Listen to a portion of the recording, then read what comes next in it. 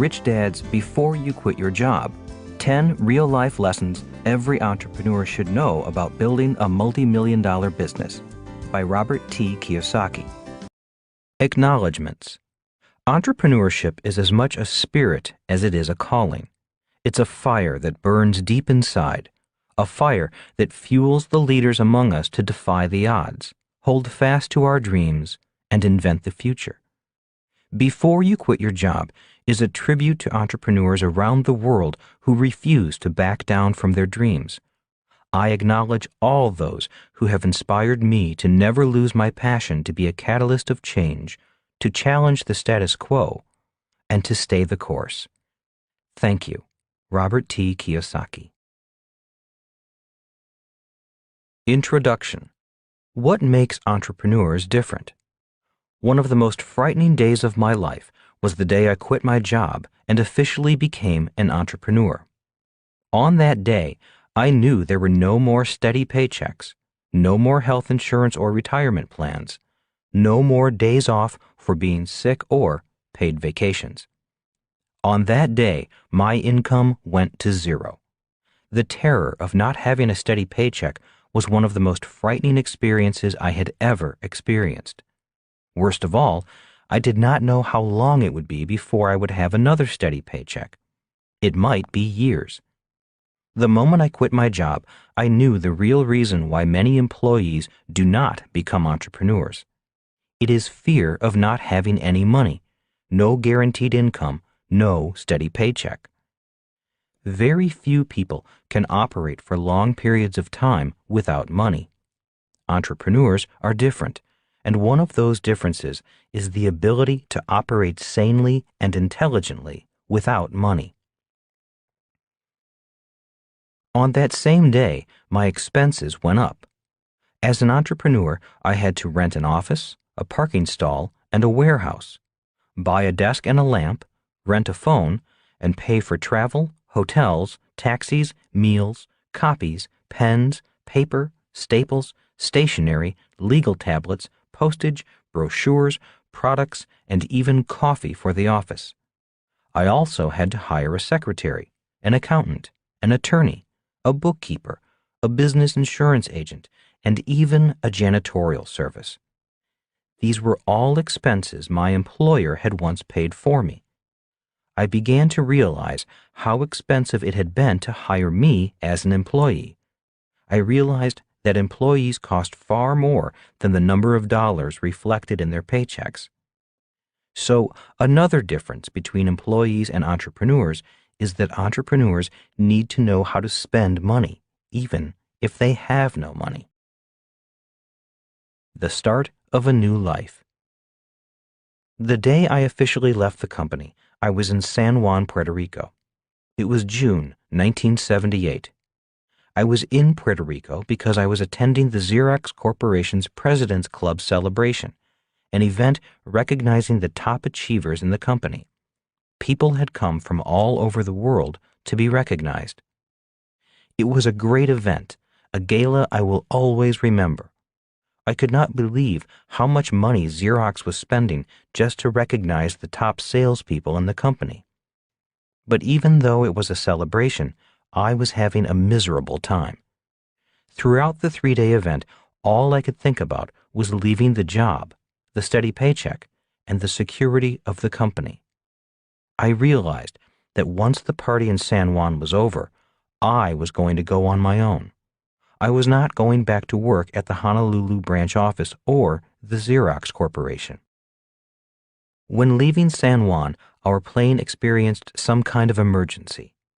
In preparing to land at Miami, the pilot had us all brace, cradle our heads, and prepare for a possible crash. I was already feeling bad enough about this being my first day as an entrepreneur, but now I had to prepare to die on top of it? My first day as an entrepreneur was not off to a very good start. Obviously, the plane did not crash, and I flew on to Chicago, where I was going to do a sales presentation for my line of nylon surfer wallets. I arrived at the Chicago Mercantile Mart late because of the flight delays, and the client I was supposed to meet, a buyer from a large chain of department stores, was already gone. Once again, I thought to myself, this is not a good way to start my new career as an entrepreneur. If I don't make this sale, there will be no income for the business, no paycheck for me, and no food on the table. Since I like to eat, having no food disturbed me the most. Are some people born entrepreneurs? Are people born entrepreneurs, or are they trained to be entrepreneurs? When I asked my rich dad his opinion on this age-old question, he said, "Asking if people are born or trained to be entrepreneurs is a question that makes no sense. It would be like asking if people are born employees or trained to become employees." He went on to say, people are trainable. They can be trained to be either employees or entrepreneurs. The reason there are more employees than entrepreneurs is simply because our schools train young people to become employees. That is why so many parents say to their child, "Go to school so you can get a good job." I have yet to hear any parent say, "Go to school so you can become an entrepreneur." Employees are a new phenomenon. The employee is a rather new phenomenon. During the agrarian age, most people were entrepreneurs. Many were farmers who worked the king's lands. They did not receive a paycheck from the king. In fact, it was the other way around. The farmer paid the king a tax for the right to use the land. Those who were not farmers were tradespeople, aka small business entrepreneurs. They were butchers, bakers, and candlestick makers. Their last names often reflected their business. That is why today many people are named Smith for the village blacksmith, baker for bakery owners, and farmer because their family's business was farming. They were entrepreneurs, not employees. Most children who were raised in entrepreneurial families followed in their parents' footsteps and also became entrepreneurs. Again, it is just a matter of training. It was during the industrial age that the demand for employees grew. In response, the government took over the task of mass education and adopted the Prussian system, upon which most Western school systems in the world are modeled. When you research the philosophy behind Prussian education, you will find that the stated purpose was to produce soldiers and employees, people who would follow orders and do as they were told. The Prussian system of education is a great system for mass-producing employees. It is a matter of training. The most famous entrepreneurs. You may also have noticed that many of our most famous entrepreneurs did not finish school.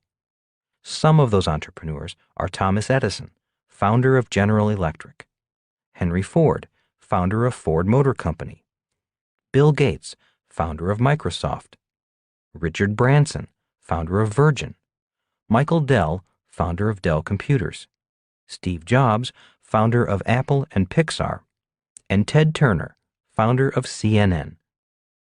Obviously, there are other entrepreneurs who did well in school, but few are as famous as these. The transition from employee to entrepreneur. I know I was not born a natural entrepreneur. I had to be trained.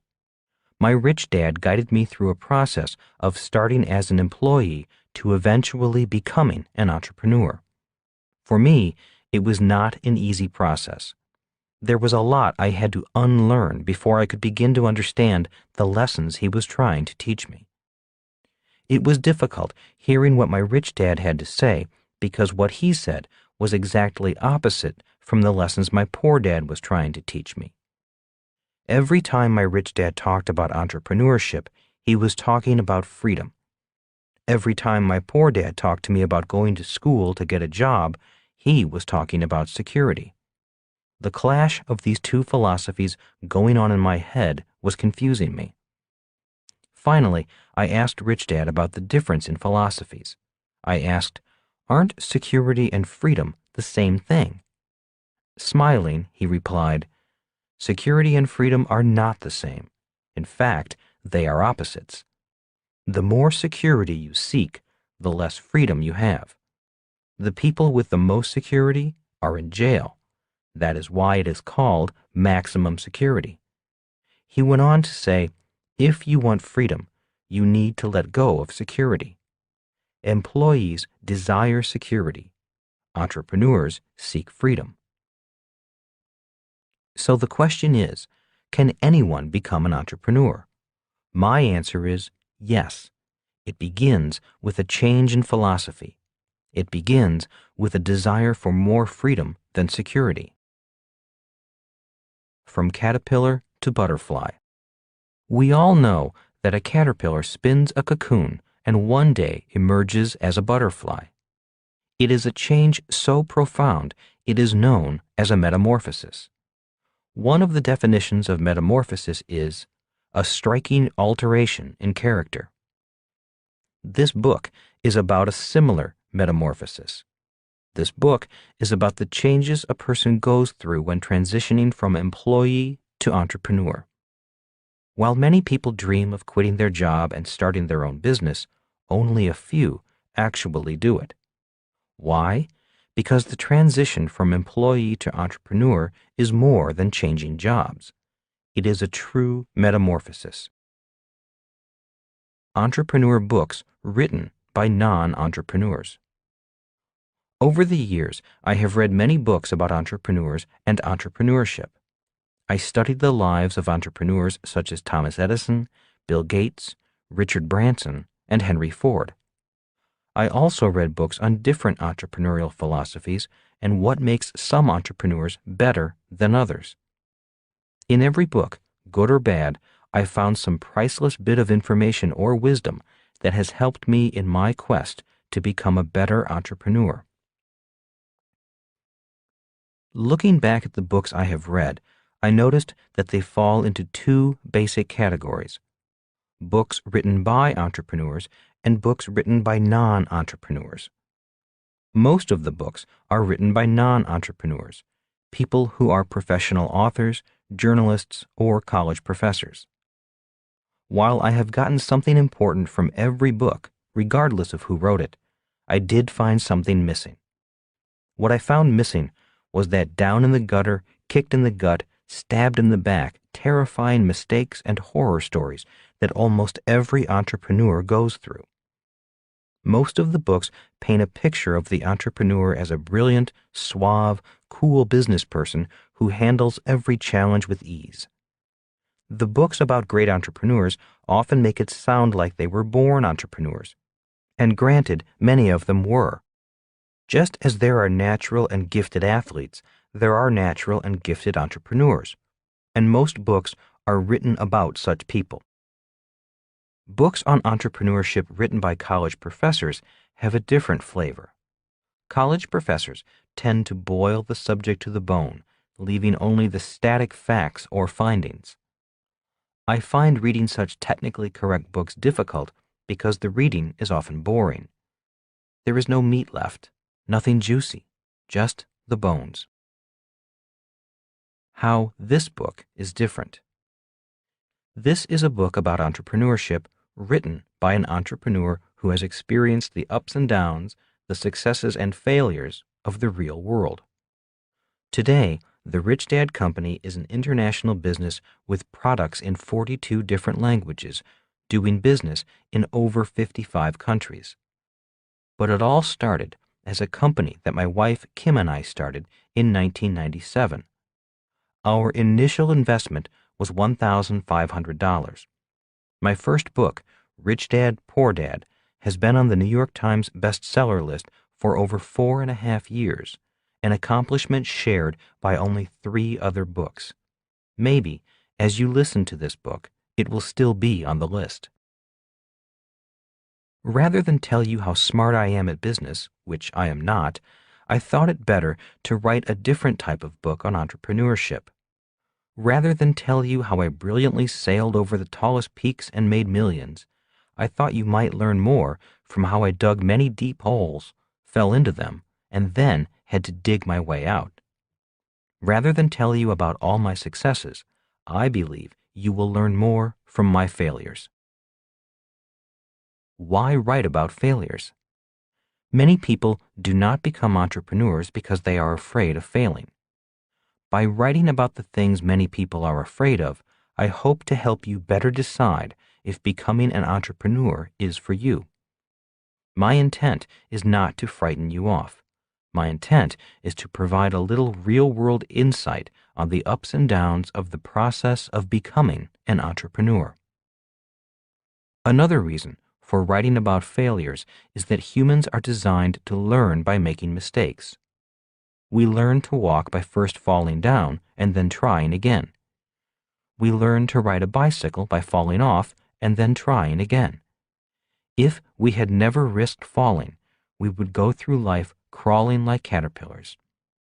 One of the missing elements I have found in reading many of the books about entrepreneurship, especially those written by college professors, is that they do not go into the emotional trials and tribulations an entrepreneur goes through. They do not discuss what happens to entrepreneurs emotionally when the business fails, when they run out of money, when they have to let employees go, and when their investors and creditors come after them. How would most college professors know how a failing entrepreneur feels? How would they know, since a steady paycheck, tenure, always knowing the right answers, and never making mistakes are highly prized in the academic world? Again, it's all a matter of training. In the late 1980s, I was invited to do a talk on entrepreneurship at Columbia University.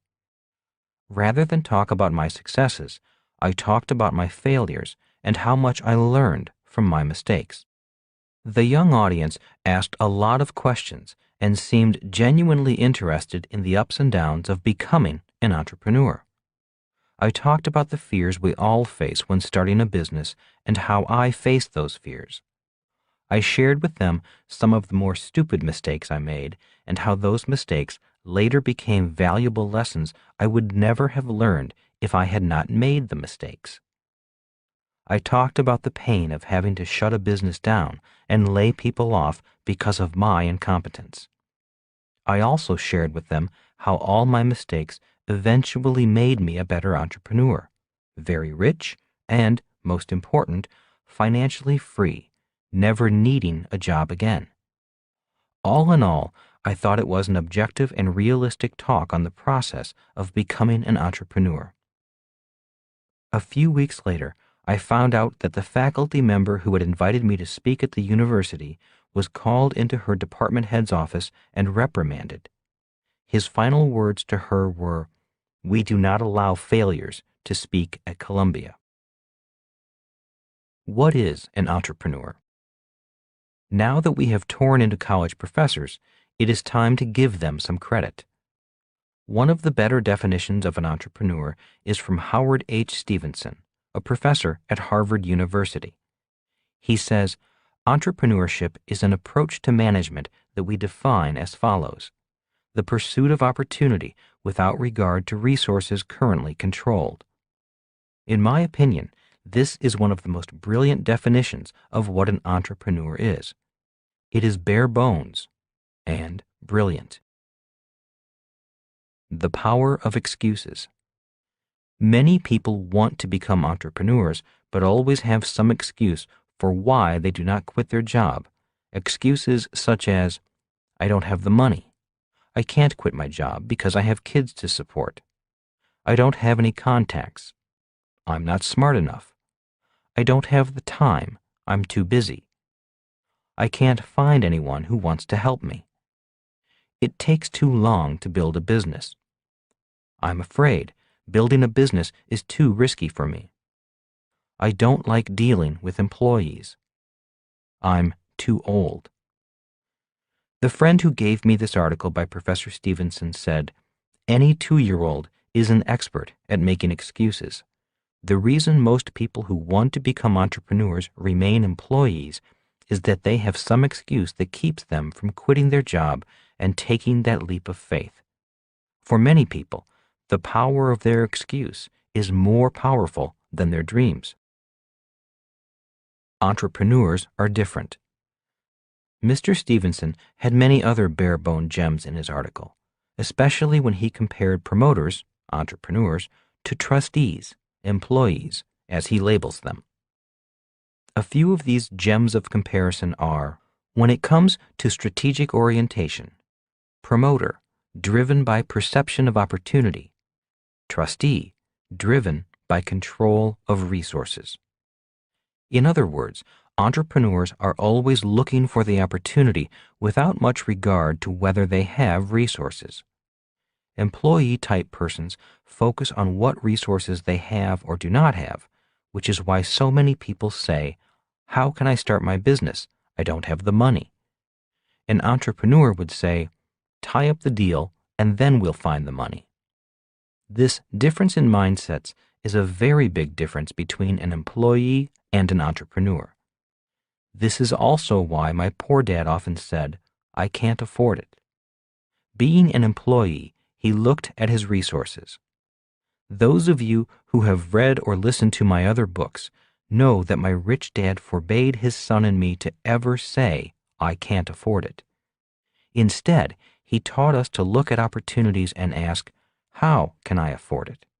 He was an entrepreneur. When it comes to management structure, promoter, flat with multiple informal networks; trustee, formalized hierarchy with multiple tiers.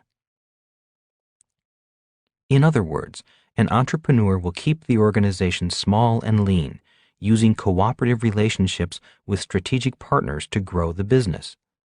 Employees want to build a hierarchy, which means a chain of command with them at the top. This is their concept of building an empire. An entrepreneur will grow the organization horizontally, which means outsourcing rather than bringing the work in-house. An employee wants to grow the organization vertically, which means hiring more employees. Formal organizational charts are very important to employees climbing the corporate ladder. In this book, you will find out how the Rich Dad Company stayed small yet grew big by using strong strategic partnerships and major publishers throughout the world. We decided to grow in this manner because it cost us less time, people, and money. We could grow faster, grow bigger, become very profitable, have a global presence, and yet remain small. We used other people's money and resources to grow the business. This book will explain how and why we did it that way. When it comes to reward philosophy, promoter, value-driven, performance-based, team-oriented; trustee, security-driven, resource-based, job promotion-oriented. In simple terms, employees want job security with a strong company, a steady paycheck, and the opportunity for promotion, a chance to climb the corporate ladder. Many employees consider a promotion and title more important than money.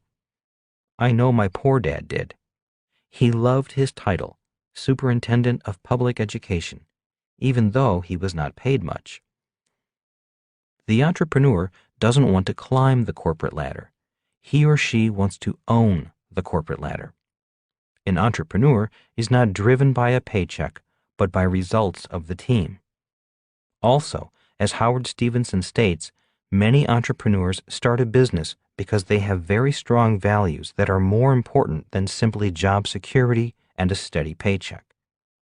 For many entrepreneurs, their values are more important than money. They are passionate about their work, their mission, and love what they do. Many entrepreneurs will do their work even though there is no money. Rich Dad said, "Many employees are passionate about their work only as long as there is a paycheck." In this book, you will also learn about the 3 different types of money: competitive money, cooperative money, and spiritual money.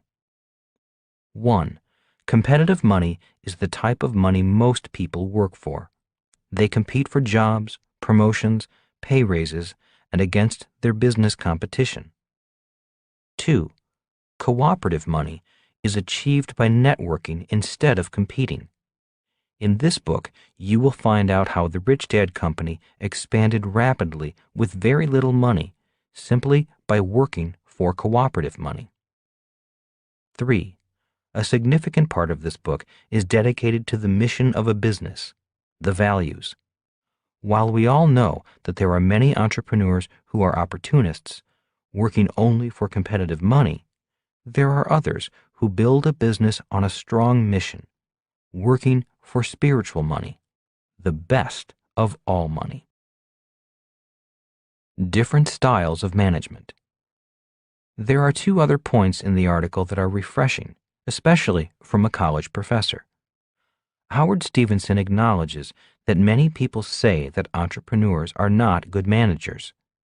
Instead of agreeing with this commonly accepted point of view, he writes, "The entrepreneur is stereotyped as egocentric and idiosyncratic and thus unable to manage. However, although the managerial task is substantially different for the entrepreneur, the management skill is nonetheless essential." Right on, Howard. In other words, entrepreneurs manage people differently. The next point explains why there are differences in management style between entrepreneurs and employees. Know how to use other people's resources. The other point Stevenson makes correlates closely with his definition of an entrepreneur. The definition is, entrepreneurship is an approach to management that we define as follows: the pursuit of opportunity without regard to resources currently controlled. He states, entrepreneurs learn to use other people's resources well. This is what causes the difference in management style. Employees want to hire people so they can manage them. It puts them in direct control over them. They will do as they are told, or they are fired. This is why employee types want to build vertical hierarchies. They want the Prussian style of management. They want people to jump when they say jump. Since entrepreneurs are not necessarily managing employees, they need to manage people differently. Very simply put, entrepreneurs need to know how to manage other entrepreneurs. If you say jump to an entrepreneur, he or she usually responds with some rude comment or gesture. So entrepreneurs are not poor managers, as many people think. They simply have a very different management style because they are managing people they cannot tell what to do or fire. This difference in management style also explains why employee types work for competitive money, and entrepreneurs tend to work for cooperative money. Entrepreneurs looking for employees. Some of the more common complaints heard from new entrepreneurs are, "I can't find good employees," or "employees just don't want to work," or "all employees want is more money." This is a problem for a new entrepreneur with a confused management style. Management style is a matter of training. Again, compliments to Howard Stevenson, a college professor, for getting to the bare bones differences between entrepreneur and employee. Don't wait until all lights are green. Another reason many people are not as successful as they would like to be is fear. Often the fear of making mistakes or the fear of failing. There is another reason, also a fear, but it appears a little differently. These people disguise their fears by being perfectionists. They are waiting for all the stars to line up before starting their business. They want all the lights to be green before they will pull out of the driveway. When it comes to entrepreneurship, many of these people are still stuck in the driveway with their engine idling. 3 parts of a business deal. One of the best entrepreneurs I have ever known is a friend and business partner of mine. I have formed several companies with him, 3 that went public and have made us millions of dollars. He believes that there are 3 parts to putting a business deal together. 1. Finding the right people. 2. Finding the right opportunity. 3. Finding the money. He explained, rarely do all three pieces come together at the same time. Sometimes you have the people, but you do not have the deal or the money. Sometimes you have the money, but no deal or people. He also said, the most important job of an entrepreneur is to grab one piece and then begin to put the other two pieces together. That may take a week or it may take years, but if you have one piece, at least you've gotten started. In other words, an entrepreneur does not care if 2 out of 3 lights are red. In fact, an entrepreneur does not care if all 3 lights are red. Red lights do not prevent an entrepreneur from being an entrepreneur. Anything worth doing is worth doing poorly. Have you ever noticed that software, such as Microsoft Windows, comes in different versions? That means they have improved their product and now want you to buy the better version. In other words, the first product they sold you was not perfect. They may have sold it to you knowing that it had flaws and bugs and needed to be improved. Many people fail to get to market because they are constantly perfecting their product. Like the person who was waiting for all the lights to be green, some entrepreneurs never get to market because they are looking for or working on perfecting their product or writing the perfect business plan. My rich dad often said, anything worth doing is worth doing poorly. Henry Ford said, thank God for my customers. They buy my products before they are perfected. In other words, entrepreneurs start and continue to improve themselves, their businesses, and their products. Many people will not start unless everything is perfect. That is why many of them never start. Knowing when to introduce a product into the marketplace is as much an art as it is a science.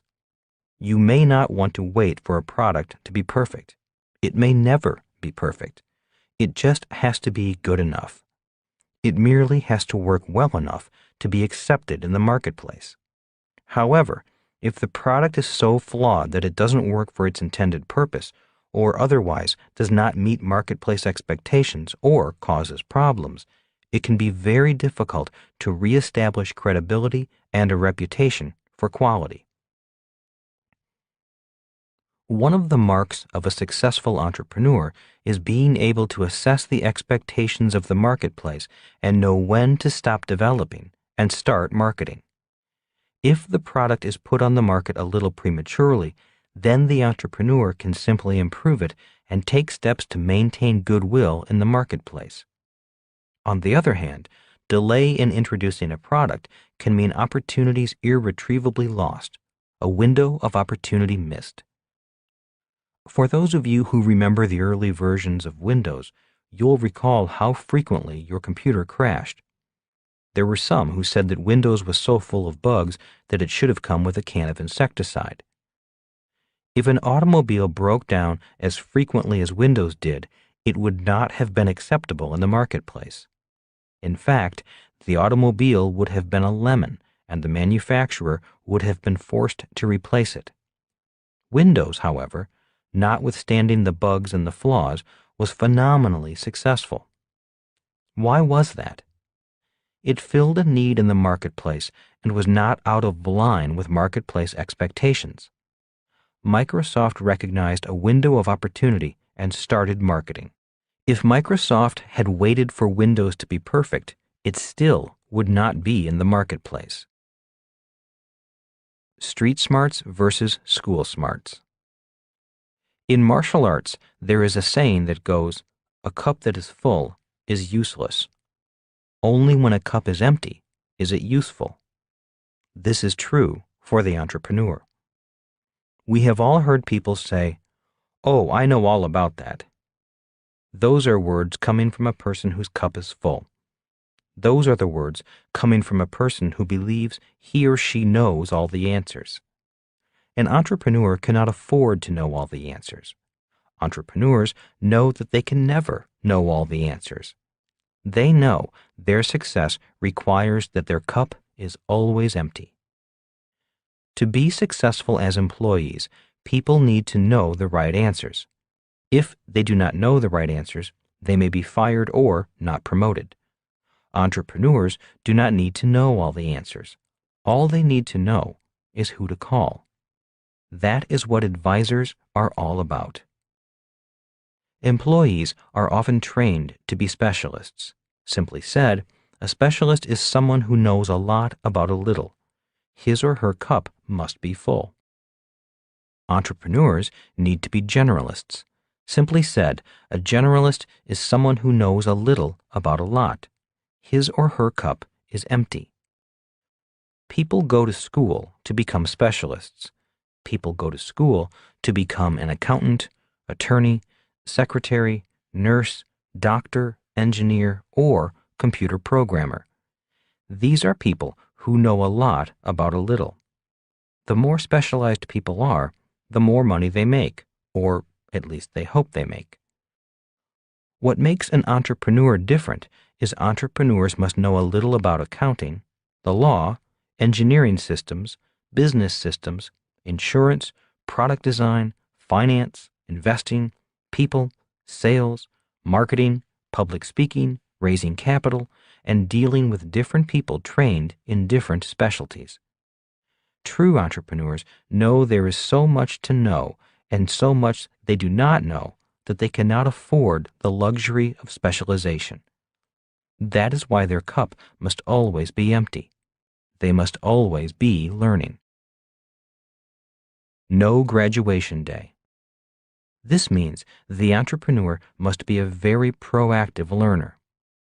Once I crossed the line from employee to entrepreneur, my real education began. I was soon reading every book on business I could get my hands on, reading financial newspapers and attending seminars. I knew I did not know all the answers. I knew I had to learn a lot and learn it fast. Today, nothing has changed. I know that my education as an entrepreneur will never have a graduation day.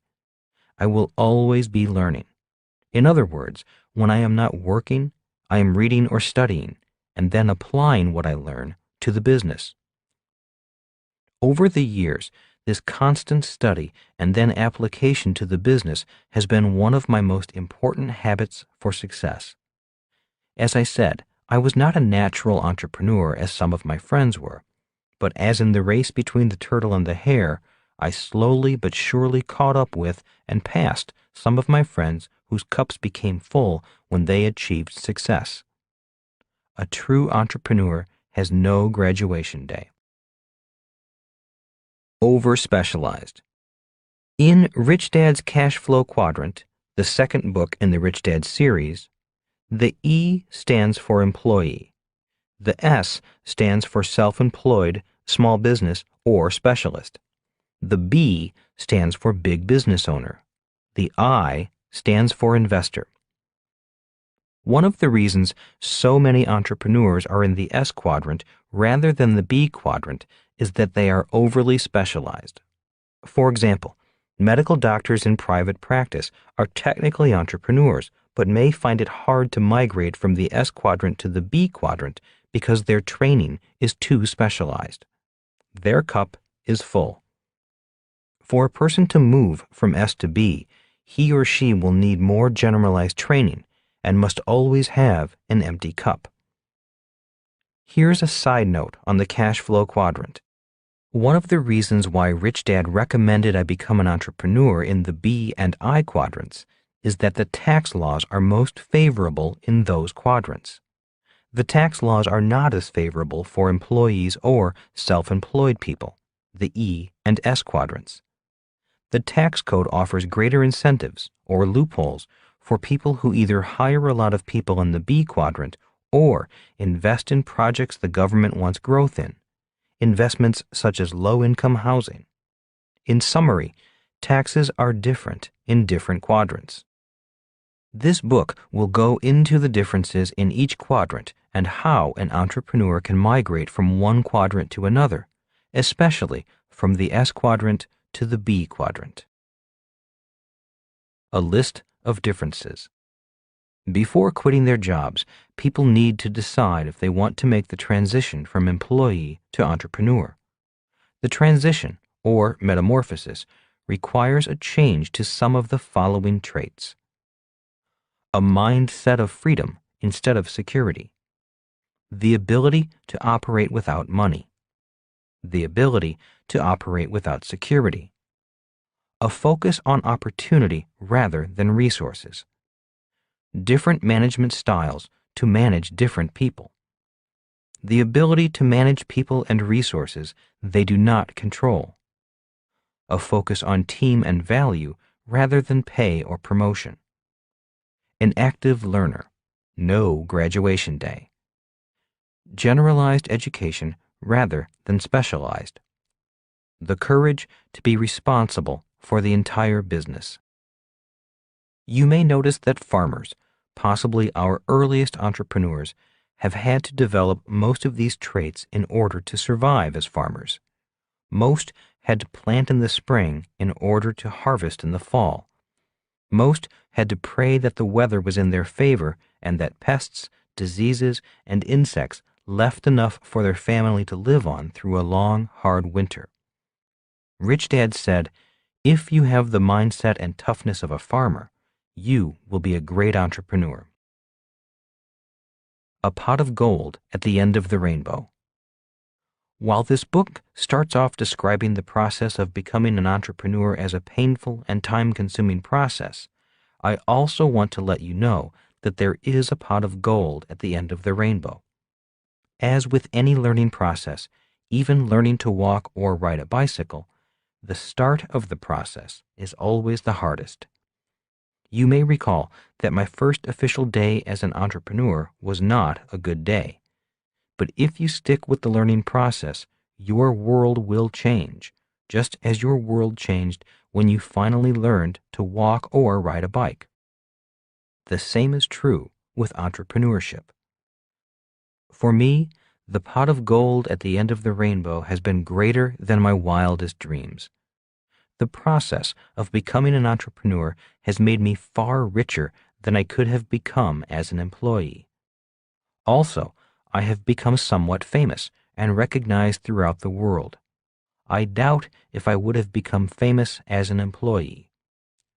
Most important, our products have reached people throughout the world and in some ways have helped to make their lives a little better. The best part of learning to be an entrepreneur is being able to serve more and more people. Being able to serve more people has been my primary reason for becoming an entrepreneur. The philosophy of an entrepreneur. Becoming an entrepreneur began with a change of philosophy. The day in Puerto Rico that I left the Xerox Corporation, my philosophy shifted from the philosophy of my poor dad to the philosophy of my rich dad.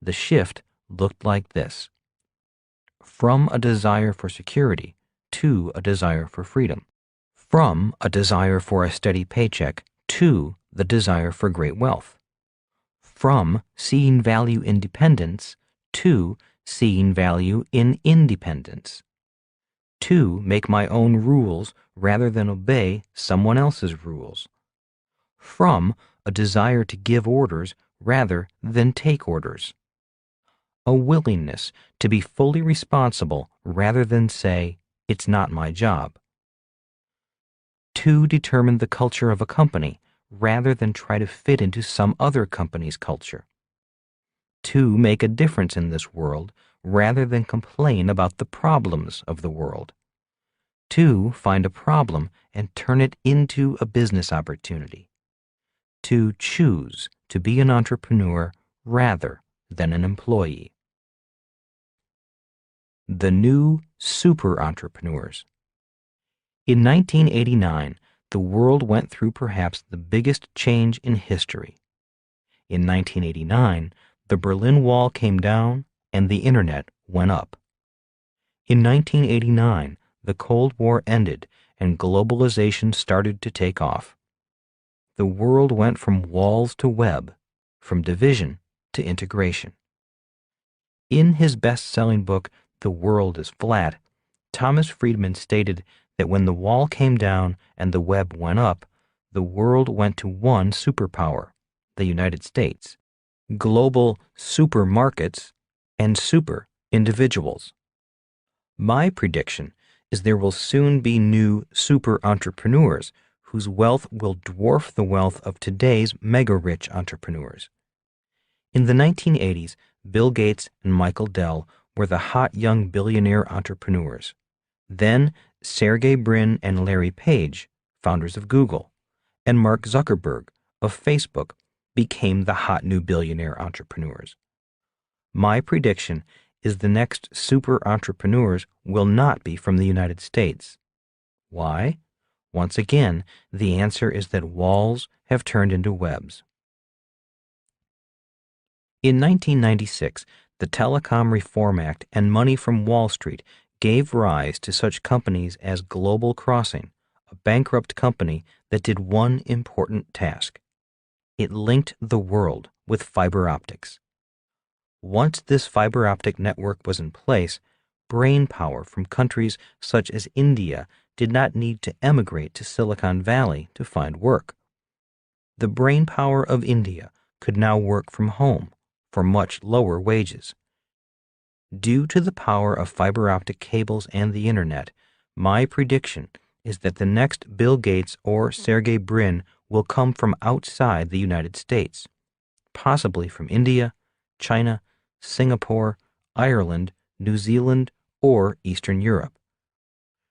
Brainpower, innovation, technology, and access to the world's supermarkets will create the next teenage multi-billionaire or trillionaire entrepreneur.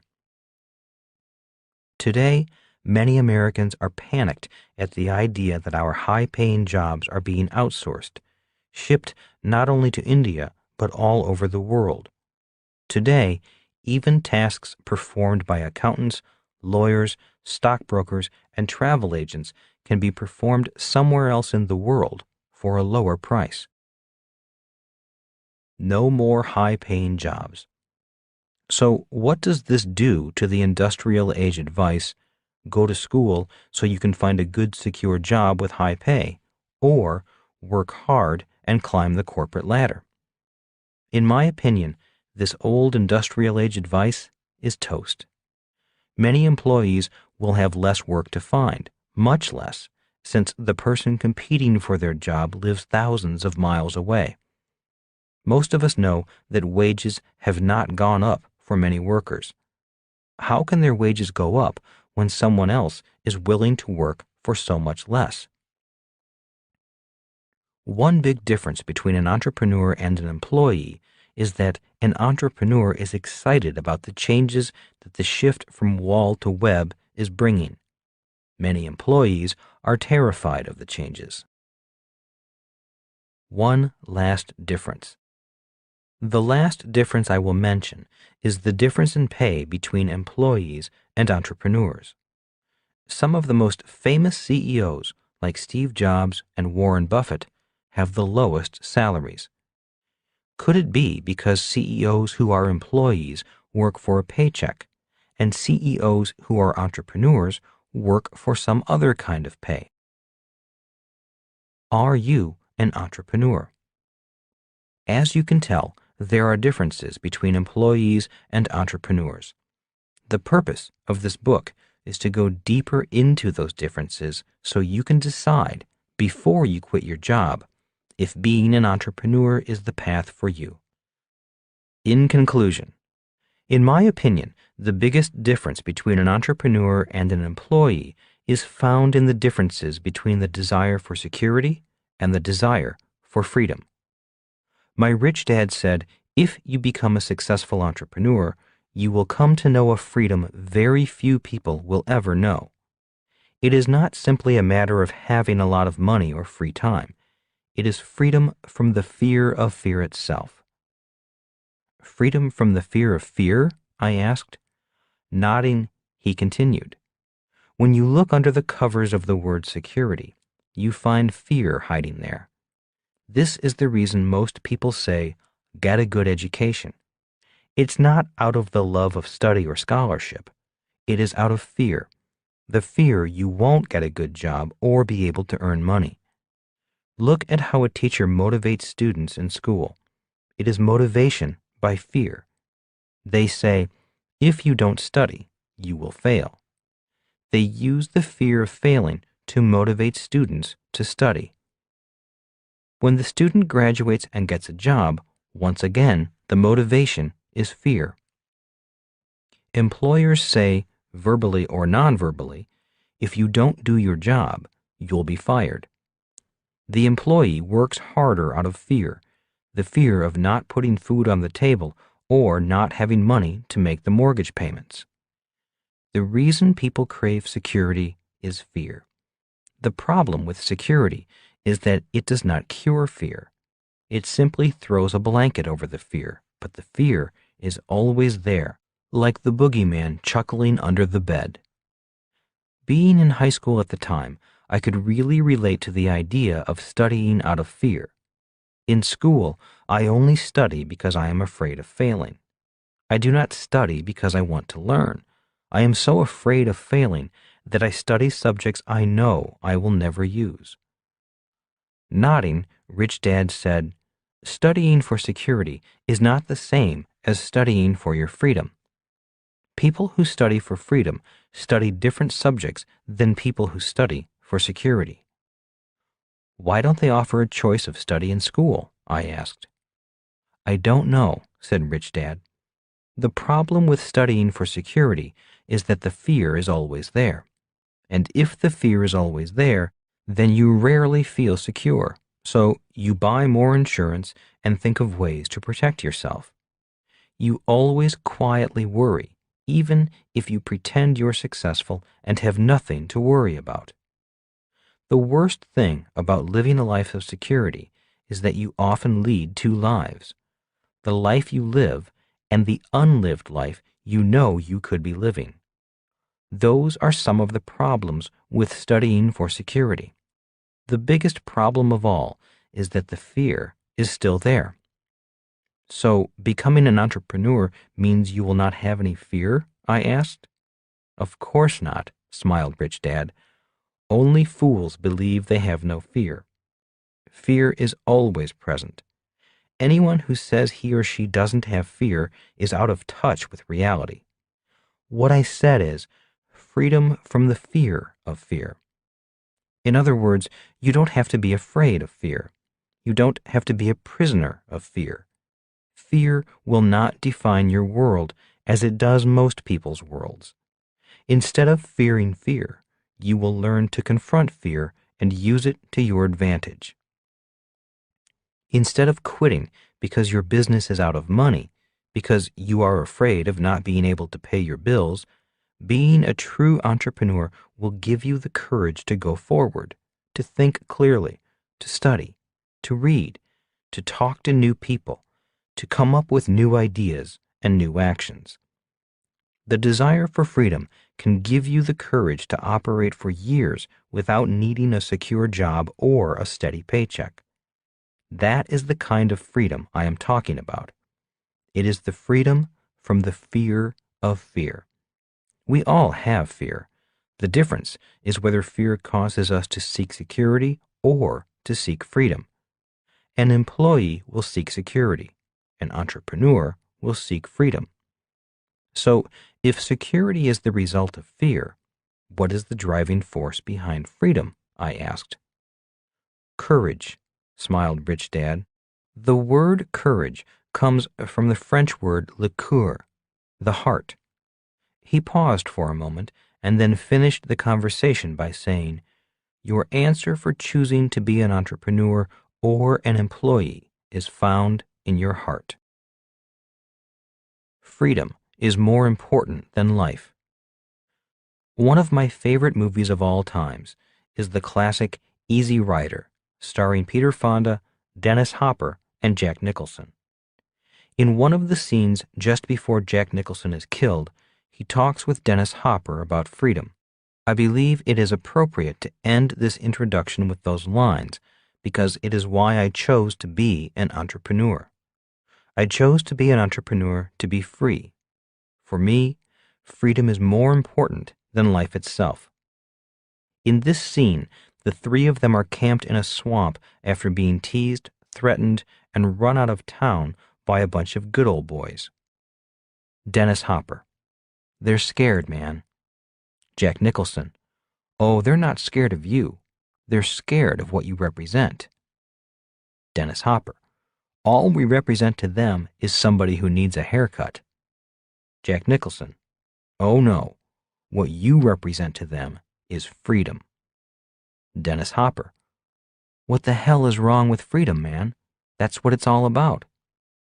Jack Nicholson. Oh yeah, that's right. That's what it's all about, all right. But talking about it and being it, that's two different things. I mean, it's real hard to be free when you're bought and sold in the marketplace. Of course, don't ever tell anybody that they're not free, because they're going to get real busy killing and maiming to prove to you that they are. Oh yeah, they're going to talk to you and talk to you and talk to you about individual freedom.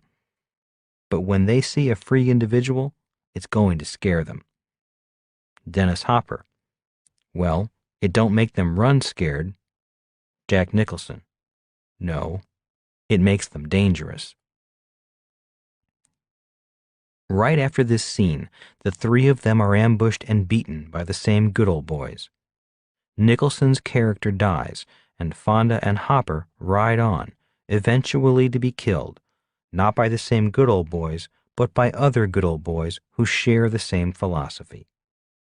While the movie has different messages for different people, for me, the movie was about the courage it takes to be free, the freedom to be yourself, regardless of whether you are an entrepreneur or an employee. The rest of this book is dedicated to your freedom. Rich Dad's Entrepreneurial Lesson Number 1. A successful business is created before there is a business. Chapter 1.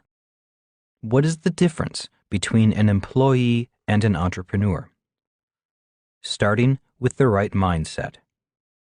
When I was growing up, my poor dad often said, "Go to school and get good grades so you can find a good job with good benefits."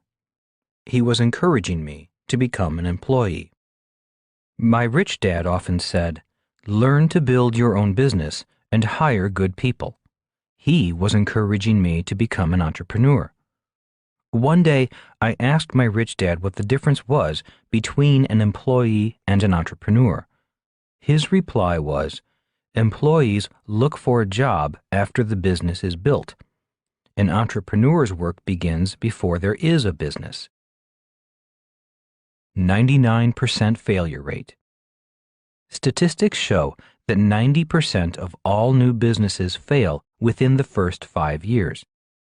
Statistics also show that 90% of the 10% that survive the first 5 years fail before their 10th anniversary. In other words, approximately 99% of all startup businesses fail within 10 years. Why? While the reasons are many, the following are some of the more critical ones. Our schools train students to be employees who look for jobs rather than train entrepreneurs who create jobs and businesses. The skills to be a good employee are not the same skills required to be a good entrepreneur. Many entrepreneurs fail to build a business. Instead, they work hard building a job that they own. They become self-employed rather than business owners. Many entrepreneurs work longer hours and are paid less per hour than their employees. Hence, many quit out of exhaustion. Many new entrepreneurs start without enough real-life experience and without enough capital. Many entrepreneurs have a great product or service, but don't have the business skills to build a successful business around that product or service. Building the parachute. My rich dad said, "Starting a business is like jumping out of an airplane without a parachute." In midair, the entrepreneur begins building a parachute and hopes it opens before hitting the ground. He also said, if the entrepreneur hits the ground before the parachute is built, it is very tough to climb back into the plane and try again. For those of you familiar with the Rich Dad books, you know that I have jumped out of the plane many times and failed to build the parachute. The good news is that I hit the ground and bounced. This book will share with you some of my jumps, falls, and bounces. Many of my failures and successes were small ones, so the bounce was not that painful. That is, until I started my nylon and Velcro wallet business. I will go into further detail throughout the book because I made many mistakes and learned from them along the way. The success of that business was sky high, and so was the fall. It took me over a year to recover from that powerful bounce. The good news is that it was the best business experience of my life. I learned a lot about business and about myself through the process of rebuilding. The crack in the dam. One of the reasons I fell so hard in the nylon surfer wallet business was that I did not pay attention to the little things. There is some truth to the age-old statement, the bigger they are, the harder they fall. My little surfer wallet business grew so fast that the business was a lot bigger than the capabilities of the 3 entrepreneurs who created the business. Instead of creating a business, we had created Dr. Frankenstein's monster and did not realize it. In other words, our sudden success was accelerating our failures. The real problem was that we did not know we were failing. We thought we were successful. We thought we were rich. We thought we were geniuses. Even though we consulted expert advisors, like patent attorneys, we did not listen to them. As 3 successful entrepreneurs in our late 20s and early 30s, we took our minds off the business and partied into the night. We actually thought we had built a business. We actually thought we were entrepreneurs. We actually believed our own story of success. We started bragging. Champagne started to flow. It was not long before we each had fast sports cars and were dating even faster women. Success and money had blinded us. We could not see the cracks forming in the wall of the dam. Finally, the dam broke. The house of cards started tumbling down around us. Our parachute did not open. Too much success. The point in sharing my entrepreneurial stupidity is that many people think that it is the lack of success that kills a business. In many cases, that is true. The failure of my surfer wallet business was a valuable experience because I found out early in my career as an entrepreneur that too much success can also kill a business. The point I am making is that a poorly conceived business can fail whether it is initially successful or not. Hard work covers up poor design. A poorly conceived business startup may be able to survive as long as the entrepreneur works hard and holds the business together with sheer determination. In other words, hard work can cover up a poorly designed business and keep it from failing. The world is filled with millions of small business entrepreneurs who are able to keep their leaky business afloat with hard work, sheer willpower, duct tape, and baling wire. The problem is, if they stop working, the business breaks apart and sinks. All over the world, entrepreneurs kiss their families goodbye and head off to their own businesses, their pieces of the rock. Many of them go to work, thinking that working harder and longer will solve their business problems. Problems such as not enough sales, unhappy employees, incompetent advisors, not enough cash flow to grow the business, increases in suppliers' prices, rising insurance premiums, increases in landlords' rent, changing government regulations, government inspectors, increasing taxes, back taxes, unhappy customers, non-paying customers, and not enough time in the day, to name a few. Many entrepreneurs do not realize that many of the problems their businesses face today began yesterday, long before there was a business. One of the primary reasons for the high failure rate of small businesses is sheer exhaustion. It's tough to make money and keep going when so much of your time is tied up in activities that do not make you any money or that cost you money without offsetting income. If you are thinking about starting your own business, before you quit your job, you might want to talk to some entrepreneurs about how much time they spend on non-income producing activities to run their business and how they handle this challenge. As a friend of mine once said, "I'm so busy taking care of my business that I don't have time to make any money." Do long hours and hard work guarantee success? A friend of mine quit his high-paying job with a large bank in Honolulu and opened a tiny lunch shop in the industrial part of town. He had always wanted to be his own boss and do his own thing. As a loan officer for the bank, he saw that the richest customers of the bank were entrepreneurs, and he wanted a piece of the action.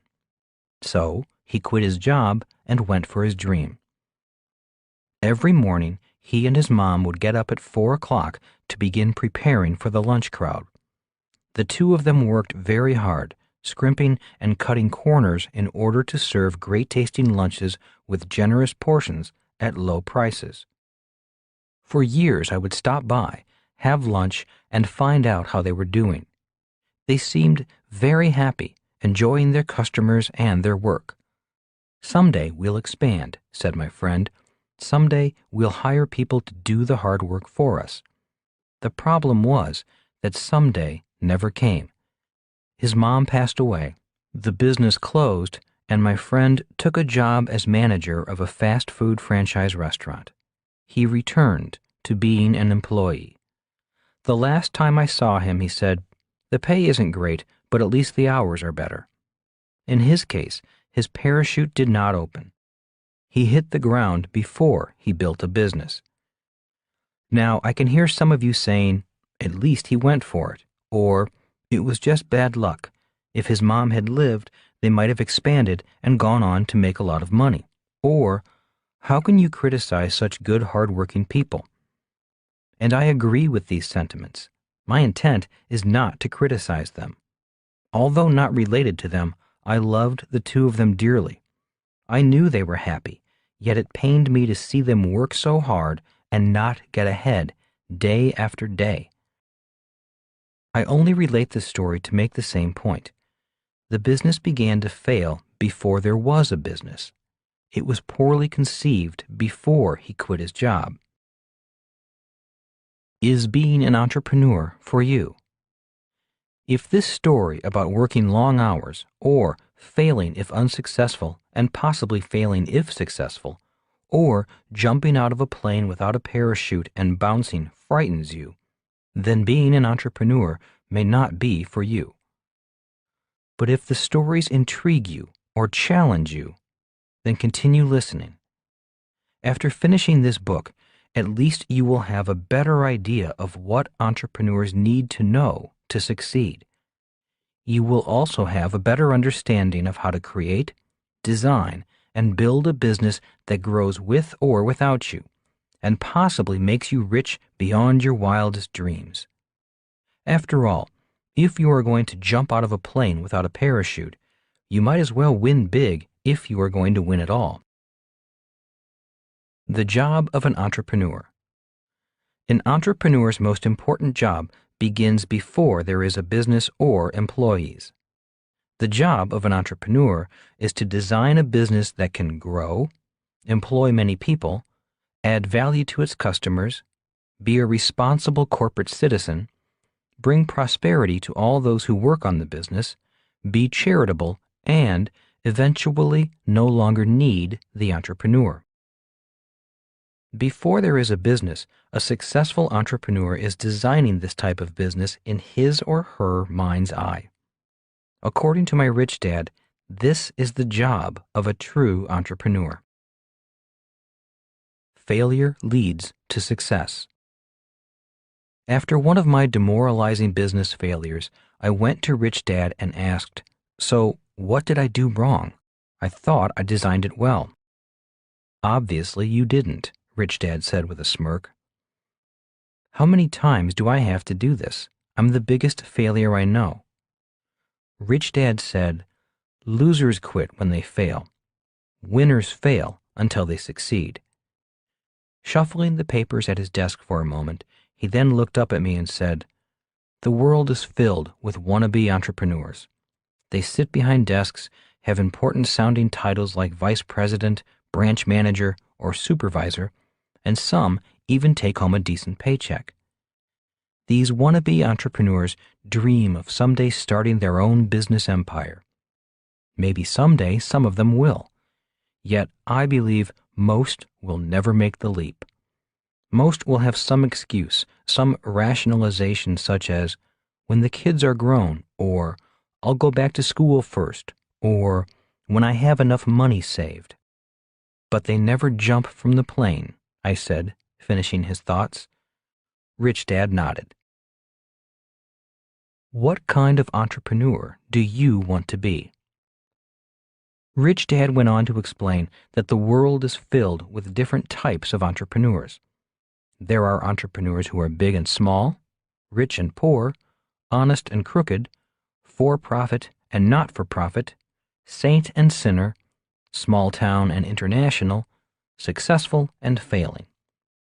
He said, "The word entrepreneur is a big word, and it means different things to different people." The cash flow quadrant. As I mentioned in the introduction, the cash flow quadrant explains that there are 4 different types of people who make up the world of business. They are often different people technically, emotionally, and mentally. E stands for employee. S stands for self-employed or small business owner. B stands for big business owner. I stands for investor. For example, employees will always say the same words, whether they are the president of the company or the janitor. An employee always says, "I'm looking for a safe, secure job with benefits." The operative words are safe and secure. In other words, the emotion of fear often keeps them boxed in that quadrant. If they want to change quadrants, not only are there skills and technical things to learn, but in many cases, they also have emotional challenges to overcome. A person in the S quadrant may say, "If you want it done right, do it yourself." In many cases, this person's challenge is learning to trust other people to do a better job than he or she can. This lack of trust often keeps them small, since it's hard to grow a business without eventually trusting other people. If S quadrant people do grow, they often grow as a partnership, which in many cases is a group of S's binding together to do the same job. B quadrant people are always looking for good people and good business systems. They do not necessarily want to do the work themselves. They want to build a business to do the work. A true B quadrant entrepreneur can grow his or her business all over the world. An S quadrant entrepreneur is often restricted to a small area, an area he or she can personally control. Of course, there are always exceptions. I quadrant people, investors, are looking for smart S's or B's to take care of their money and grow it. Rich Dad trained his son and me to first build a successful S quadrant business that had the capability of expanding into a successful B quadrant business. That is what this book is about. What kind of business do you want to build? As part of my entrepreneurial training with Rich Dad, he encouraged his son and me to go out and study as many different types of business systems as we could. He said, "How can you be an entrepreneur designing a business if you do not know about the different types of businesses and entrepreneurs?" Self-employed entrepreneurs. Rich Dad was adamant in explaining that many entrepreneurs are not business owners, but self-employed entrepreneurs who own a job, not a business. He said, "You are probably self-employed if your name is the name of the business, if your income stops if you stop working, if clients come to see you, or your employees call you if there is a problem. You may also be self-employed if you are the smartest, most talented, or the best educated person in your business." He had nothing against self-employed entrepreneurs. He simply wanted us to know the difference between entrepreneurs who own businesses and those who own jobs. Consultants, musicians, actors, cleaning people, restaurant owners, small shop owners, and most small business people fall into the S quadrant and own jobs instead of businesses. The main point Rich Dad was making about the difference between a self-employed entrepreneur and a big business entrepreneur is that many self-employed businesses have a tough time growing into a big business. In other words, they have a real challenge going from the S quadrant to the B quadrant. Why? Again, the answer is that the business was poorly designed before there was a business. It was doomed before it even started. Rich Dad himself started out as a self-employed entrepreneur in the S quadrant, yet in his mind, he was designing a very large business, run by people much smarter and more capable. Before he started his business, he designed his S quadrant business to be able to grow into the B quadrant. Professionals and tradespeople. He also wanted us to know that many professional people, such as doctors, lawyers, accountants, architects, plumbers, and electricians, start a self-employed style of business based on a profession or a technical trade. Many of these professions and trades require government licenses to operate. Also included in this category are professional salespeople, many of whom are licensed independent consultants, such as real estate, insurance, and securities salespeople. Many of these types of people are technically self-employed entrepreneurs, aka independent contractors. The problem with this type of business is that there is not really a business to sell because there really isn't a business outside of the individual owner. In many cases, there really isn't an asset. The business owner is the asset. If he or she does sell, he or she will not typically get the higher multiples a true B quadrant business can command. In addition, he or she may have to agree to stay on for the successful continuation of the business. In essence, they go from being the owner to the buyer's employee. In my rich dad's mind, it made no sense to work hard and not build an asset. This is why he advised his son and me against ever wanting to become employees. He said, "Why work hard and build nothing?" Later in this book, we will go into some ways this type of entrepreneur can create a business asset, an asset they can build and maybe sell someday. Mom and pop operations. A very large category of entrepreneurs is often referred to as mom and pop businesses. This type of business gets its name because many small businesses are family businesses. As an example, my mom's mother owned a little convenience store that the family took turns working in. The challenge for growth in a mom and pop operation is nepotism. Many people put their children in charge of the business even though their children may be incompetent because blood is thicker than water. Often, the children don't share the passion for the business that their parents had, or they don't have the entrepreneurial drive to lead the business.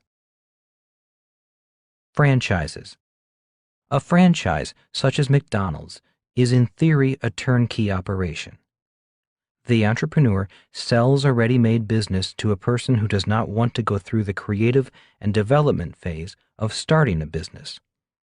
It's like being an instant entrepreneur. One advantage to some franchises is that banks are more inclined to lend money to someone who wants to buy a franchise than to a person who wants to start a business from scratch.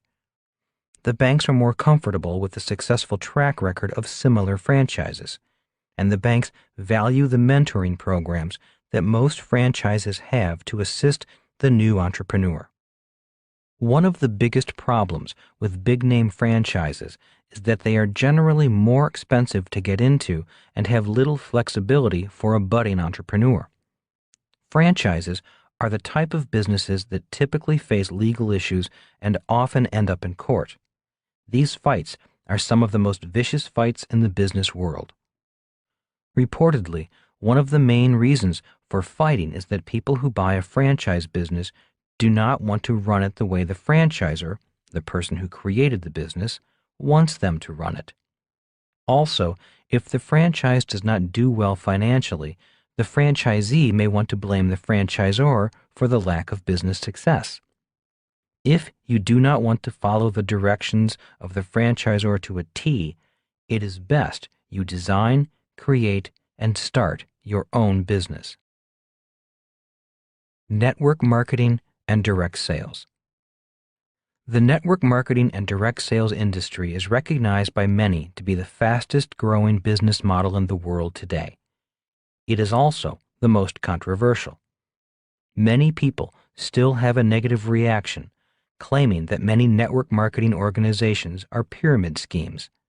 Yet, in reality, the biggest pyramid scheme in the world is the traditional big business corporation, with one person at the top and all the workers below. Everyone who wants to be an entrepreneur should take a look at a network marketing business. Some of the biggest Fortune 500 companies distribute their products through a network marketing or direct sales system. I am not a member of any one network marketing or direct marketing business, but I do speak favorably of the industry. People who want to be entrepreneurs should consider joining one of these businesses before they quit their jobs. Why? Many of these companies provide essential training in sales, business building, and leadership skills not found anywhere else. One of the most valuable benefits from associating with a reputable organization is that it teaches the mindset as well as the courage required to become an entrepreneur. You will also become more familiar with the systems required to build a successful business. The entry fee is typically quite reasonable, and the education can be priceless. To further explain the educational value of such types of business, please go to our website, richdad.com, to see 2 books on the subject: The Business School for People Who Like Helping People and The Business of the 21st Century. If I were starting my entrepreneurial career all over again, I would start with a network marketing or direct sales business. Not for the money, but for the real-world business training I could receive. Training similar to the type of training my rich dad gave me. Legal thieves. One of the more interesting discussions Mike and I had with Rich Dad involved the subject of entrepreneurs stealing from other entrepreneurs. Rich Dad used an accountant working for an accounting firm as an example. One day the accountant, who was an employee of the firm, resigned and started his own business with clients he met while an employee of the firm. In other words, the accountant walked out the firm's door but took the business with him. Rich Dad said, "While this may not be illegal, it still is stealing." While this is one type of business design, it is definitely not the kind of entrepreneur he wanted his son and me to be. Creative entrepreneurs. The type of entrepreneur he wanted us to be was a creative entrepreneur, like Thomas Edison, Walt Disney, or Steve Jobs. Rich Dad said, "It is easy to be a small entrepreneur, like a mom-and-pop sandwich shop. It is also relatively easy to be an entrepreneur in a trade or a profession, such as a plumber or dentist. And it is easy to be a competitive entrepreneur, someone who sees a good idea, copies the idea, and then competes against the entrepreneur who created the idea. This is what happened to me when I pioneered the nylon and Velcro wallet business. Once we created the market and the awareness of this new product line, competitors came out of the woodwork, and my little business was squashed. Of course, I cannot blame them. I can only blame myself because, once again, I designed the business poorly before there was a business. Even though I took a pounding, Rich Dad was happy that I was learning to be a creative entrepreneur rather than a competitive one. He said, "Some entrepreneurs win by creating. Other entrepreneurs win by copying and competing. The riskiest of all types of entrepreneur is the creative entrepreneur, also known as an innovator." Why is the creative entrepreneur the riskiest type to be? I asked. Because being creative means you are often a pioneer. It is easy to copy a successful and proven product. It is also less risky. If you learn to innovate, create, or invent your way to success, you are an entrepreneur creating new value rather than an entrepreneur who wins by copying. Public and private. The vast majority of large and small businesses are private companies. A large private company is often referred to as a closely held company. That generally means a company owned by just a few owners, and ownership interests are not available to the public at large. A public company is a company that sells shares of the business to the public at large, most often through stockbrokers and other licensed securities dealers. A public company sells its shares on a stock exchange like the New York Stock Exchange and operates under much more stringent rules than private companies. Rich Dad never formed a public company, yet he recommended that Mike and I create one as part of our development as entrepreneurs. In 1996, at the same time we were forming the Rich Dad Company, I was also an investor and involved in forming 3 public companies. One company was created to explore for oil, one for gold, and one for silver. The oil company failed, even though it struck oil, which is a story in itself. The gold and silver companies did find substantial amounts of the gold and silver they were looking for. Although the oil company failed, the gold and silver companies made the investors a lot of money.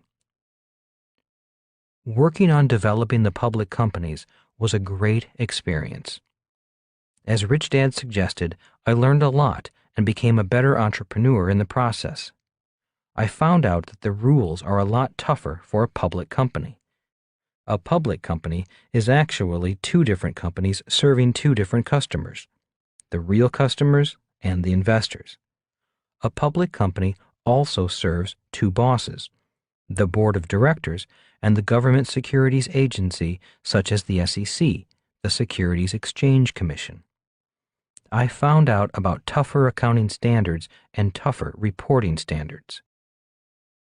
When I was first starting out as an entrepreneur, Rich Dad said, "The dream of many entrepreneurs is to see the company they formed listed on the stock exchange." Yet, after the Enron, Arthur Andersen, WorldCom, and Martha Stewart scandals, the rules became tighter and the compliance requirements much more complicated and expensive. The government was breathing down public companies' backs. Building a public company business wasn't as much fun as I had expected. Even though I learned a lot, made myself and our investors a lot of money, became a better entrepreneur, learned how to design a public company, and was glad I went through the learning process, I doubt if I will ever form a public company again. That type of business is for a different type of entrepreneur. I can make more money and have more fun in small, closely held private businesses. Can anyone be an entrepreneur? Rich Dad wanted his son and me to understand that anyone can be an entrepreneur. Being an entrepreneur is not that special. He did not want the idea of being an entrepreneur to go to our heads. He did not want us looking down on anyone or thinking we were better than other people if we became successful entrepreneurs. To this, he said, anyone can be an entrepreneur. Your neighborhood babysitter is an entrepreneur.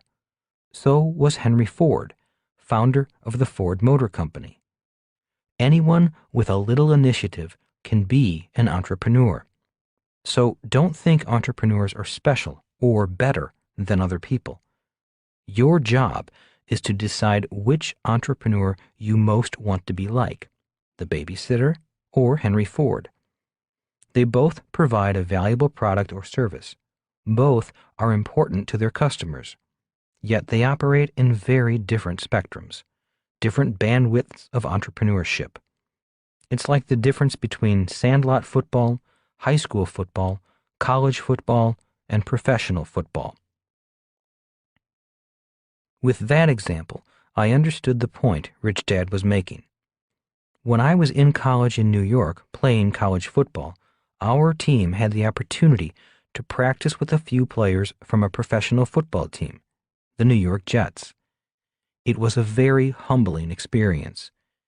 It was soon obvious to all of us on the college football team that, while we played the same game as the pro players, we were playing at a completely different level of play. As a linebacker, my first rude awakening was trying to tackle a New York Jets running back coming through the line. I doubt if he even knew I hit him. He ran right over me. It felt like I was trying to tackle a charging rhino. I did not hurt him, but he definitely hurt me. That running back and I were about the same size, but after trying to tackle him, I realized the difference was not physical. It was spiritual. He had the heart, the desire, and the gift of natural talent to be a great player. The lesson I learned that day is that we both played the same game, but we were not playing at the same level of play. The same is true in the business world and the game of entrepreneurship. We can all be entrepreneurs. Being an entrepreneur is not that big a deal. A better question in designing a business is, at what level of play do you want to play the game? Today, older and wiser, I do not have illusions that I would ever be as great an entrepreneur as Thomas Edison, Henry Ford, Steve Jobs, or Walt Disney. Yet, I can still learn from them and use them as mentors and role models. And that is Rich Dad's entrepreneurial lesson number 1. A successful business is created before there is a business. The most important job of an entrepreneur is to design the business before there is a business. Designing your business. Most new entrepreneurs get excited about a new product or an opportunity they think will make them rich. Unfortunately, many of them focus on the product or opportunity rather than invest the time designing the business around the product or opportunity. Before quitting your job, it might be a good idea to study the lives of entrepreneurs and the different types of businesses they created. You might also want to find a mentor who has been an entrepreneur. All too often, people ask business advice from people who have business experience as an employee, but not as an entrepreneur. Later in this book, we will introduce the BI triangle, which outlines what components are required to create any business, regardless if it is big or small, franchise or individually owned, mom and pop, or publicly owned. Once a person understands the different components that make up a business, it becomes much easier to design businesses as well as evaluate good ones and bad ones. I recommend keeping your daytime job while you start a part-time business, not for the money, but for the experience. That means even if your part-time business does not make any money, you are gaining something far more important than money: real-life experience. Not only will you learn about business, you will learn a lot about yourself. Rich Dad's entrepreneurial lesson number 2: how to turn bad luck into good luck. Chapter 2: Dumb and Dumber Get rich and richer. My first business. My first business failed in 1956. I was 9 years old. My second business succeeded in 1956. I was still 9 years old. If not for the failure of my first business, my second business would not have succeeded. Failing as a strategy. Failing in business early in life was a defining experience. It was instrumental in developing a success strategy for my future. At the age of 9, I started to realize that making mistakes was the best way for me to learn about business. Although I did not make much money, I realized that the smarter I became by failing and learning from those failures, the richer I would become. Today, in business, I will often do something knowing I might fail. Why? Because at the age of 9, I learned that failing was essential to succeeding. There are two primary reasons why entrepreneurs fail. One is that the would-be entrepreneurs are so afraid of failing that they freeze and then do nothing. They get up and go to work, always with some excuse why they are not ready to quit their jobs and start their businesses. The usual excuses include not enough money, too risky, the time is not right, kids to feed, and many others.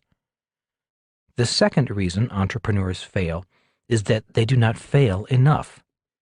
Many small business owners and self-employed business owners succeed to a point and then stop growing. The business plateaus or begins to die. The business reaches a certain size and then fails to grow.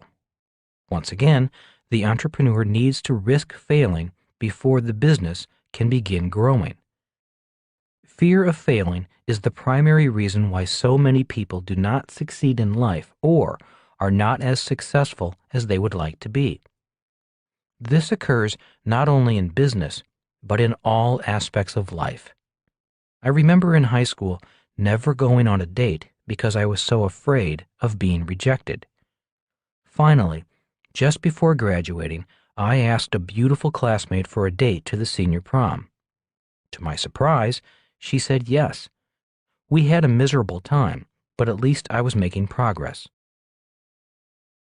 Another difference between an employee and an entrepreneur.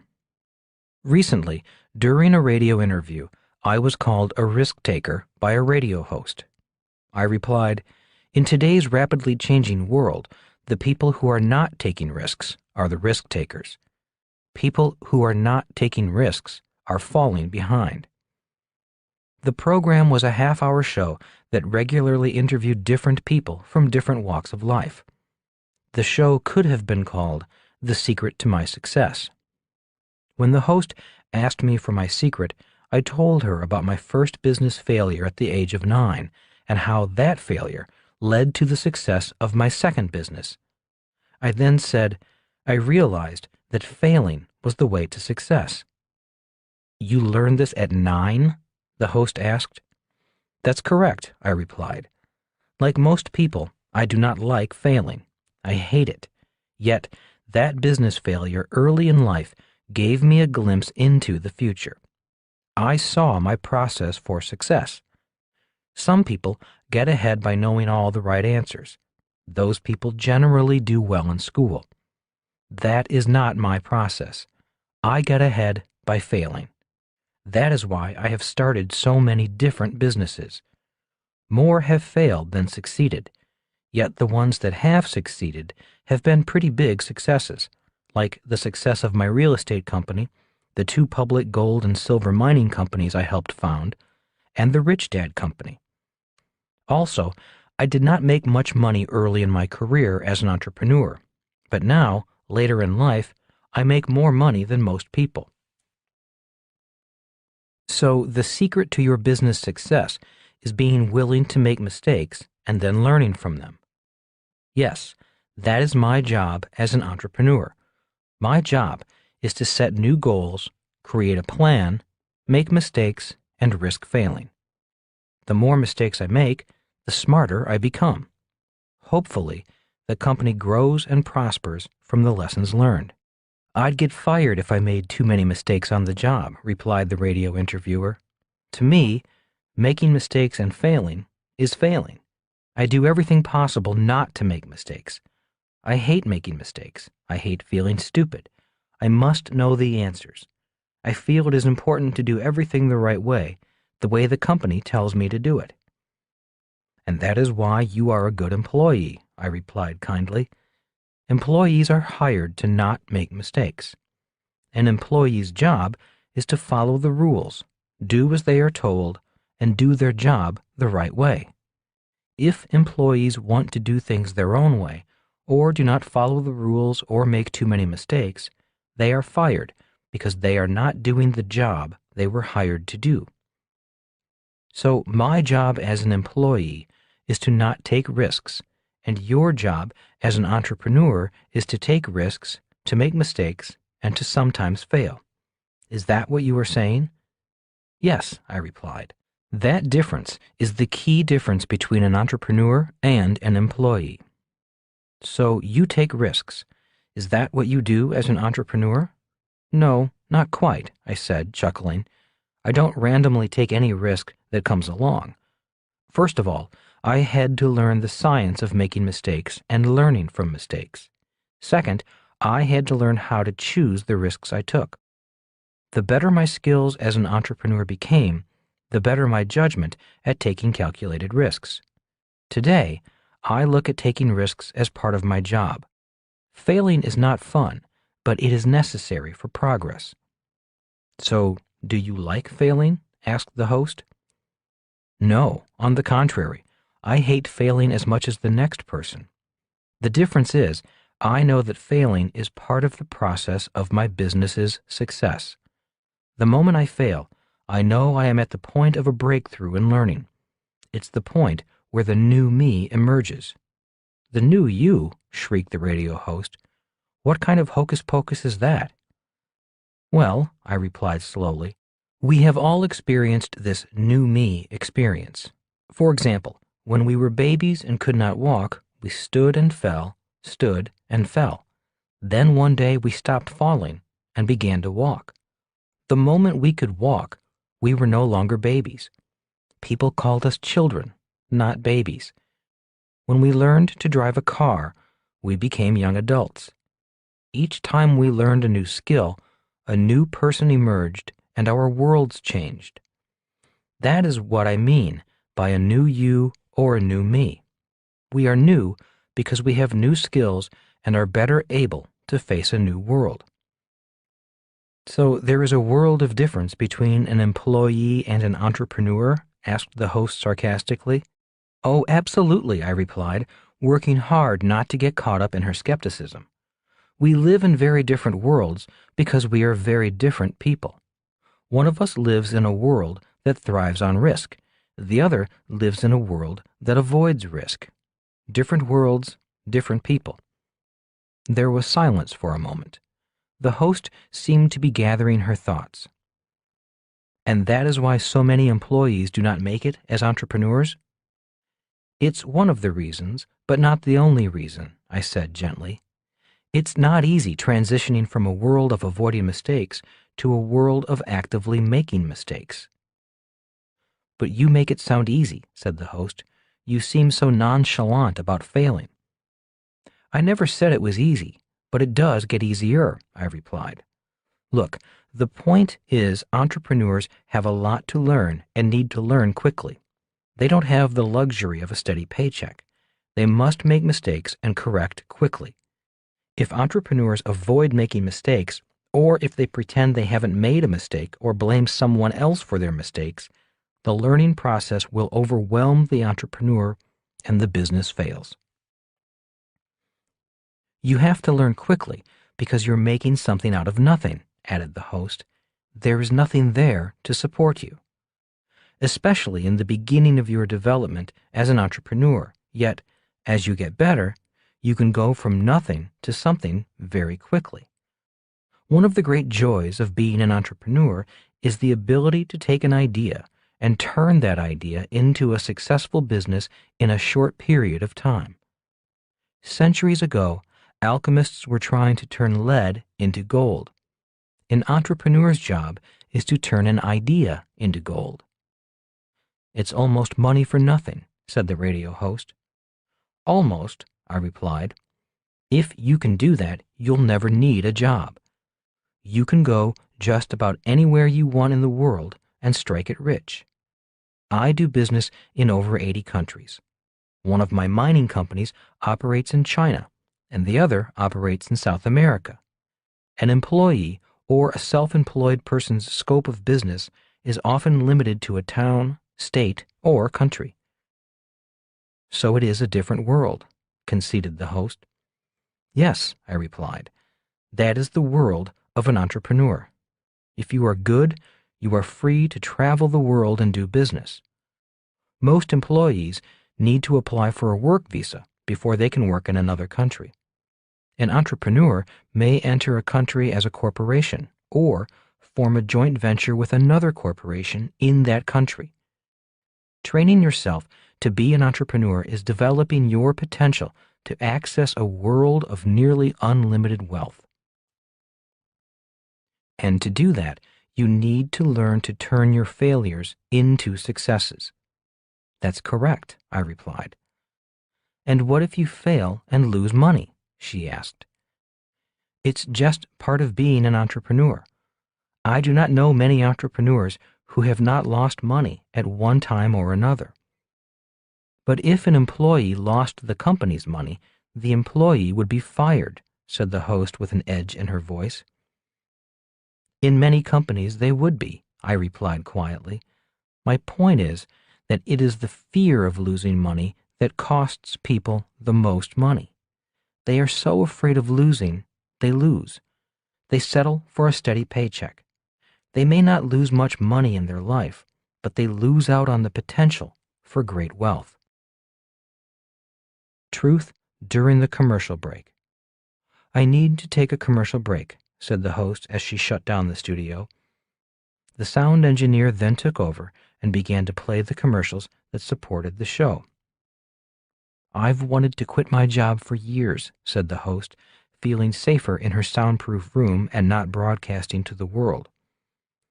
But you are paid too much to quit, I said, completing her thoughts. Nodding, she said, Yeah, that's it. I'm not paid a lot, just enough so I won't quit and go somewhere else. I need my paycheck. My husband and I make a lot of money, but with 4 kids in school, there is no way we can do what you are talking about. Although I did not agree with her point of view, I did let her know I understood how she felt. So, what would you say to me? How do I break out? I need that paycheck. I need this job, even if it doesn't pay much. I feel I am trapped in a room with walls that are closing in around me. What can I do?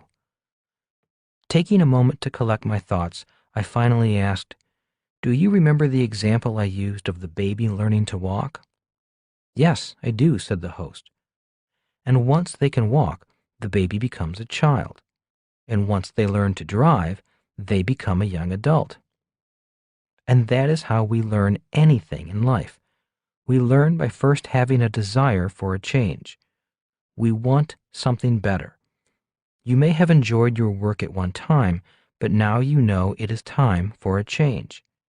It's time to move on, just as a baby somehow knows it is time to change. It's time to stop crawling. At some magical point in time, the baby knows when the time is right, when it's time to do something different. The baby begins by clinging to something, like a parent's pants leg or the leg of a table. Babies wobble as they are learning to bridge the gap between crawling and walking. They do this repeatedly, and then one day they let go and fall down. The baby failed. Instead of quitting, which is what many adults would do, the baby repeats the process again and again. Then one day, the baby's mind, body, and spirit come into alignment and the baby can stand. Soon after standing, the baby learns to walk. The baby becomes a child. Then come bicycles, and then come cars, said the host. Babies become children, and children become adults. I completed the thought by saying, yes, and the process is similar for entrepreneurship. I just happened to start at age 9, failed at 9, and succeeded at 9. You can do the same if you are willing to risk going through your learning process. So, you are confident in your skills as an entrepreneur? Asked the host. No, not really. I am confident in my ability to make mistakes, correct, and improve my business. I am a better entrepreneur today, and I plan on getting better.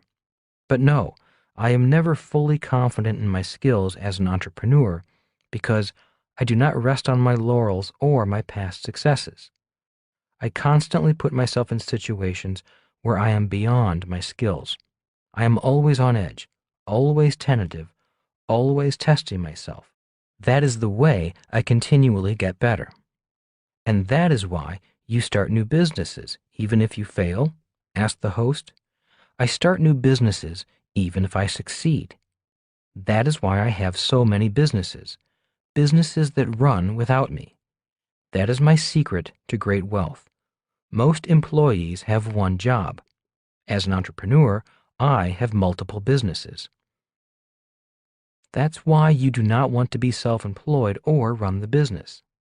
Yes, and that is why I am glad I failed at the age of 9. At the age of 9, I learned how to start businesses that run without me. I wrote about those businesses in Rich Dad, Poor Dad. Yes, I remember, said the host. I just did not get the significance of those businesses. I did not realize those tiny businesses would have such a profound impact on your life. Nodding again, I said, I found my strategy for life at the age of 9. The sound engineer then informed us the commercial break was over, and it was time to continue the interview. The host turned on her microphone and said, we only have a few minutes left, so let's wrap this up. You're telling us that an entrepreneur's job is to make mistakes and an employee's job is to not make mistakes. Is that your message? Yes, it is. At least that is the way I see it. If I am not taking calculated risks, not making mistakes, and growing the company, I should be fired. If my employees make too many mistakes, I might have to let them go. That is why I hire smart employees who hate making mistakes. They do their job, I do mine. That is why we say to our kids, go to school so you can get a good job, said the host. Schools are training our kids to be employees. Yes, I replied. If you do well in school, you'll probably do well in the corporate world or in government. Did you like school? Asked the host. Not really, I replied. I did not do well in school because I made too many mistakes. I was a C, D, and on several occasions, an F student. So in school, I figured out that since I was already good at making mistakes, I might as well become an expert at making mistakes. That is why I'm an entrepreneur, not an employee. I am not that academically smart. No one would hire me for a high-paying job. I don't like following orders, so I'd probably never be promoted. I like changing things and doing things my way rather than doing what I am told to do. You would definitely not get a job at this radio station, said the host. I might not get a job here, but I do know how to buy this radio station and hire people smarter than me to run it for me, I added with a hint of humor in my voice. Okay, we have to wrap this up, said the host. Do you have any other examples that show that making mistakes and failing are essential to being an entrepreneur? Is there another example besides you that can support this point of view? Oh, sure, I replied. Thomas Edison was asked to leave school because teachers complained that he was addled or scatterbrained. Later in life, he was criticized for having failed over 1,000 times before inventing his version of the electric light bulb. When asked how he felt about failing over 1,000 times, he said something to the effect of, "I did fail over 1,000 times. I believe it was 1,014 experiments that failed before we finally succeeded. It takes at least 1,000 failures to qualify you to invent a light bulb." What does he mean that it takes at least 1,000 failures to qualify you to invent the light bulb? The host asked. It means if you or I wanted to invent a light bulb today, instead of just buying one from the store, we would probably fail at least 1,000 times before we knew how to make a light bulb. So he was labeled a scatterbrain in school and failed 1,000 times before inventing the light bulb, said the host. That means he is an inventor. How does that make him an entrepreneur? Do you know what company he founded? I asked. No, I do not. He founded General Electric, one of the most powerful companies in the world. It was originally known as Edison General Electric, one of the original 12 members of the Dow Jones Industrial Average. Of the original 12, only GE has survived to this day. Not bad for an addle-minded scatterbrain who failed a lot. The interview was over. Learn from your mistakes. My rich dad believed in learning from your mistakes. He did not view mistakes as bad, but simply as opportunities to learn something about business and yourself. He said, mistakes are like stop signs. Mistakes say to you, hey, time to stop, take a moment, you don't know something, it's time to stop and think. Rich Dad also said, a mistake is a signal that it's time to learn something new, something you did not know before. Along that line of reasoning, he also said, too many people are too lazy to think. Instead of learning something new, they think the same thoughts day in and day out. Thinking is hard work. When you are forced to think, you expand your mental capacity. When you expand your mental capacity, your wealth increases. So, every time you make a mistake, stop and take the opportunity to learn something new, something you obviously need to learn. When something does not go your way, or something goes wrong, or you fail, take the time to think. Once you find the hidden lesson, you will be thankful for the mistake. If you are upset, angry, ashamed, blaming someone else for the mistake, or pretending you haven't made a mistake, you haven't been thinking hard enough. Your mental capacity hasn't expanded enough. You haven't learned the lesson, so keep thinking. Poor Dad's philosophy on mistakes. My poor dad, being an educator, had a different point of view on mistakes. To him, making a mistake also indicated you did not know something, but to him, making a mistake meant you were stupid or intellectually challenged.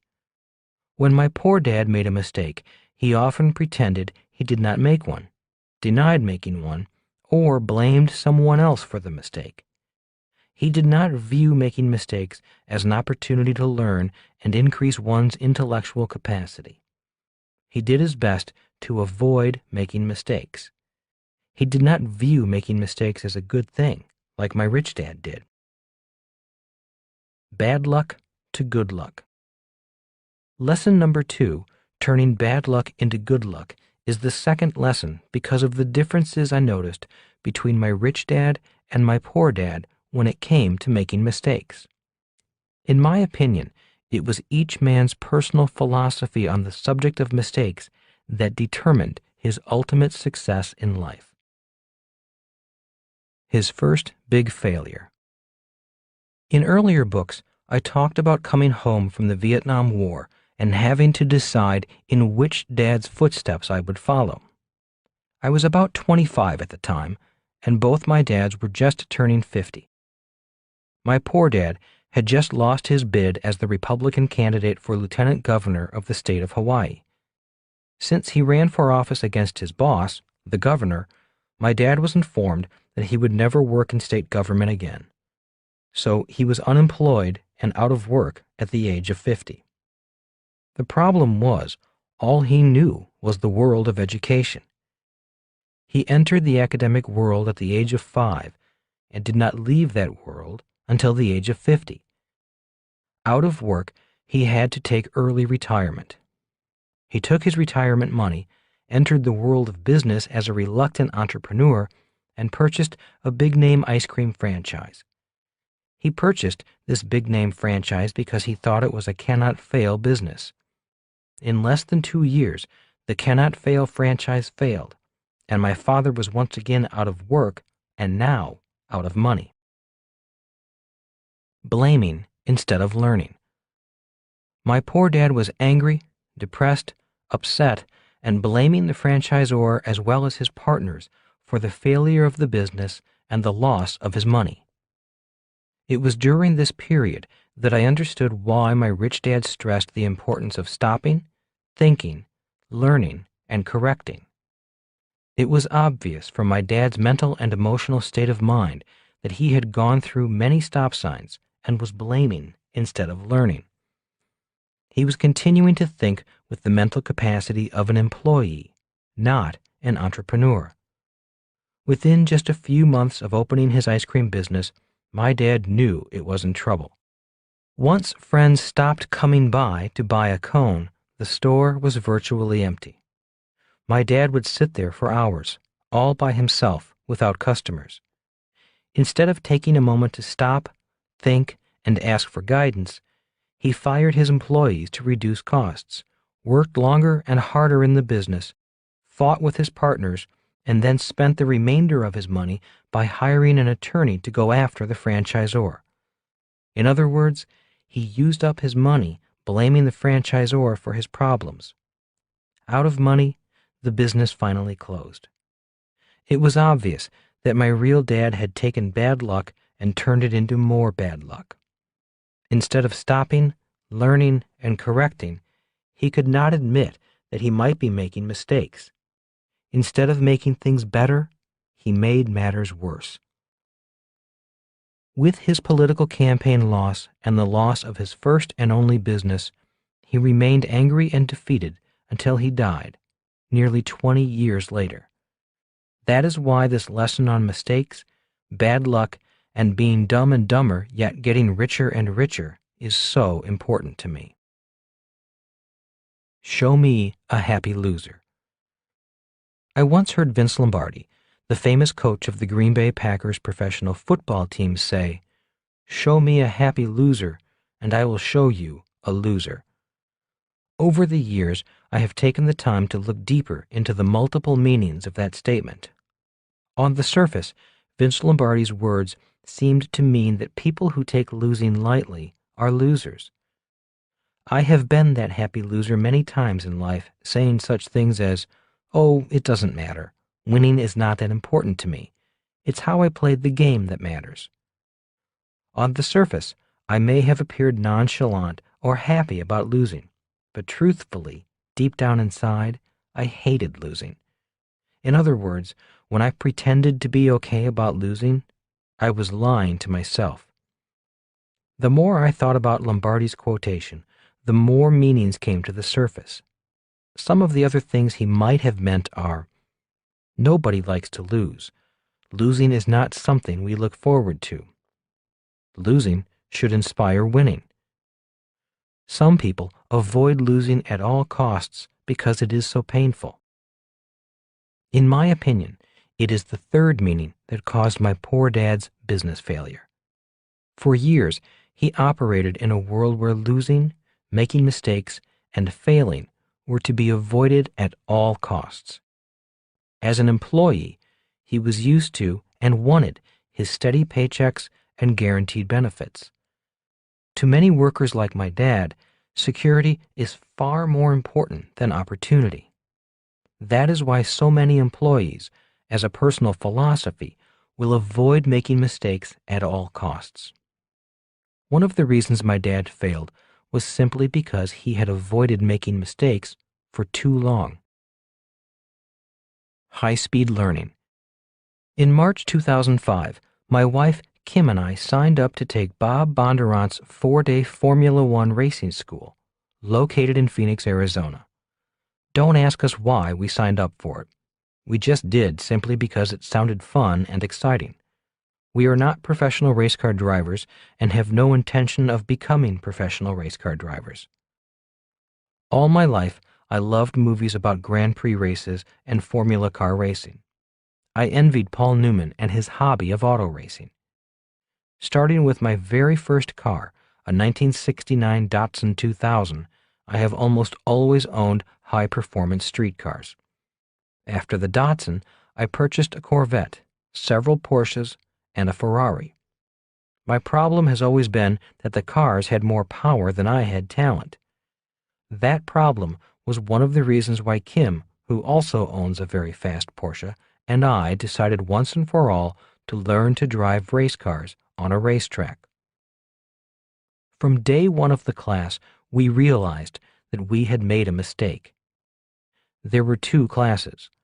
One class was for high-performance driving. This is the class we should have been in. In that class were everyday people who simply wanted to learn to drive regular cars at high speed. The second class was titled Grand Prix Driving, which is the class Kim and I were in. In this class were professional race car drivers and amateur drivers with years of racing experience. Kim and I did not realize we were in the wrong class until we noticed that the high-performance class was driving high-performance Cadillacs, while we were in the Grand Prix class driving high-performance Corvettes.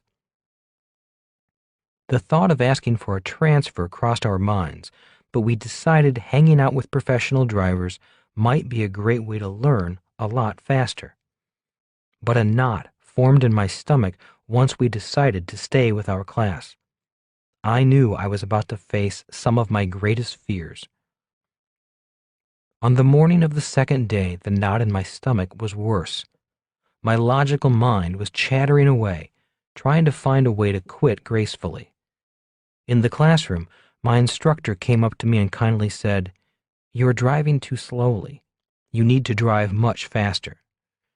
At that moment, I was ready to quit, and I would have, except the instructor then said, "Your wife Kim is catching on.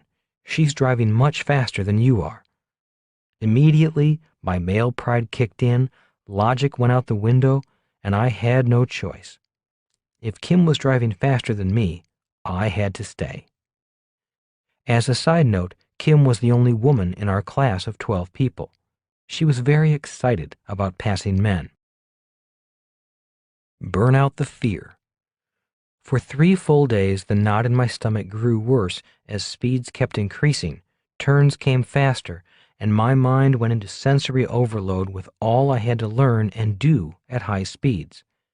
At lunch on the 3rd day, I finally asked my instructor why he kept insisting I increase my speed. After all, I wanted to drive slowly so I could learn the lessons before adding speed.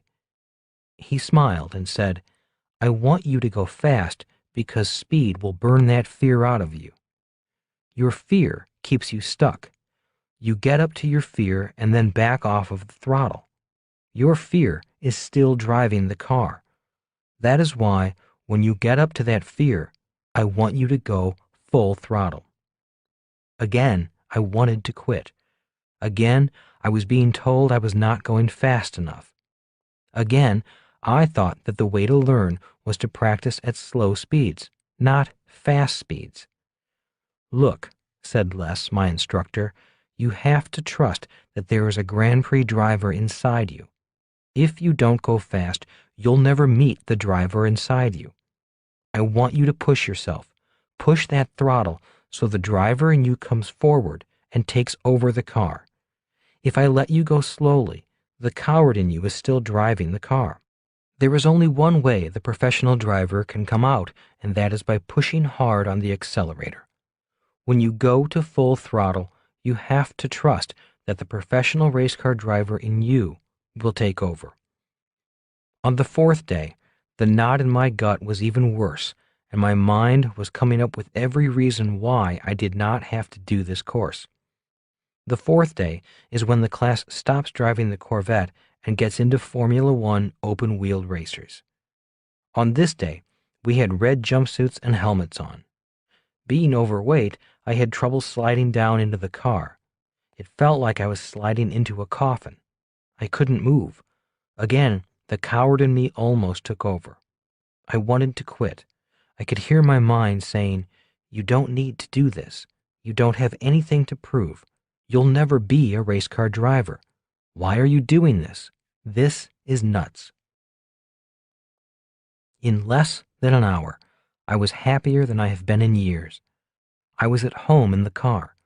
Suddenly, all 3 days of lessons, fears, and frustrations clicked, and I was driving the car at full throttle. Instead of fear, it was exhilaration. The driver in me had pushed the coward aside and taken over the car.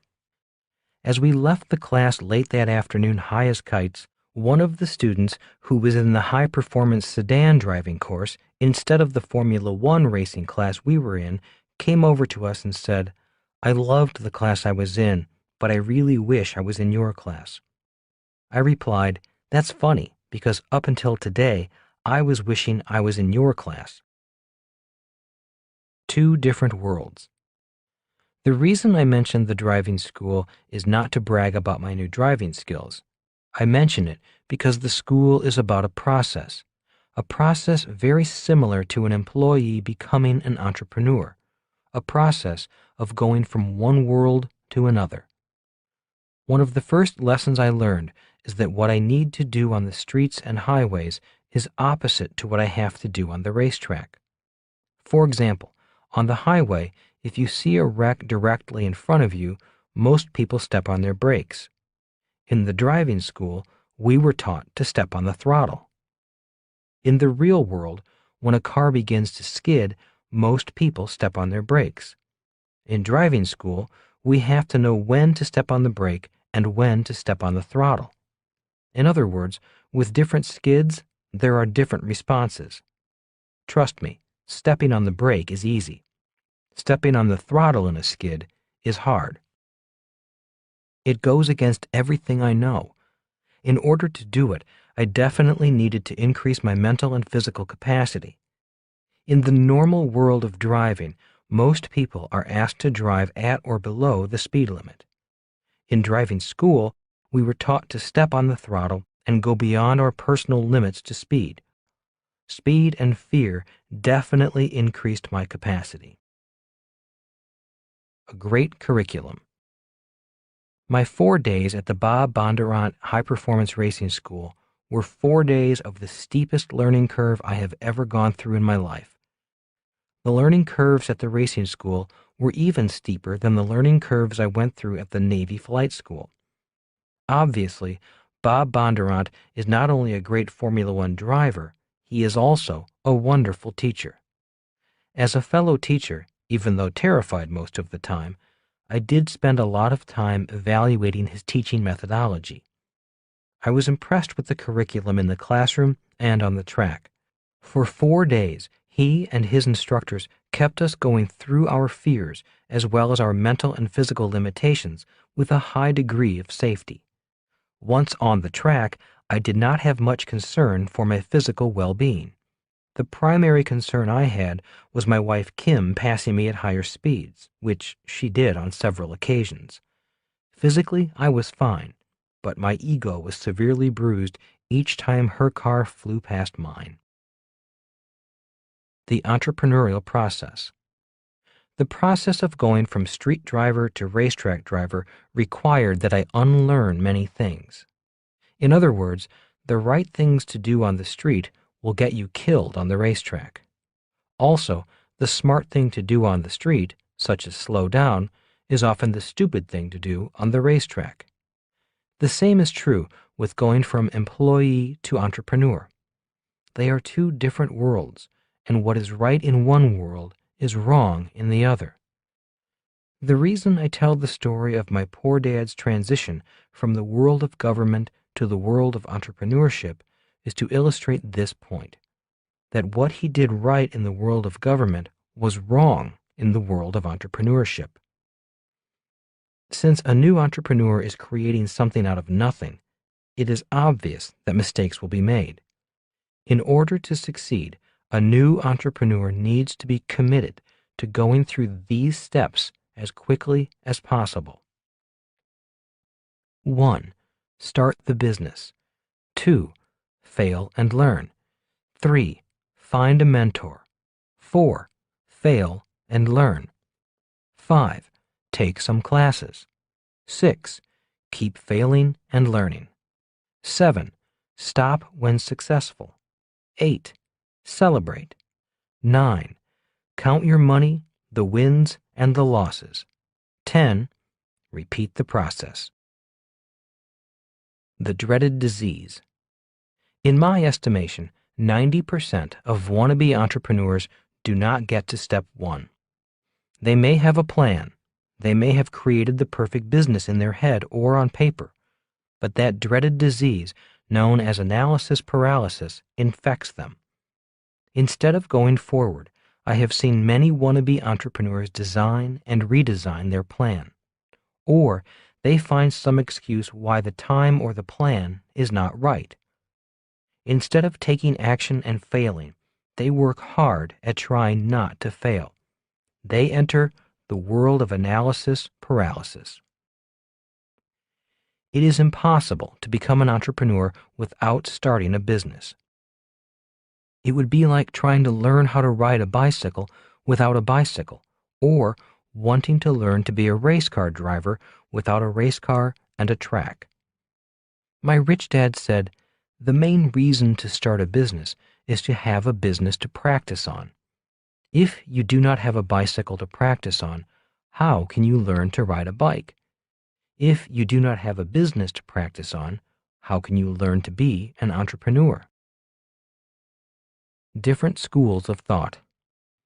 At the Bondurant High Performance Driving School, the course curriculum did not focus on doing things right. The course focused on making driving mistakes at higher and higher speeds.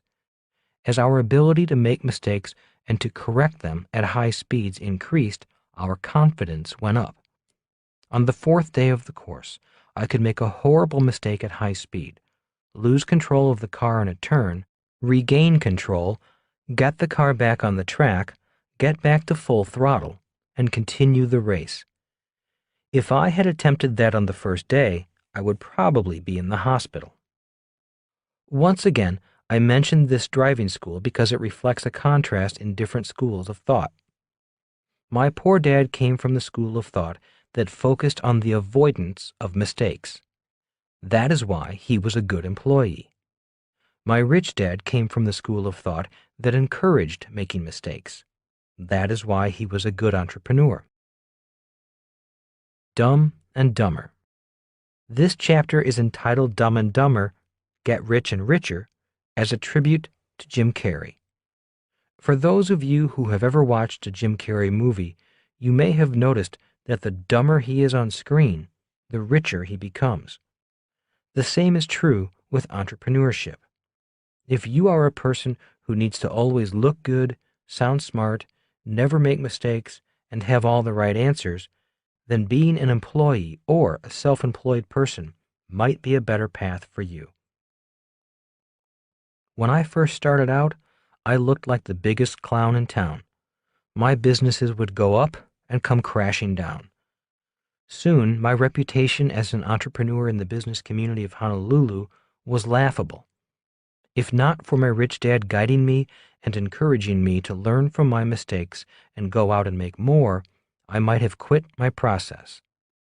I found it painful to play Jim Carrey's screen characters in real life.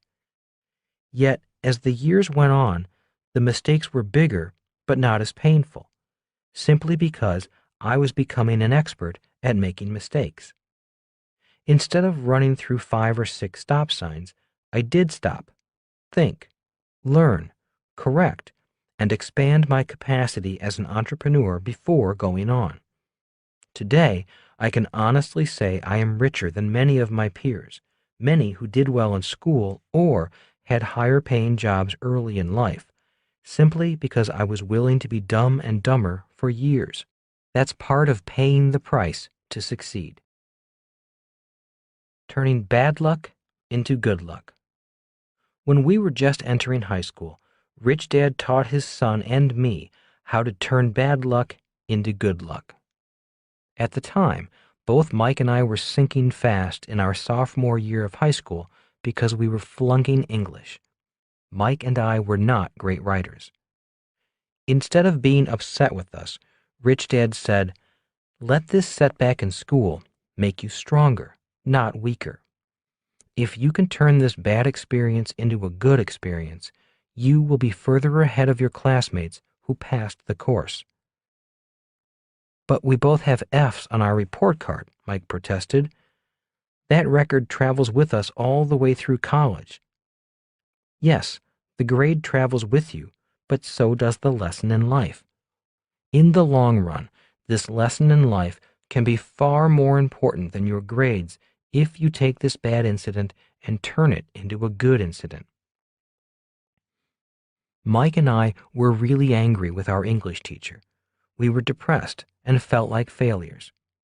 Looking at us, Rich Dad chuckled and said, "Your teacher is winning. You guys are losing because you're acting like losers." "What can we do?" I asked. "He's got the power. He's already flunked us, and the whole school knows it." "He only has the power to flunk you," smiled Rich Dad. "You have the power to take your anger and do something even more stupid, like slash the tires on his car, which I suspect has crossed your minds, or do something good, like take your anger and do well in school or do well in football or in surfing. Take your anger and turn it into greatness. Then you will win. If you take your anger and slash the tires on his car, you will take a bad situation and make it worse. You'll probably spend time in jail if you do what you are thinking." The power of emotions. That day, Rich Dad taught us as humans we have 4 basic emotions. They are 1. Joy, 2. Anger, 3. Fear, 4. Love. He also explained that there were many other emotions, but these were the basic ones. Many of the other emotions were combinations of 2 or more of these basic emotions. For example, sadness is often a combination of anger, fear, and love, and occasionally joy. He then taught us that each emotion can be used in 2 basic ways, for good or for bad.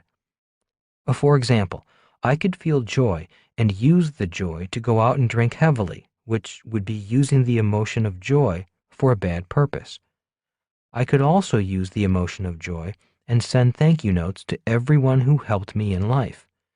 The same is true with all 4 basic emotions, even love.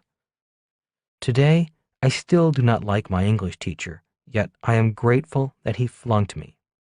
If not for that F, I might not have studied harder to get through college, and I might never have become an international best-selling author.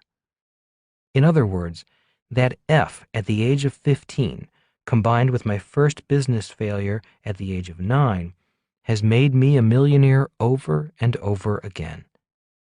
Best of all, not only did I learn many lessons about life and myself, but I learned to turn my anger into joy.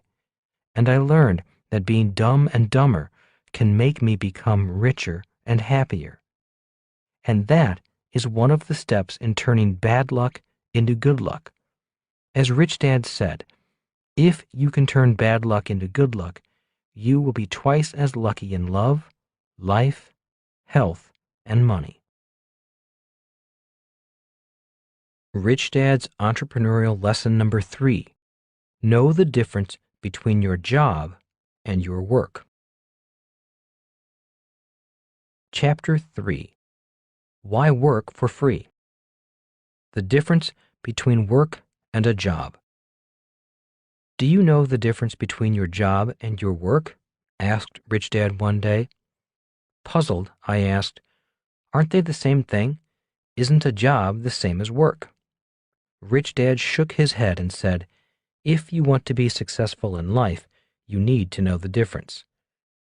"What's the big deal?" asked Mike as he and I shrugged our shoulders and waited for the lesson we knew was coming, whether we wanted it or not. "What does your dad always say to you about getting a job?" asked Rich Dad. Thinking for a moment, I replied, "He says things like, go to school and work hard so you can get a good job." "Does he say, do your homework so you can get a good job?" "Yeah," I replied. "He does say things like that." "So what is the difference between your job and your work?"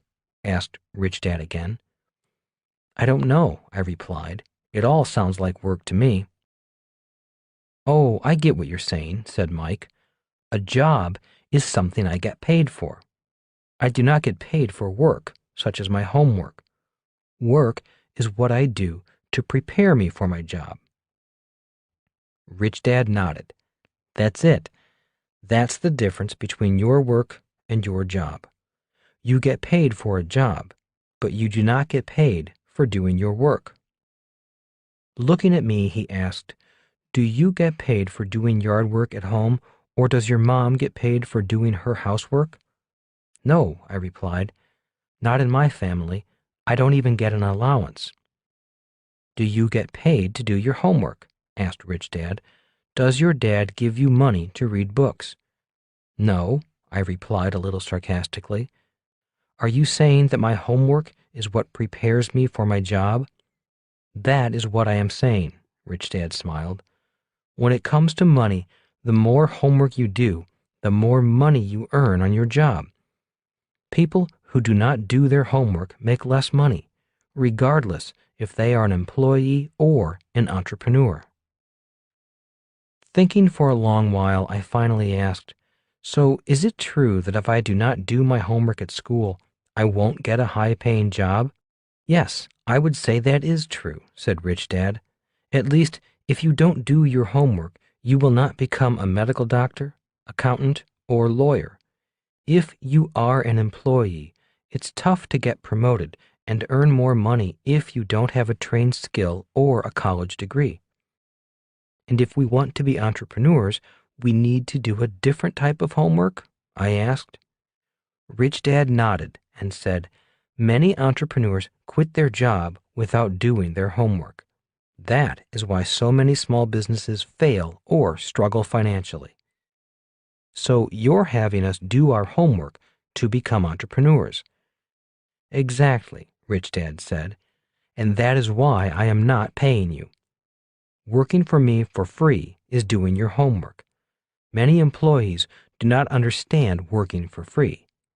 They expect to get paid for anything they do. That is why they fail. They continue to think like employees. They want that steady paycheck." Lots of work, but no jobs. In many poor parts of town, there is a lot of work to be done, but there are very few jobs, Rich Dad continued. Thinking for a moment, I finally repeated what he said. There is a lot of work, but no jobs? To me, it was puzzling, and I needed to think more about what he said. "Why is that?" asked his son Mike. "Well, one reason is that we are trained in school to look for jobs. If there are no jobs, people are out of work, even if there is a lot of work to do. When a factory closes or moves overseas, it usually leaves behind a lot of unemployed employees." Rich Dad continued to explain. "Employees see no jobs, so they do nothing. On the other hand, an entrepreneur sees a lot of opportunity. The entrepreneur knows that the jobs will come if the work is done. So they need to be retrained. They need to do their homework," I added. "That's the work that needs to be done." "That is some of the work," said Rich Dad. "Look, the point I am making is that too many people confuse work with their job. Too many people expect to get their job training for free. Even if a person has a job, too many employees expect their employers to provide them with training and pay them at the same time." "They want the company to pay for their education?" I asked. Being a teenager and not having worked in a big company The idea of expecting to be paid for training was strange to me. Many people also expect the government to provide them with job training for free, added Rich Dad. And that is why you say they are poor people, said Mike. It's more than financial. It is a poor attitude toward the value of education, training, and preparing oneself to have a skill people will pay for. Rich Dad agreed. I've seen employees attending training classes while keeping one eye on their watch. At quitting time, they jump up and leave the class, even if the instructor has not finished the lesson. Or I've seen employees who are outside, smoking and gossiping, or drinking in the bar and watching sports on TV, or flirting with other workers rather than attending the class the employer is paying them to attend. That is why so many people do not get ahead in life financially. Too many won't learn anything, even if it is free or if they are paid to learn it. And that applies to both employees and entrepreneurs. Since I came from a family of government educators who believed in free education, I asked, would you explain a little further the relationship between work and jobs? Doctors worked for free. Sure, said Rich Dad. Medical doctors spend a lot of money and a lot of time learning to be doctors before they get paid as a medical doctor.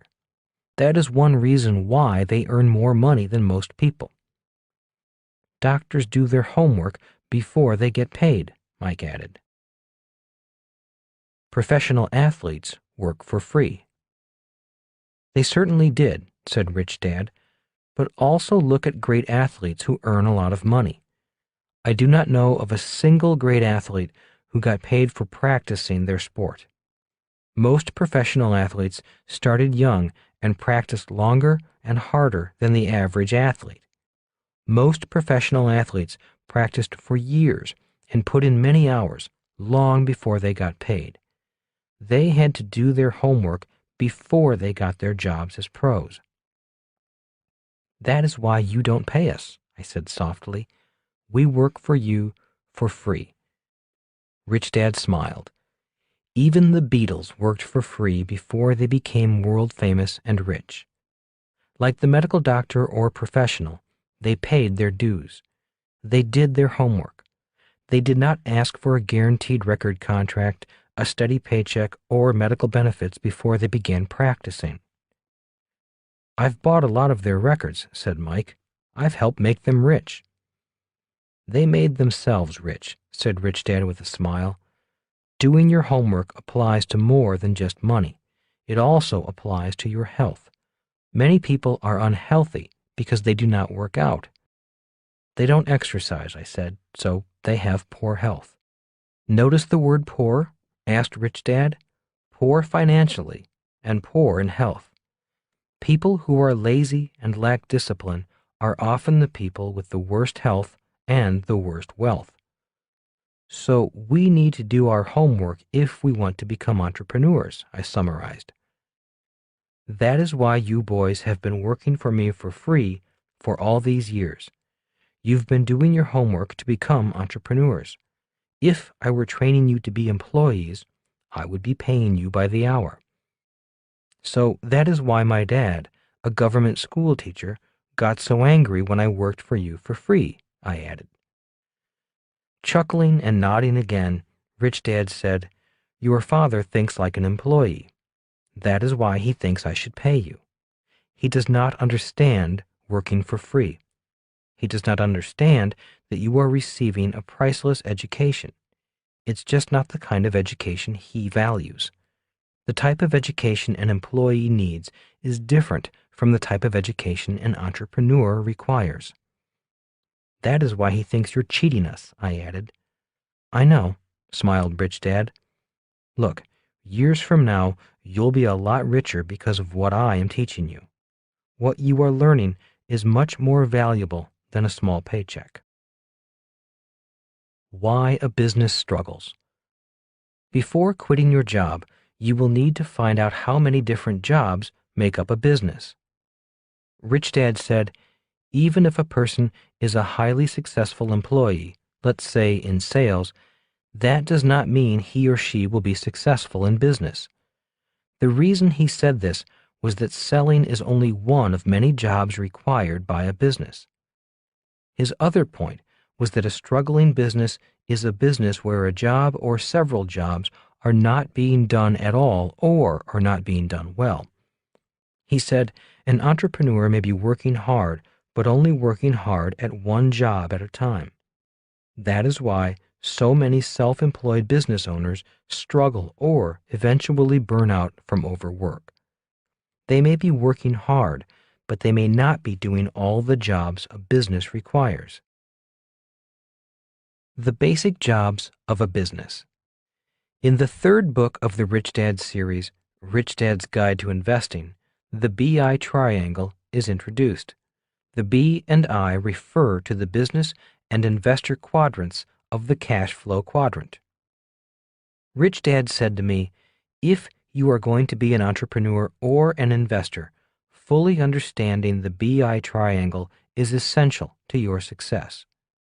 As a teenager, I did not really believe or appreciate Rich Dad's respect for the importance of the BI triangle. Today, I do. A great new product.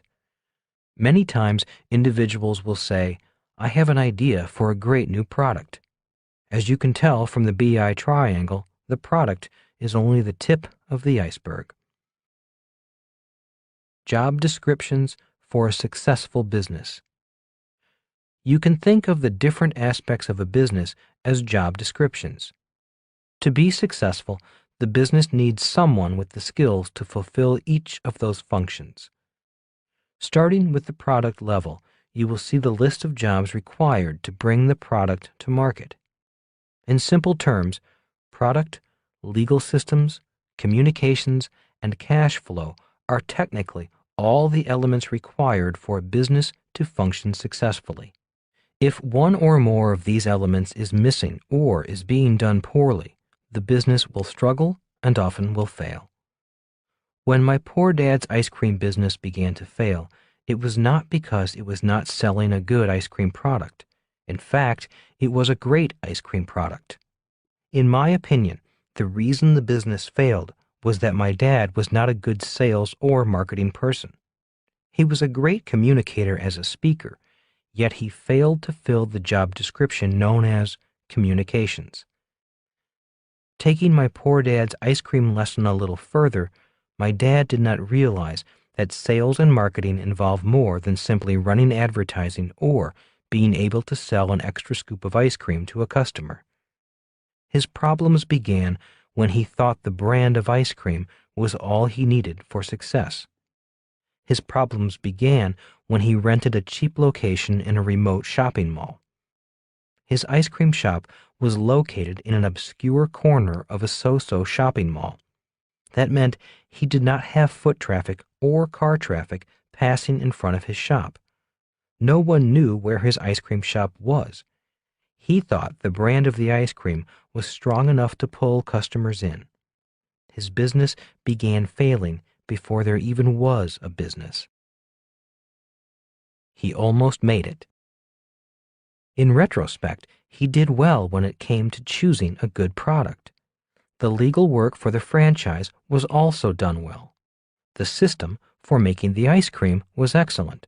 The franchisor made sure there was a good accounting package as part of the business, so the cash flow component was covered. There just wasn't enough cash to count. So my dad did a good job in covering 4 out of the 5 elements. He almost made it. Where my dad did a poor job was at the communications level of the BI triangle.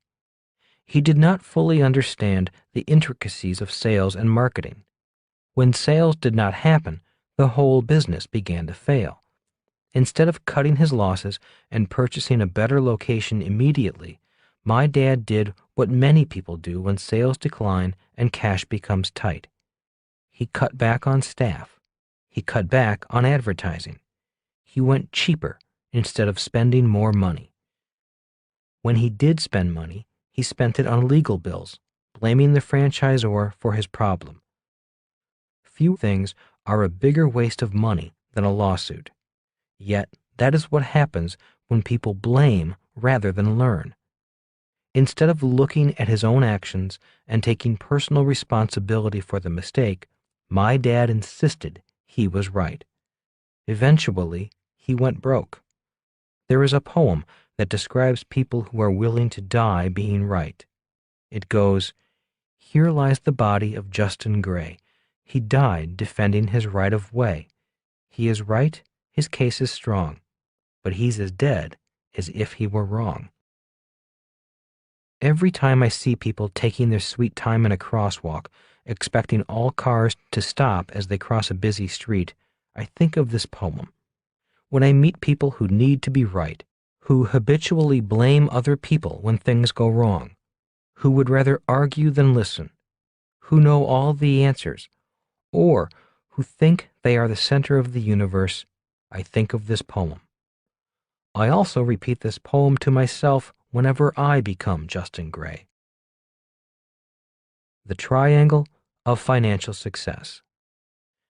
The BI triangle applies to more than just the B and I quadrants.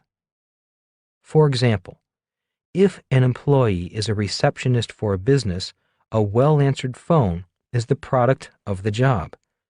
In my opinion, the receptionist has one of the most important jobs in the company.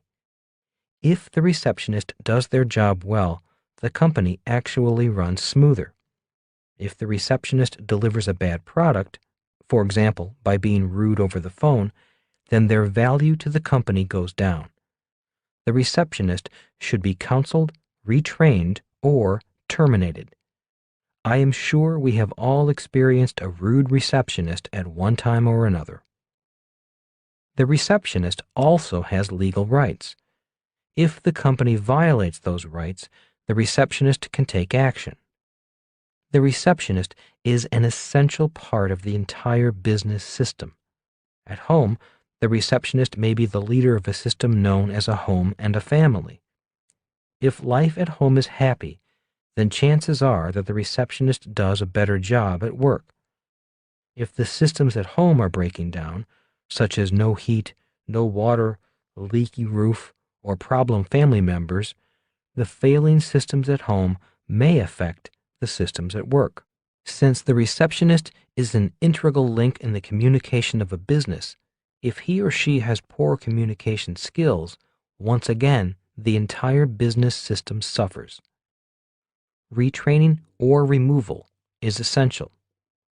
If the receptionist has loving communications at home, this reflects in the receptionist's life. If communications at home are abusive, it can greatly affect the job performance of the receptionist. Managing cash flow at home is very important. If the receptionist spends too much money, this not only affects life at home, but may also affect the receptionist's attitude at work. The number one reason for arguments in a marriage is money. Sadly, many divorces are caused by problems in the cash flow of the family. An entrepreneur's homework. Before quitting their jobs, entrepreneurs should do their homework. That means making sure that the BI Triangle's 5 components for their new business are covered. 1. Product. 2. Legal. 3. Systems. 4. Communications. 5. Cash flow. If the entrepreneur is weak in covering just one of the 5 elements, the business may fail, struggle financially, or fail to grow. That is why the lesson in the first chapter is, a successful business is created before there is a business. A simple checklist. A business is far more complex than this overly simplified list of 5 jobs. Nonetheless, this simple list has served me well over the years. I often use these 5 jobs as a checklist. Whenever a business begins to struggle, this list of 5 jobs can help analyze and identify where the problem or problems may lie. I have an idea for a new product. Whenever someone says, "I have an idea for a new product," This simple checklist can be used to bring some reality to what may be required to bring the product to market. In most instances, the wannabe entrepreneurs give up on their idea because they are not willing to do their homework. They soon realize why a new product is just the tip of the iceberg, or in this case, the tip of the BI triangle.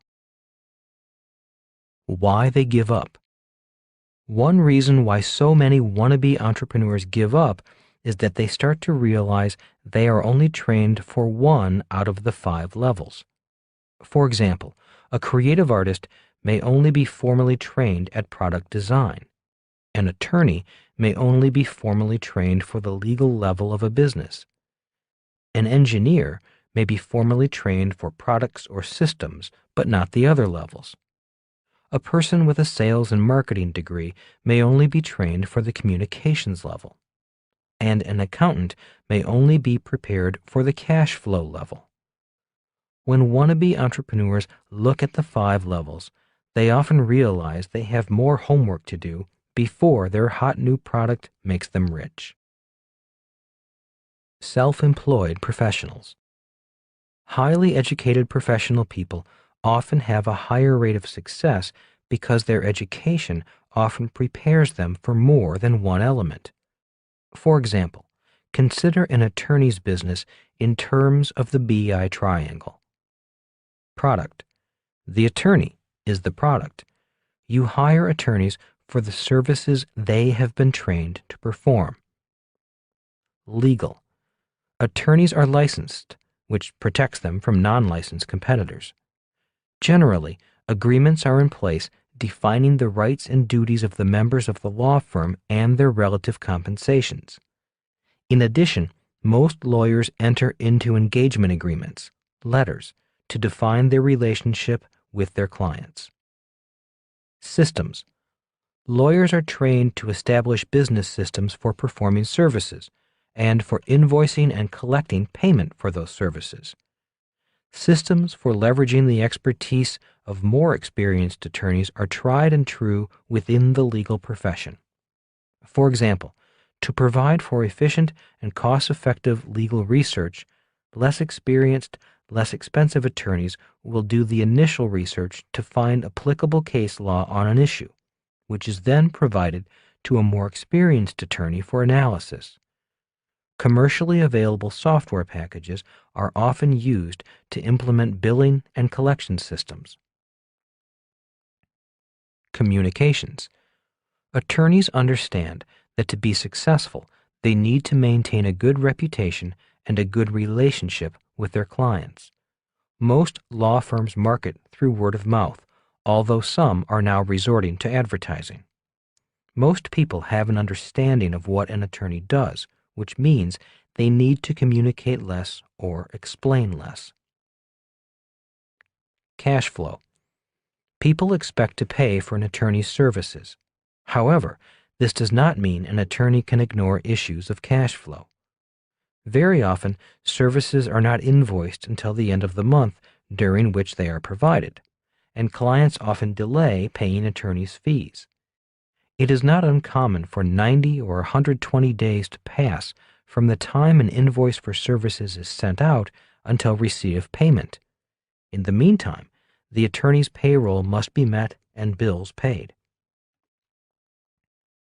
Again, this is oversimplified, yet it does explain why people such as attorneys, accountants, medical doctors, dentists, plumbers, electricians, truck drivers, cab drivers, and babysitters may have an easier time setting up a business.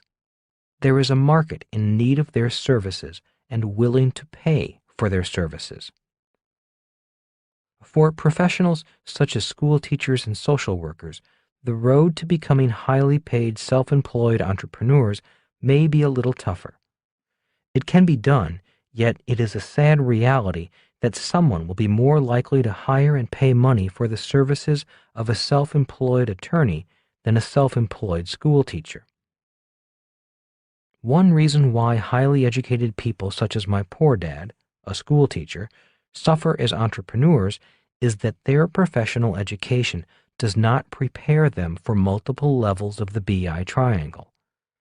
Many people, such as firemen, nurses, librarians, or secretaries, are trained to perform essential services, but not the services required by the 5 elements of a business. Before they quit their job, I strongly recommend they do their homework. You do not have to be first. Many people think Thomas Edison was the first person to invent the electric light bulb, which helped him found General Electric. The facts are, he was not the first. Records show that he was actually 23rd on the list of people who invented working light bulbs. So why does history recognize Edison as the inventor, and why did his company become one of the biggest in the world? The answer is found in his life, in the BI triangle, and in the 5 components of a business. Edison was born in 1847. From ages 12 to 15, he worked on the railroad selling snacks and printing his own newspaper. From 15 to 22, he worked for the telegraph company. In 1869, at age 22, he received his first patent. In 1876, he constructed his own laboratory in New Jersey. In 1878, he invented the tinfoil phonograph. In 1879, he invented electric light. In 1882, he installed a complete electrical system in New York City. Communications. Raise money. You may notice that instead of attending school from the ages of 12 to 15, Edison worked in sales. He would go up and down the train selling candy and a newspaper he printed. He was working on the communications level. When I left the Marine Corps in 1974, my rich dad said, "You must get a job in sales." Being able to sell is the basic skill of all entrepreneurs. I went to work for the Xerox Corporation and suffered for 2 years because I was shy and I hated rejection. But by 1977 and 1978, I was consistently in the top 5 of all salespersons. Today, I meet many wannabe entrepreneurs who have a great idea for a new product or new business. The problem for most of them is that they cannot sell, which means they cannot raise money. The inability to raise money may be the number one reason why most wannabe entrepreneurs give up and go back to their jobs. Cash flow. Develop your ability to sell. If you cannot sell, you cannot be an entrepreneur. If you cannot sell, you cannot raise money. If the thought of sales terrifies you, get a job at a department store and begin there. Or get a job with a company like Xerox that requires that you go around to businesses and knock on doors. As your courage increases, you may want to try a company in network marketing or direct sales that is willing to train you. An entrepreneur raises money from friends and family, banks and organizations that support entrepreneurs, customers, suppliers, investors, public markets. I have read books about Edison that say his ability to sell allowed him to have a constant stream of venture capital flowing into his projects. They say he was ahead of his time in understanding and integrating the concepts of self-promotion. His ability to self-promote is one of the reasons he was credited for being the first to invent the electric light bulb, when, in reality, he was number 23. Cash flow. Develop your ability to sell. Typically, the person who raises the money or puts up the money to start the business owns the lion's share of the business. So learn how to sell and keep learning. For me, learning to sell was much like learning to drive race cars. It was my own fear that I had to overcome. I am saddened by the fear in the eyes of people who want to be entrepreneurs but are afraid of selling. Legal. Protect your asset. In 1869, Thomas Edison received his first patent at the age of 22. He was doing his job by legally protecting his asset. Later in this book, I will go into why this step is so important for any entrepreneur. Systems. Control the network. By working for the telegraph company, Thomas Edison learned to understand the power of a system. That is why, when inventing his electric light bulb, he was also designing the electrical system that would power his light bulbs. If he had not worked for the telegraph company, he might not have known the importance of this system. Another word for system is network. That is why the richest people on earth control networks such as television networks, radio networks, gasoline networks, network marketing networks, and distribution networks. A big difference between a small business owner and a big business owner is the comprehension of the importance of a system or a network. Our success at the Rich Dad Company is largely due to network systems. For example, our publisher distributes our books through their network system of booksellers, and our radio shows travel through the airwaves of radio networks. Do your homework. As you can tell, this overly simplifies the importance of making sure that all 5 components of the BI triangle are functioning well. Once again, if one or more of the 5 components is not being done, the business suffers. If an entrepreneur designs a business and forgets one of the 5 elements, the business suffers or even fails. The business succeeds or fails before there is a business. That is why it is important to do your homework, even if it means working for free. As this book goes on, we will further develop the BI triangle. Before you quit your job, it is important to look deeper into each component of the BI triangle. This does not mean you have to be an expert at each level. This does mean that, as an entrepreneur, you do not have just one level. You have 5 levels. So, before quitting your job, spend a little time learning more about each level. Rich Dad's Entrepreneurial Lesson Number 4. Success reveals your failures. Chapter 4. Street Smarts versus School Smarts. Good grades in the real world. If I do well in school, will I do well in the real world? I asked my rich dad. That depends upon what you define as the real world. The BI triangle became more meaningful to me after my poor dad shut down his ice cream franchise. He was in his 50s when he took his early retirement money and life savings and lost it all. Instead of rebounding, which many entrepreneurs do after the loss of a business, my dad seemed to go downhill. Rather than start a new business, he took a job as the head of the teachers union and went after his ex-boss, the governor of Hawaii, demanding better wages and benefits for teachers. Rather than learning from his mistakes and becoming a better entrepreneur, he once again became an employee and an advocate for employee rights. One reason why he did not rebound was because he was out of money. Instead of learning to raise capital for his next business venture, he just took a job. He went back to the world of employees where he felt more comfortable.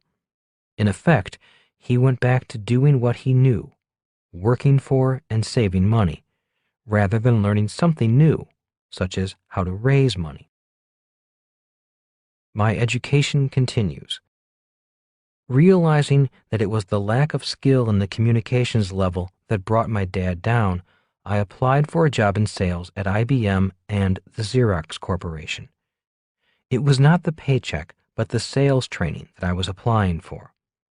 Rich Dad had told me that if I wanted to be an entrepreneur, I had best do my homework at the communications level of the BI triangle.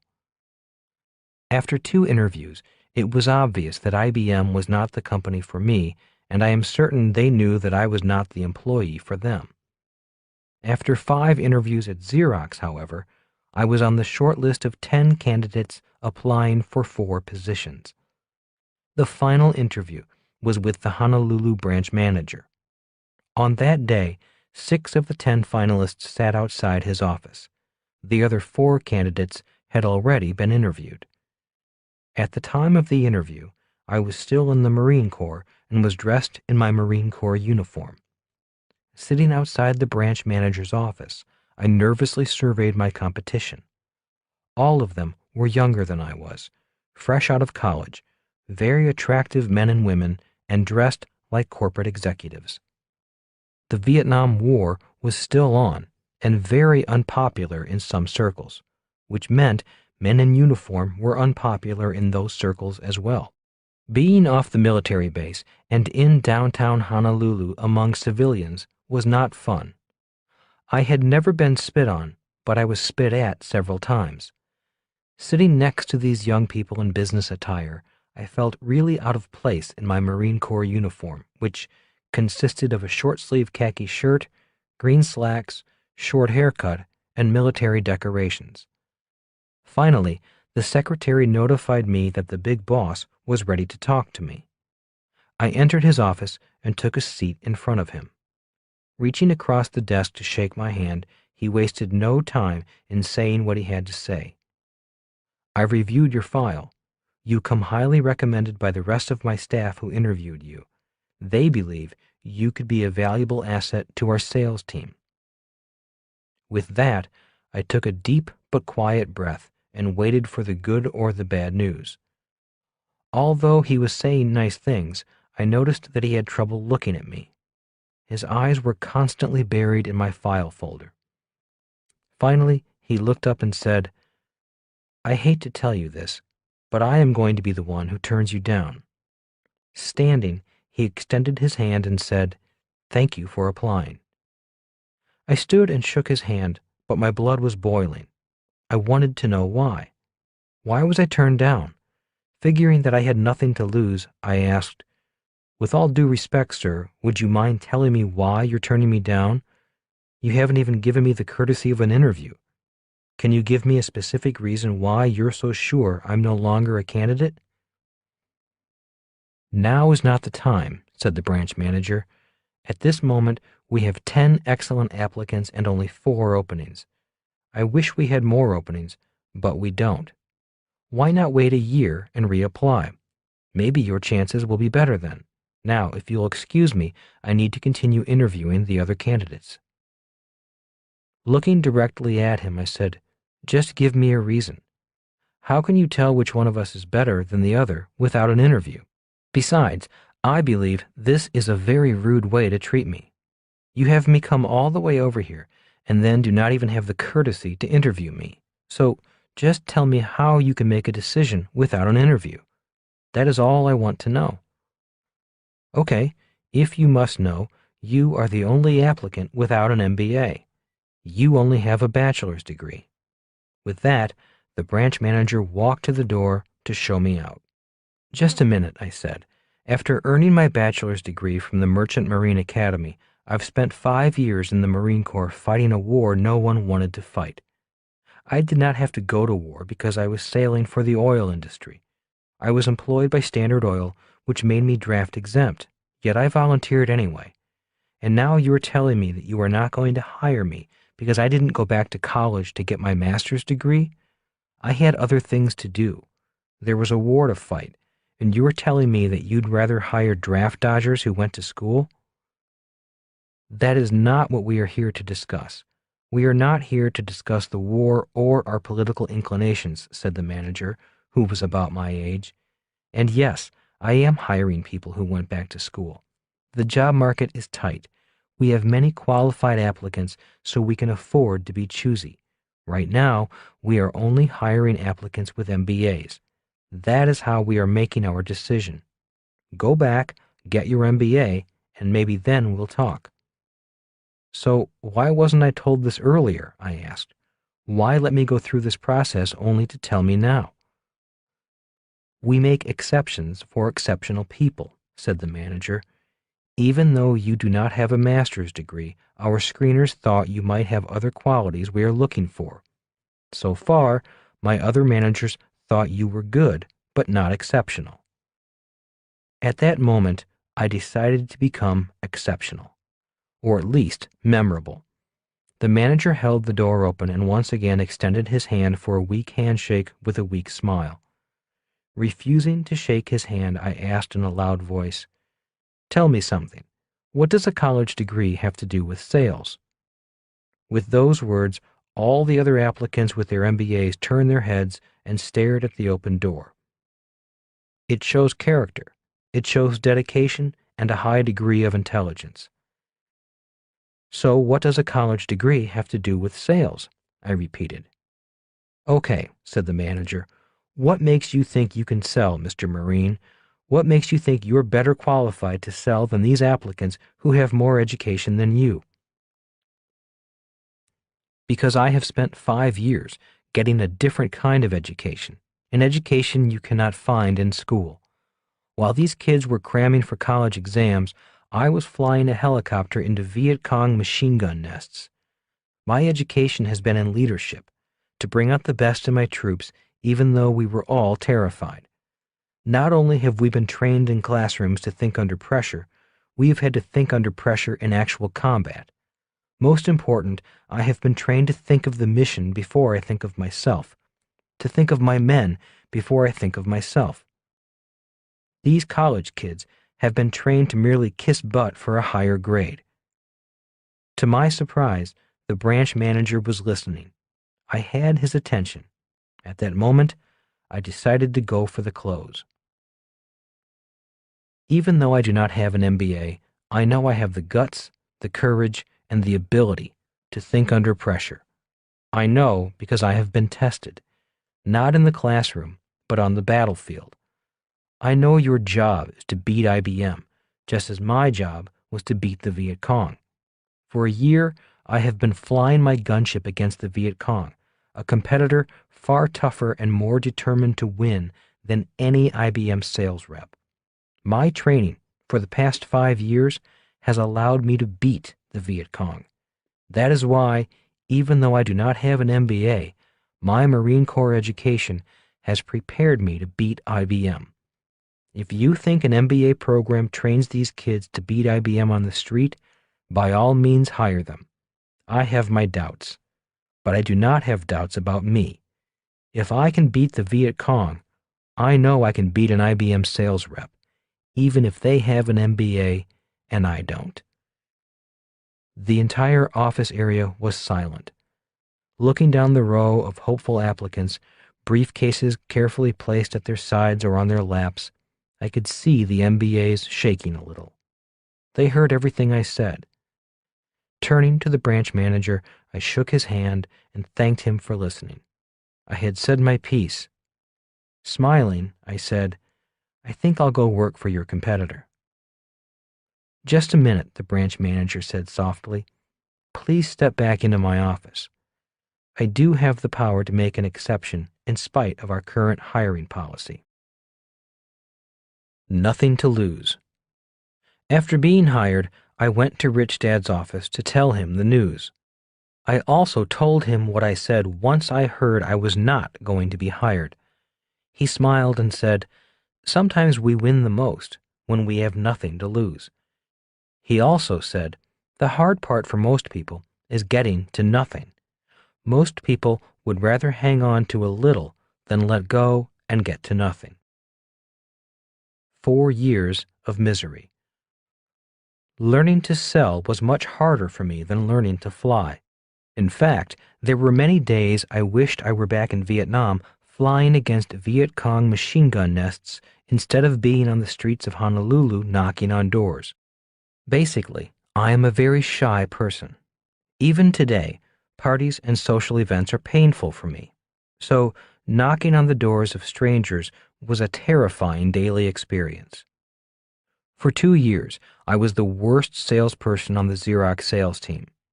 Every time I saw the branch manager in the hallway, I was embarrassed. I saw him. I remembered the Vietnam hero speech I gave to get the job. At my semi-annual reviews, my branch manager always reminded me that he had hired me on faith and how his faith in me was slipping. Finally, on the verge of being fired, I called Rich Dad and asked for a meeting. Over lunch, I explained to him that I was failing. My sales numbers were down, my income was down, and I was always at the bottom of the list of salespeople. What do you think my problem is?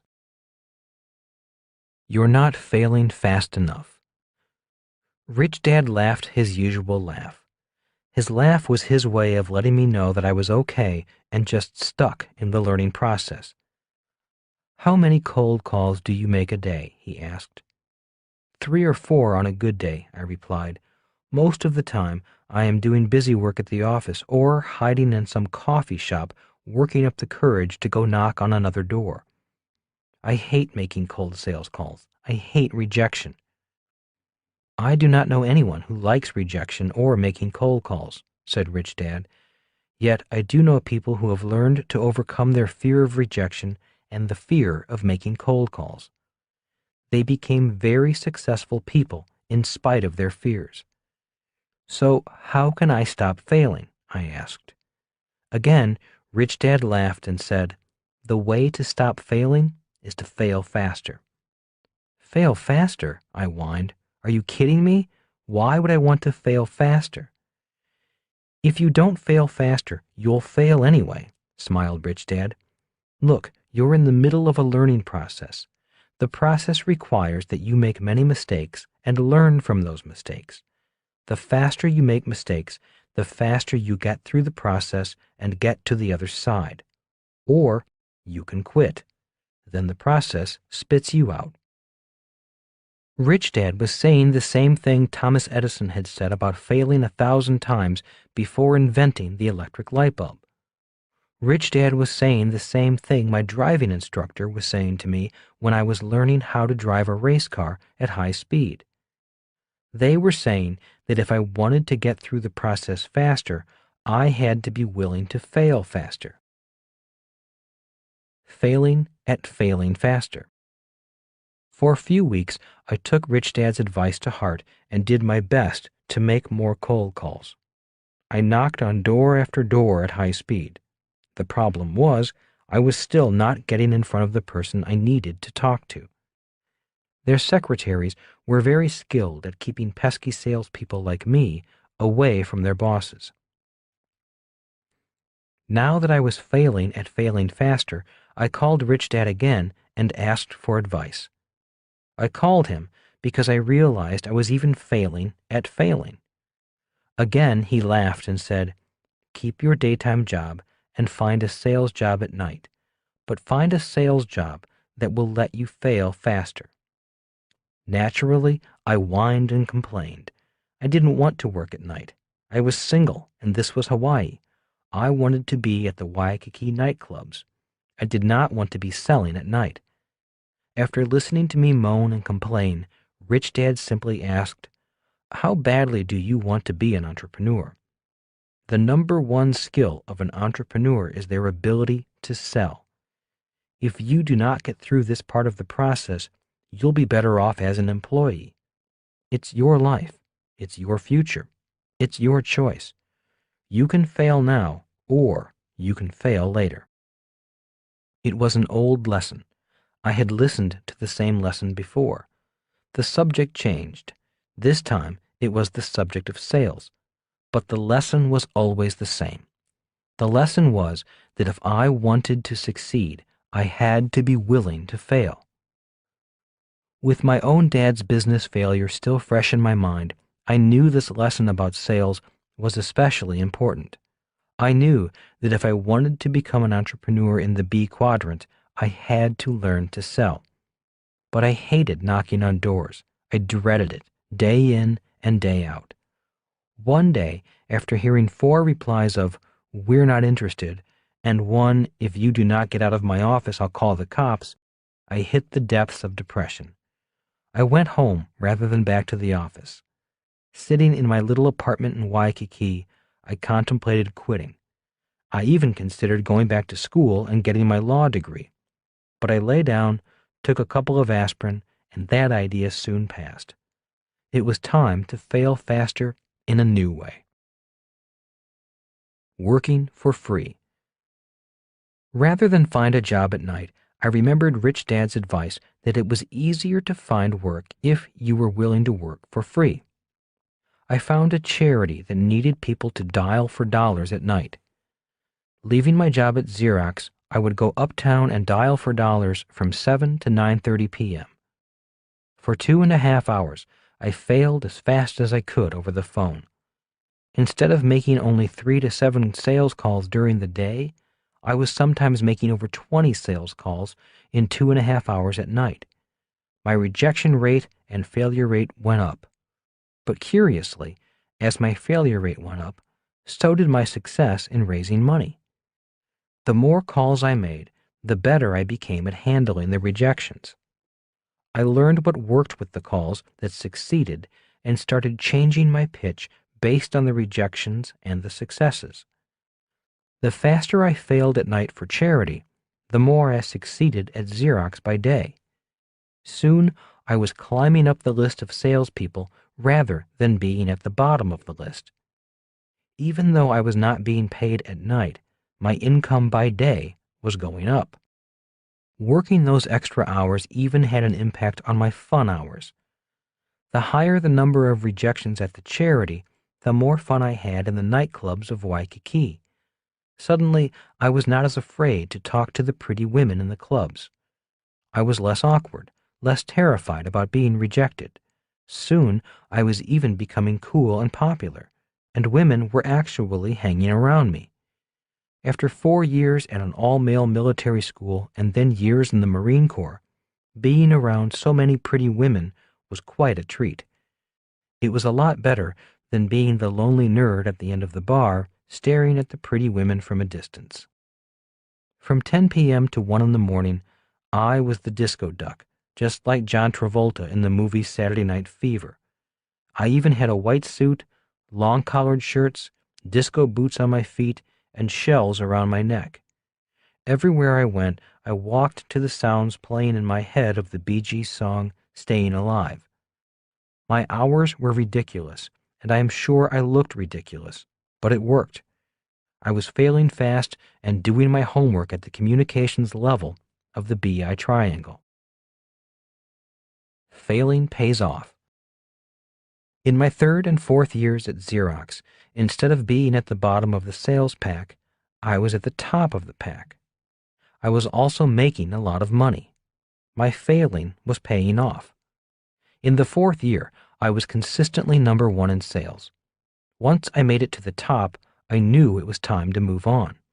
My school days in sales were over. It was time to learn something new. But little did I know that my success in sales was setting me up for the biggest business failure of my life. The 4 business schools. Rich Dad explained to his son and me that there are 4 different types of business schools. They are 1. Traditional business schools. These schools are located at accredited colleges and universities and offer degreed programs, such as an MBA program. 2. Family business schools. Many family businesses, such as my Rich Dad's business, are great places to get a business education, if you are a member of the family. 3. Corporate business schools. Many businesses offer intern programs for promising young students. After graduation, the company hires and then guides their career development. In many cases, the company will pay the tuition and even allow time off for further study. After receiving a formal education, promising employees are often rotated through different divisions of the company so they can see the entire business and get hands-on experience. 4. Business schools of the street. This is the school that entrepreneurs attend when they leave the security blanket of school, family, or the corporate world. This is the school where your street smarts are developed. Going to school. All 4 schools have their merits, their strengths, and their weaknesses. I am not here to say that one is better than the other. In my life, I have been fortunate enough to attend all 4 in one way or another. a traditional business school.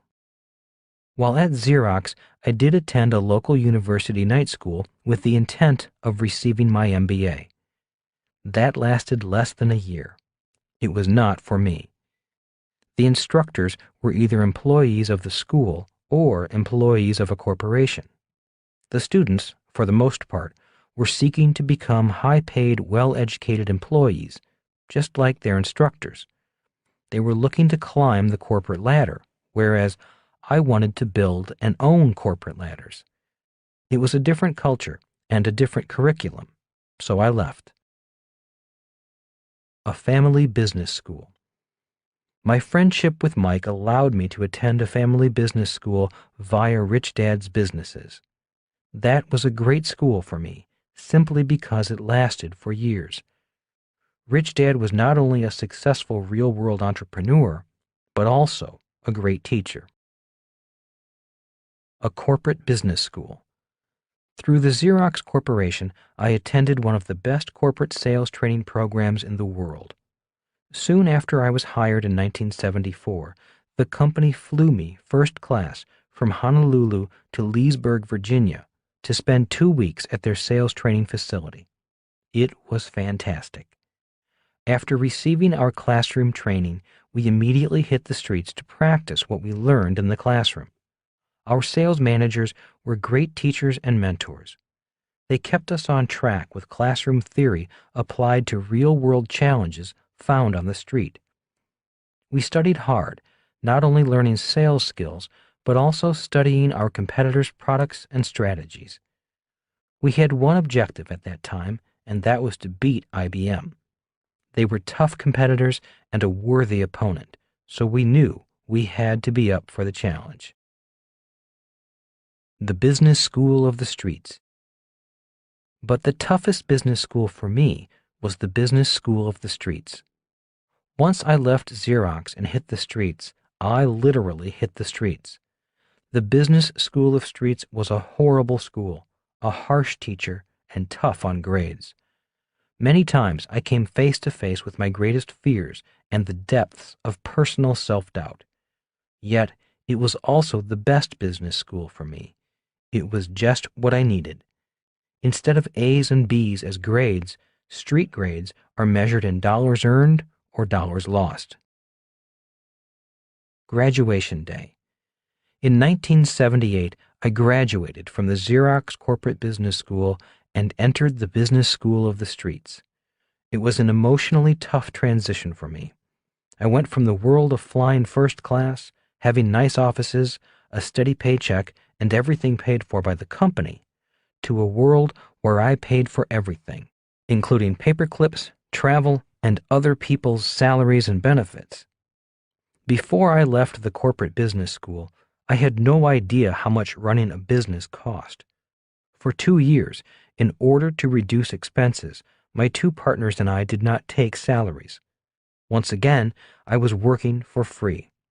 I knew then why Rich Dad had insisted that his son and I work for him for free. He was preparing us for the world of entrepreneurship, a world where everyone else gets paid first and you get paid last, if you get paid at all.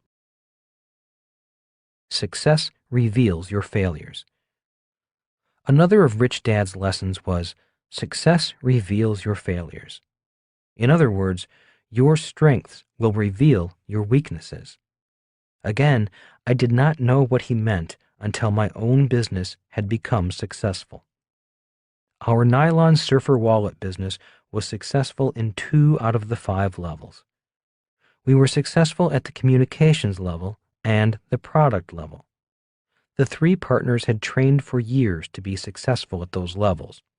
The problem was that we were too well trained at those 2 levels, and our success was too great too soon.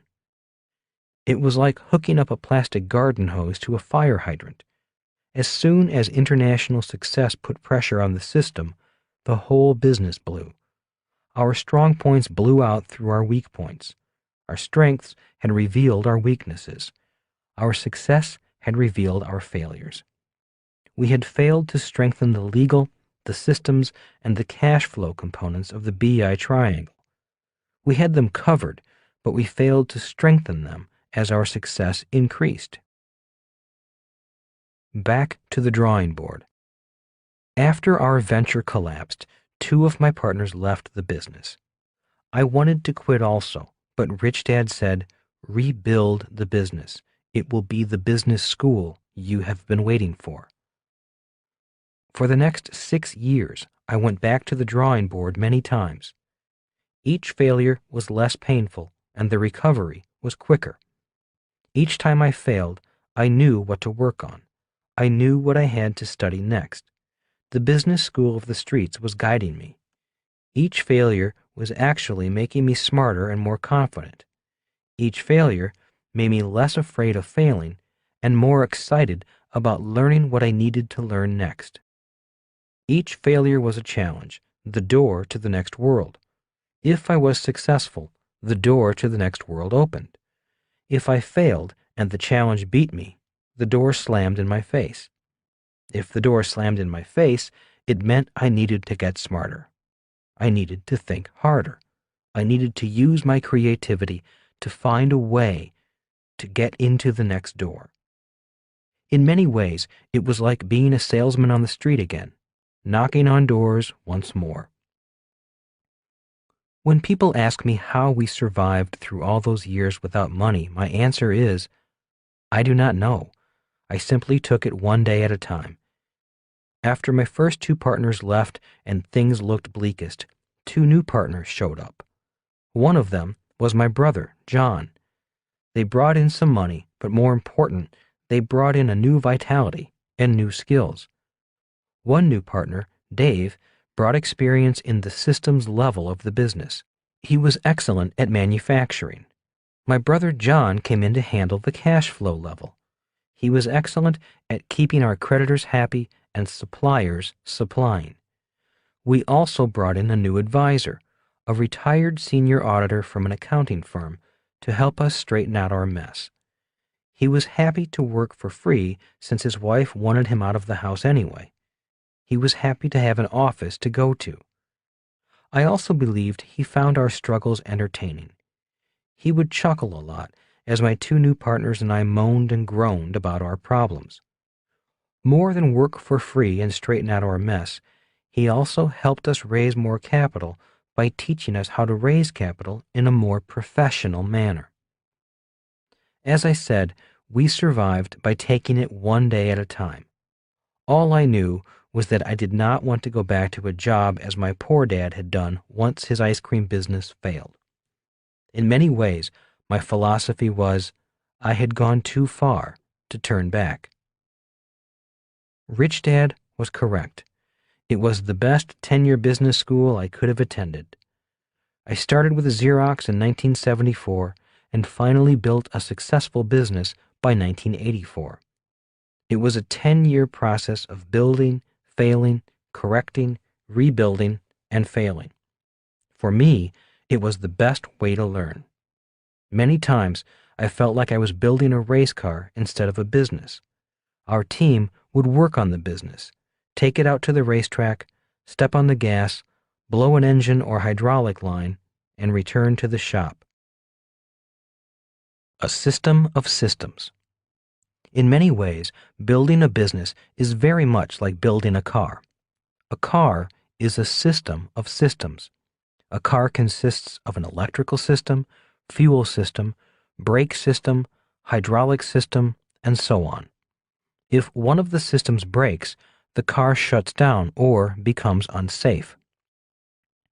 The human body is also a system of systems. We have the circulatory system, respiratory system, digestive system, skeletal system, and more. If one of the systems breaks, the body may also shut down.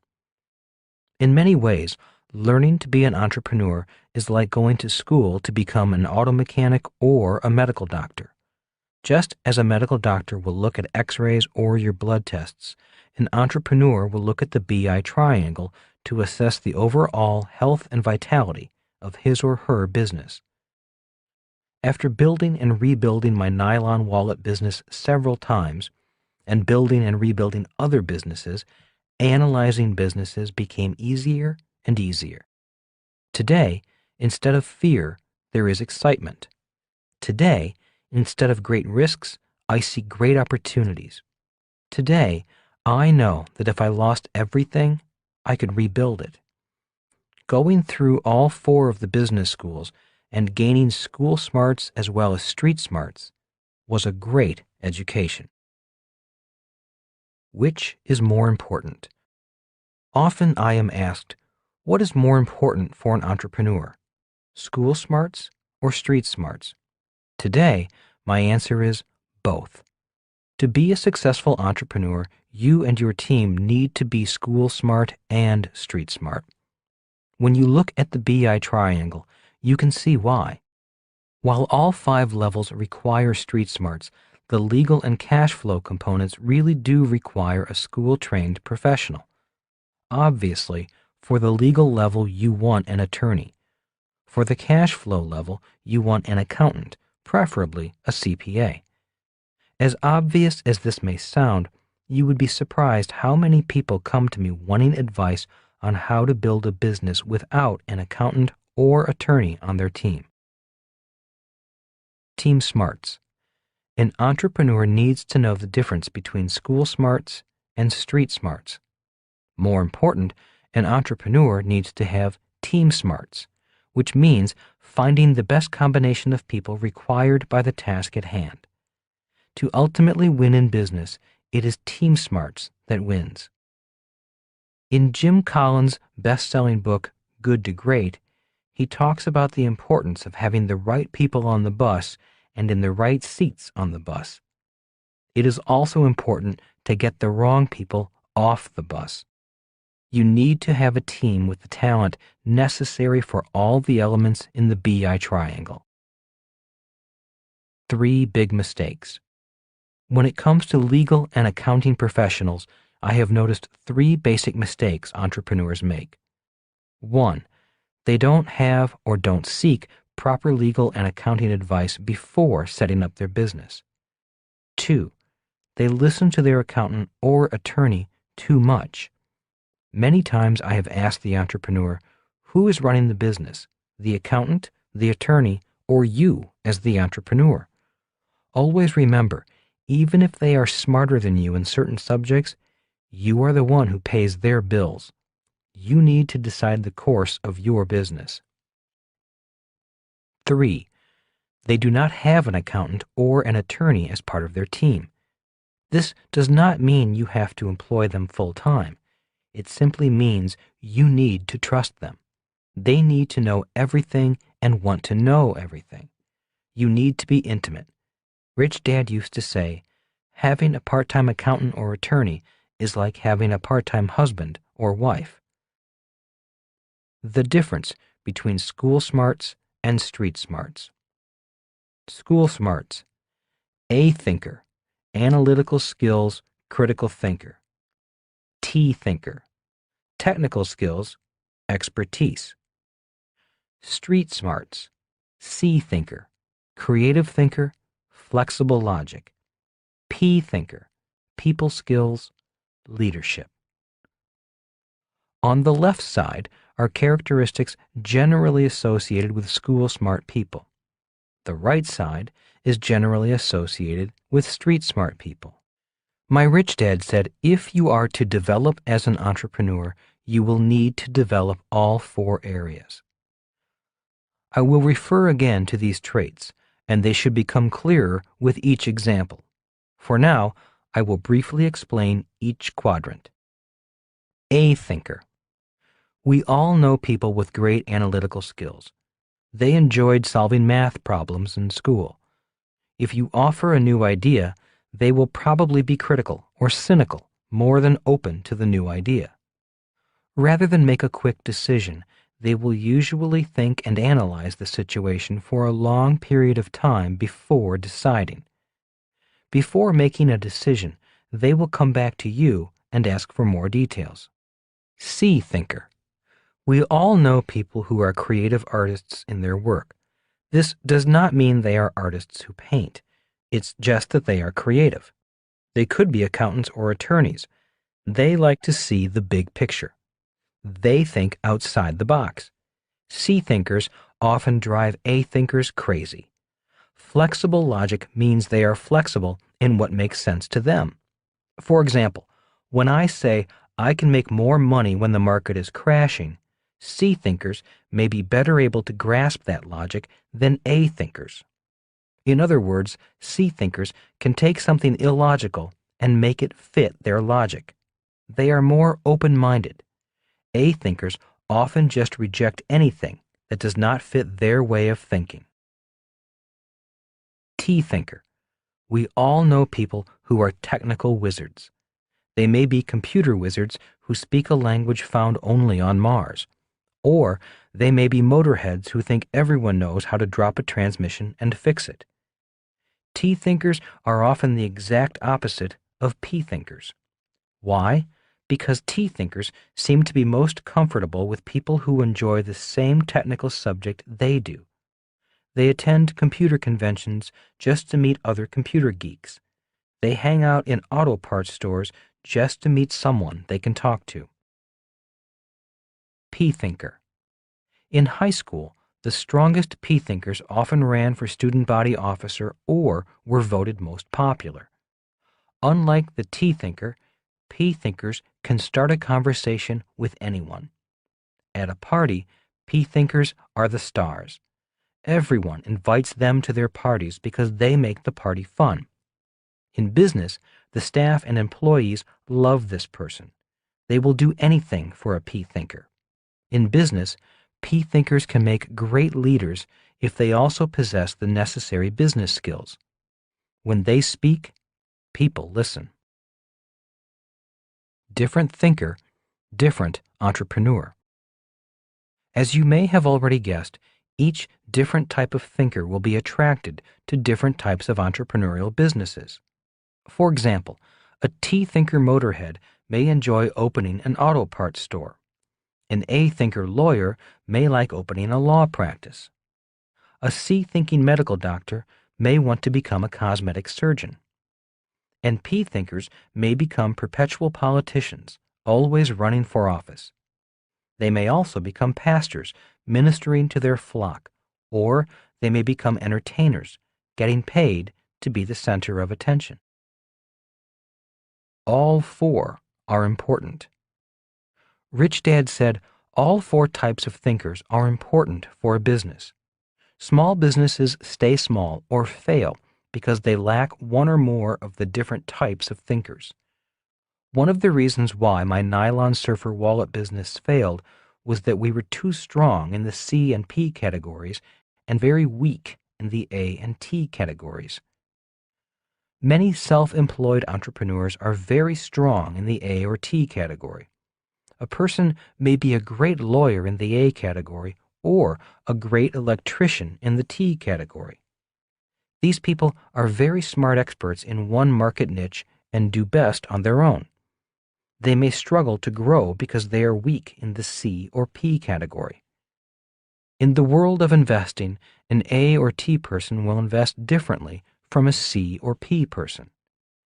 A and T people want a precise formula to follow. They want to see the numbers and analyze them repeatedly. C or P investors are more interested in exotic deals or want to know who the other players are in the deal.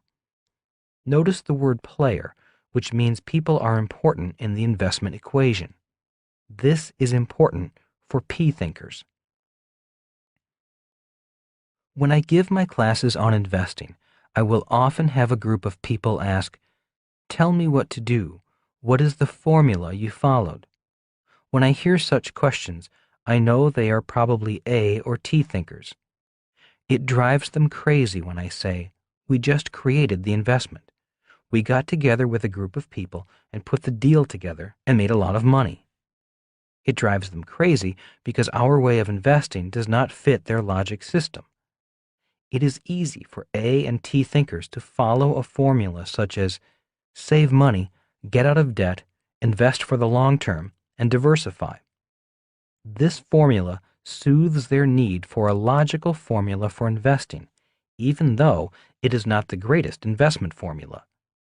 They may get frustrated with my formulas since they may not have minds that allow flexible logic. Rich Dad's advice. Rich Dad was concerned about my becoming an entrepreneur because I was weak in all four categories. I was not strong as an A, T, P, or C thinker.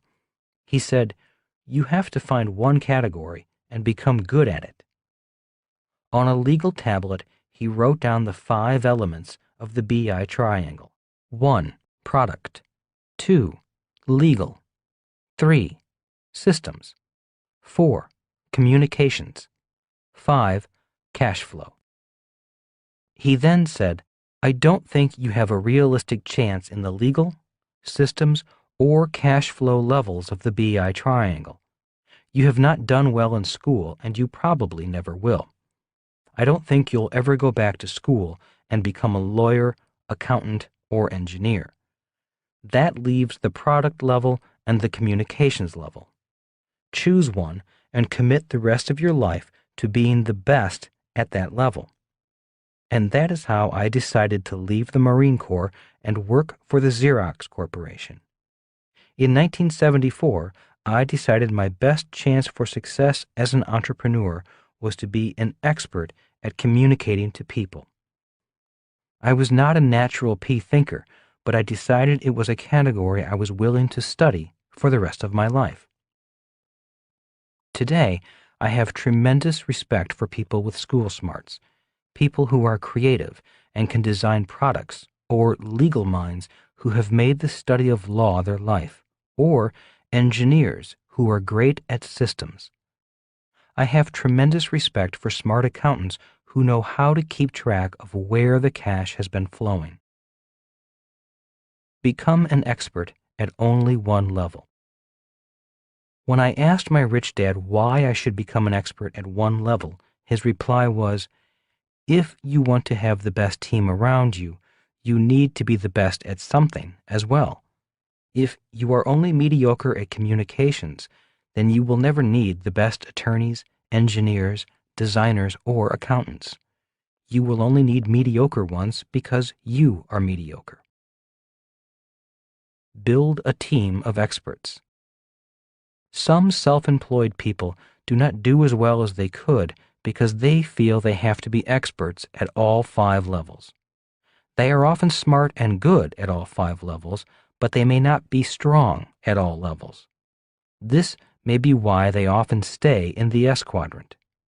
If you want to be a success in the B quadrant, you need to be the best at one of the levels, and then build a team of experts around you that fill in the rest of the levels. As I overcame my shyness, I would say I became pretty good at sales, marketing, writing, speaking, and creating informational products. If not for years of training at the communication level and developing my P-thinking abilities, I doubt if the Rich Dad Company would have become as successful as it has become. Today, the Rich Dad Company has strong product design teams, aggressive and smart legal teams, and established international distribution systems. It also has marketing communication systems throughout the world and a world-class accounting team that keeps the cash flowing. As a business, we have thousands of people throughout the world working for us or our products. As the old saying goes, the Rich Dad Company was an overnight success, but it took years to get there.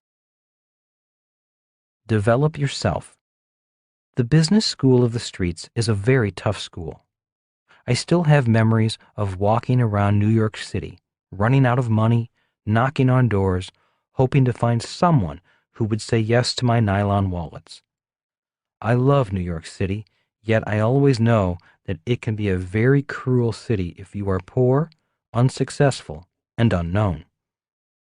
Although the Rich Dad Company's offices are in Arizona, the engines of the business are located in New York City and cities all over the world. It is exciting to have access to the offices of some of the most powerful companies in the world, such as American Express, ABC, NBC, CBS, Fortune, Business Week magazine, Forbes magazine, the New York Times, New York Post, and CNN. It is even more exciting to do, or propose to do, business with them. Yet, as successful as we have become over the last few years, I always remember the streets of New York and how cold the city can become if one of the components of the BI triangle becomes weak. So, before quitting your job, know that your most important job is to develop yourself. If you will dedicate yourself to becoming a great entrepreneur, you will find it easier to find great people to be members of your team. If you can put together a great team, you will find it easier to be successful wherever you are. Just remember, it is very important to strive to be as smart as you can be, both in street smarts and in school smarts. Rich Dad's Entrepreneurial Lesson Number 5. The process is more important than the goal. Chapter 5. Money Talks. We were rich for 6 months, I said. Money was pouring in, and then the roof caved in. Well, at least you were millionaires, even if it was only for 6 months, said Rich Dad, chuckling. Many people will never know what it feels like to be rich. Yes, and now I'm financially ruined, I whined. 6 months of success and years to pay it back. Well, at least you had a taste of the good life, Rich Dad smiled, doing his best to cheer me up. Most people will never know what it feels like to build an international business and be an international success. Most people will never know what it feels like to have money pouring in the door. And most people will never know what it feels like to be an international failure with money pouring out the door, I said, now beginning to laugh. So, why are you laughing? Asked Rich Dad. I don't really know, I replied. I guess I am laughing because, as painful as it is right now, I would not trade this experience for anything. As you said, I caught a glimpse of a different world, a world very few people will ever see, a world I would like to see again. It was all so very exciting for a while. Rich Dad leaned back in his chair. For a long period of time, he seemed to sit there silently reflecting upon his life, the battles won and battles lost. Finally, he came out of his thoughts and said, Most people dash from home to work seeking security from this world. For many, work and home are where they hide from the harsh realities of a competitive world. All they want is a steady paycheck and a place to call home away from home. Rich Dad again paused and then said, and others seek something else. You mean something more than just security and money? I asked. With a wistful look in his eye, Rich Dad said, yes, if all I wanted was a secure job, a steady paycheck, and a home away from home, I would never have become an entrepreneur. And what were you looking for beyond security and money? I asked. A different world, a different way of living. As you know, I came from a very poor family. I wanted more than just a lot of money. I wanted more than just a big house and nice cars. I wanted a life few people ever live. I knew I faced greater chances of failing than succeeding. I knew there would be highs and lows as an entrepreneur. And like everyone else, I was concerned by the highs and lows. Yet, it was the thought of a different level of life that made the risks seem worthwhile. It was not just about making money. It was about a life's adventure. Rich Dad then stopped for a long moment, thinking his private thoughts. Finally continuing, he said, when my life is over, I already know the highs and lows will become memories of just one great adventure, of deals won and deals lost, friends made and friends lost, and of money made and money lost. It will be memories of total strangers walking in your door just to join you on your next adventure, and walking out your door once the adventure is over. And along the way, hopefully, you find that place, a place with the quality and beauty of life you knew in your heart existed, that you knew in your dreams would come true. "And have you found your place?" I asked. Rich Dad simply nodded and smiled contentedly. A glimpse of your future. With that, there really was not much more to talk about. I knew what I had to do. I had creditors to talk to and a business to repair and rebuild. I still had many things to learn, so I knew it was time to get back to work. Picking up my things, I shook Rich Dad's hand and headed for the door. "One more thing," said Rich Dad. Turning at the door, I asked, "What is that?" "You know those 6 months when you were on top of the world?" "Yes, I do," I replied. "That was a glimpse of your future." "A glimpse?" I repeated. "What do you mean? A glimpse of what future?" "In 1974, when you decided to follow my advice rather than your dad's, you began a journey, a process. The process has a beginning and an ending. It may take years, but it does have an ending. Someday, this struggle you are in will suddenly end, and a new life and new process will begin. You will win if you remain faithful to this process. During this current process, you will be given many more challenges and more lessons to learn. The process is testing you as well as teaching you. If you pass the test and learn the lesson, you get to go on to your next process. If you fail a test and quit rather than retake the test, the process spits you out. So, those 6 months of the good life were giving you a glimpse of your future, a glimpse of the world you seek, a glimpse of a world that awaits you, a glimpse of your future, and a way of saying to you, keep going, you're on the right track. It's giving you a shot of courage to face the process to come and the motivation to keep going and keep learning. "And how do you know this?" I asked. "Did you also receive a glimpse of your future when you needed it?" Once again, Rich Dad simply nodded and grinned.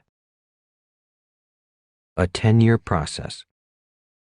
Rich Dad's lesson on the subject of process has proven to be a very important lesson in my life. Looking back, it seems that my personal processes ran in approximately 10-year cycles, with each 10-year cycle a different process. For example, 1974 to 1984, the learning process.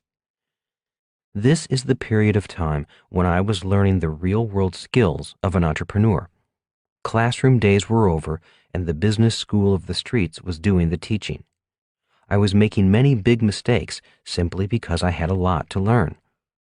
During this period of time, I was practicing my entrepreneurial skills, building a company that manufactured nylon wallets in the Far East and marketed them throughout the world. We also designed merchandise products for rock bands such as Duran Duran, Van Halen, Judas Priest, Pink Floyd, and Boy George. At this time, I was learning as much as I could about all the elements of the BI triangle. This was the real-world business school. 1984 to 1994, the earning process. During this period of time, I began to make a lot of money as well as build a foundation of wealth. The lessons learned from the mistakes were paying off in money. Investing that money in real estate gave Kim and me not only a foundation of assets generating passive income, but also more experience as real estate investors. During this period, I was following my passion, which was to teach entrepreneurship and investing. Our company put on courses entitled The Business School for Entrepreneurs and The Business School for Investors. At this point, I was combining my poor dad's profession, teaching, with my rich dad's lessons on business and investing. This was also my time to advance my skills on the communication level of the BI triangle by learning to teach in ways far different than the traditional methods of teaching. As stated in a previous chapter, I had to decide which level I wanted to become an expert at. After learning the basics of all 5 levels, I decided that my best chance of developing my skills was at the communication level. By being the best I could be at this level, I would have a better chance of attracting a higher caliber of team members at the other levels. 1994 to 2004, the giving back process. After Kim and I had enough money to survive on without working, I knew it was time to give back. In selling our education business, I took time to design a business that could teach my rich dad's lessons to more people at lower prices. That was the conception of the Rich Dad Company. Instead of teaching via seminars that at times cost over $5,000 to attend, I decided to create the cash flow game. During this period of time, my focus shifted from making money to asking myself the question, how can I serve more people? Ironically, I have made more money focusing on serving more people than focusing on how to make more money. In 2004, Kim and I decided that we had taken the business to a point where we needed to bring in additional management to take it to the next level, and the business has much further to go. The 10-year cycles were not planned. It just seemed to happen that way. It was only when I looked back over my shoulder that I recognized the 10-year pattern. Today, I live the life I caught a glimpse of in 1978. The process kept its promise to me. The process is more important than the goal. Most of us have heard that it is important to set goals. Yet Rich Dad had a different take on goals. He said, goals are important, but the process of obtaining the goal is far more important than the goal. Explaining, he would say, if you ask most people who wants to be a millionaire, most people would raise their hand. They have a goal of becoming a millionaire, but now they need to choose the process for achieving that goal. There are many ways a person can reach their goal of becoming a millionaire. Different processes to become a millionaire. Rich Dad said, the reason the process is more important than the goal is that the process determines who you become in attaining your goals. Some different processes to become rich are, you can become rich by inheriting money. But most of us know if we stand to inherit money, and finding a rich person willing to adopt you may prove quite difficult. You can become rich by marrying for money. The problem is, we all know who and what you become in the process. It is the oldest profession in the world. You can become rich by being cheap. The problem is, if you become rich by being cheap, at the end of the process, you are still cheap, and the world hates rich, cheap people. In fact, the rich, cheap people of the world give rich people a bad name. You can become rich by being a crook. The problem is, at the end of the process, you are a rich crook with crooked friends. Honest rich people do not like crooked rich people. You can become rich by being lucky. There are many ways to be lucky when getting rich. You can be born with great talent, as many athletes and actors are. You can win the lottery. You can be born rich, or you can just happen to be in the right place at the right time. The problem is, if you lose the money, you have to count on luck to get the money back. You can become rich by becoming a smart entrepreneur. To become a rich entrepreneur, you need to become a smart entrepreneur. The reason I like this process of becoming rich is that the process requires you to become smart, and becoming smart is much more important than making money. If you lose your money, this process will teach you how to get it back and become even smarter in the process. Money does not make you rich. Lottery prizes are often in the millions of dollars simply because there are millions of people who want to become rich by being lucky. I find it interesting that this process of getting rich is not only the riskiest of all methods with the worst odds of winning, but it is a process that does not increase your financial intelligence at all. In fact, winning the lottery often reveals how low a person's financial intelligence really is. The following are stories about people who used the process of luck to become millionaires. Two-time lottery winner living in a trailer. Winning the lottery isn't always what it's cracked up to be, says Evelyn Adams, who won the New Jersey lottery not just once, but twice, to the tune of $5.4 million. Today, the money is all gone, and Adams lives in a trailer. I won the American dream, but I lost it too. It was a very hard fall. It's called rock bottom, says Adams. Everybody wanted my money. Everybody had their hand out. I never learned one simple word in the English language. No. I wish I had the chance to do it all over again. I'd be much smarter about it now, says Adams. A poor boy who got lucky.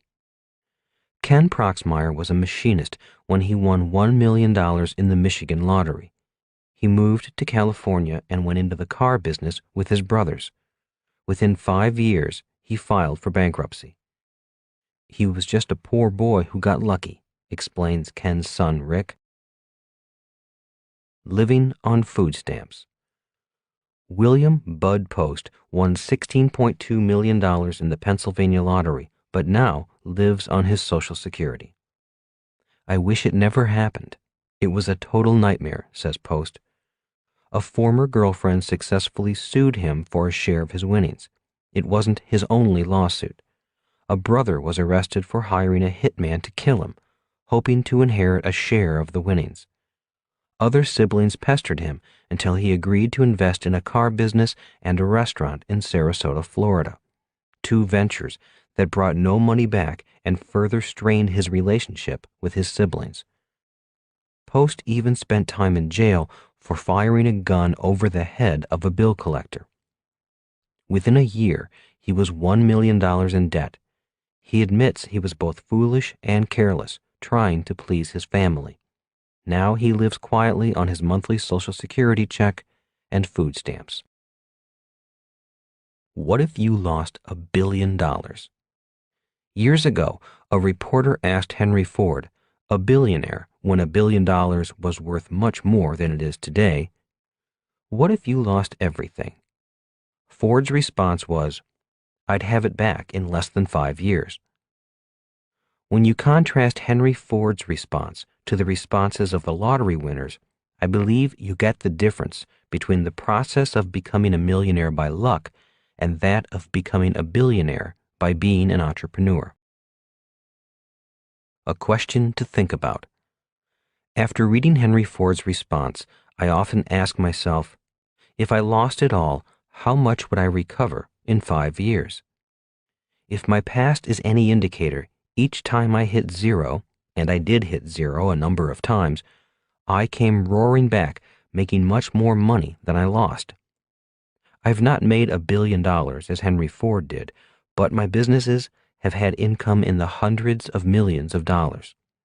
In my opinion, the entrepreneur's process is the best process to get rich because it is also an educational process to achieving great wealth, if you have the heart, mind, and stamina for it. Pouring the foundation. The educational process of becoming an entrepreneur requires the entrepreneur to learn and gain experience in the 5 levels of the BI triangle. Once a person becomes somewhat proficient in all 5 levels, life is pretty good. It took me about 10 years as an undergraduate student of the Business School of the Streets to attain a basic level of proficiency. Can a person attain proficiency at all 5 levels faster? Absolutely. One of the reasons for writing this book was to simply inform you of the levels. If you know about the levels, it makes it easier to focus your learning activities and personal development, level by level. Why cash flow is the base level. Most wannabe entrepreneurs focus on the product level, the top level of the BI triangle.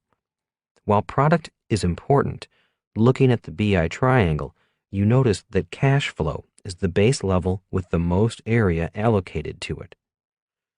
When I first started out as a professional entrepreneur, I used to get excited looking at new products or ideas. That is how I got caught up in the nylon wallet business. The nylon wallet was just one of about 50 different product ideas we considered. Some of the other ideas were wooden puzzles, sugar packets with Hawaiian pictures on the packets wrapped in a burlap box, a magazine, and even candy bullets packaged in a box that said, "Bite the bullet." As you can tell, our thinking ability was unlimited. As soon as we decided on the nylon wallet as our product, the three of us began designing its packaging. Again, this required thinking, which all three of us enjoyed. It was not long before we were hitting the streets looking for investors. Most potential investors were polite and took time to look at our product and its packaging. Then, if they were interested, they all asked the same questions. May I see your numbers? What are your projections? When we did not have the answers, we were turned down, and turned down quickly. Even Rich Dad turned us down, but he did not turn us down politely. He was furious. Kicking my two partners out of his office, he closed the door behind them and gave me one of the most severe reprimands I have ever had from either of my dads. I have written about this incident in other books, so I will not retell the details of the story, yet the lesson is worth repeating. The lesson is, for successful business people and investors, the numbers are very important. Today, older, wiser, and much wealthier, whenever I am asked to evaluate a new product or business, I do the same thing those investors did to me years ago. I ask for the numbers. This does not mean I am any better at reading or producing numbers today than I was in 1978. The difference is, I ask for them and then ask someone who was trained at reading the numbers to go over the numbers with me. My level of expertise is the communications level, and I do go over that portion of the business plan carefully. I am pretty good at the communications level, but not that good at the cash flow level. But that is not an excuse for me to ignore the cash flow level, or any level for that matter.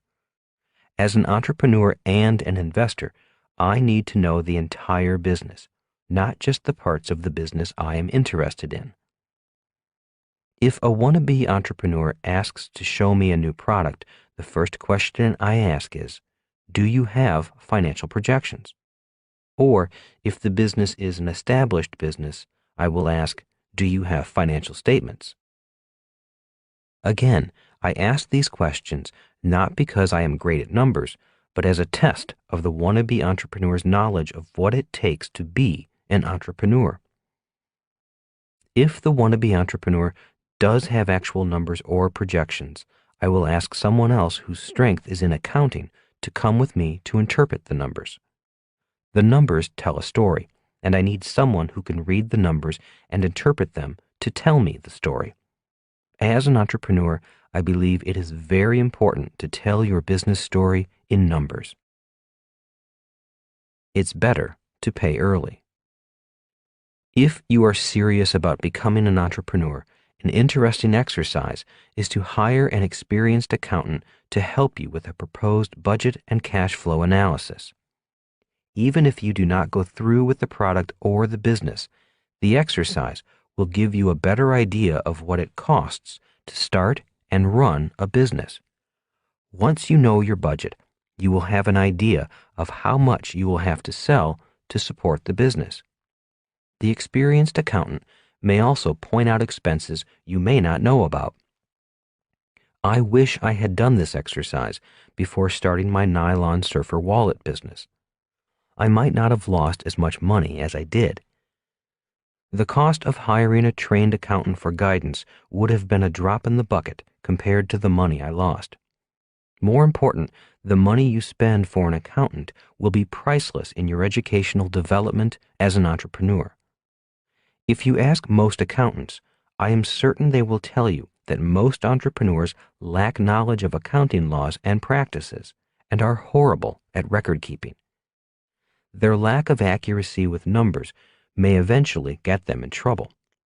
It is this lack of knowledge that eventually costs them even more money.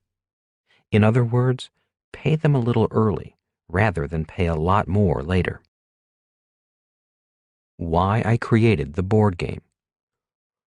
One of the primary reasons I created the cash flow board game is the reprimand my rich dad gave me back in the 1970s. For most of my life, Rich Dad had been emphasizing the importance of the numbers, and I sincerely thought I understood them. It was not until he chewed me out when I lost so much money that I began to understand why he put such emphasis on the numbers. Today, I understand. The game serves as a communication bridge between you and your accountant. It will not make you an accountant. The game will give you the advantage of being more familiar with the T thinking and A thinking logic of the accounting profession. If you are like me, weak at the subject of accounting and numbers, I strongly suggest you use the cash flow games as an educational tool. Again, before quitting your job to start your business, I recommend that you sit down with an experienced accountant and go over a budget on what it may cost to start and operate your business. If the numbers shock you, simply take a deep breath and sleep on it for a night or two. Give yourself time to expand your mind around the costs. The cost of starting, building, or growing a business is often more than originally imagined. Keep your job. If the costs frighten you off, then maybe being an entrepreneur is not for you. High expenses are an everyday challenge in business. Taking on that challenge is one of the most important jobs of an entrepreneur. It requires a lot of A, T, P, and C thinking power to solve these challenges. Personally, I do not like the challenges, but every time I have taken them on, I have become a better, wiser, and more confident entrepreneur. Show me the numbers.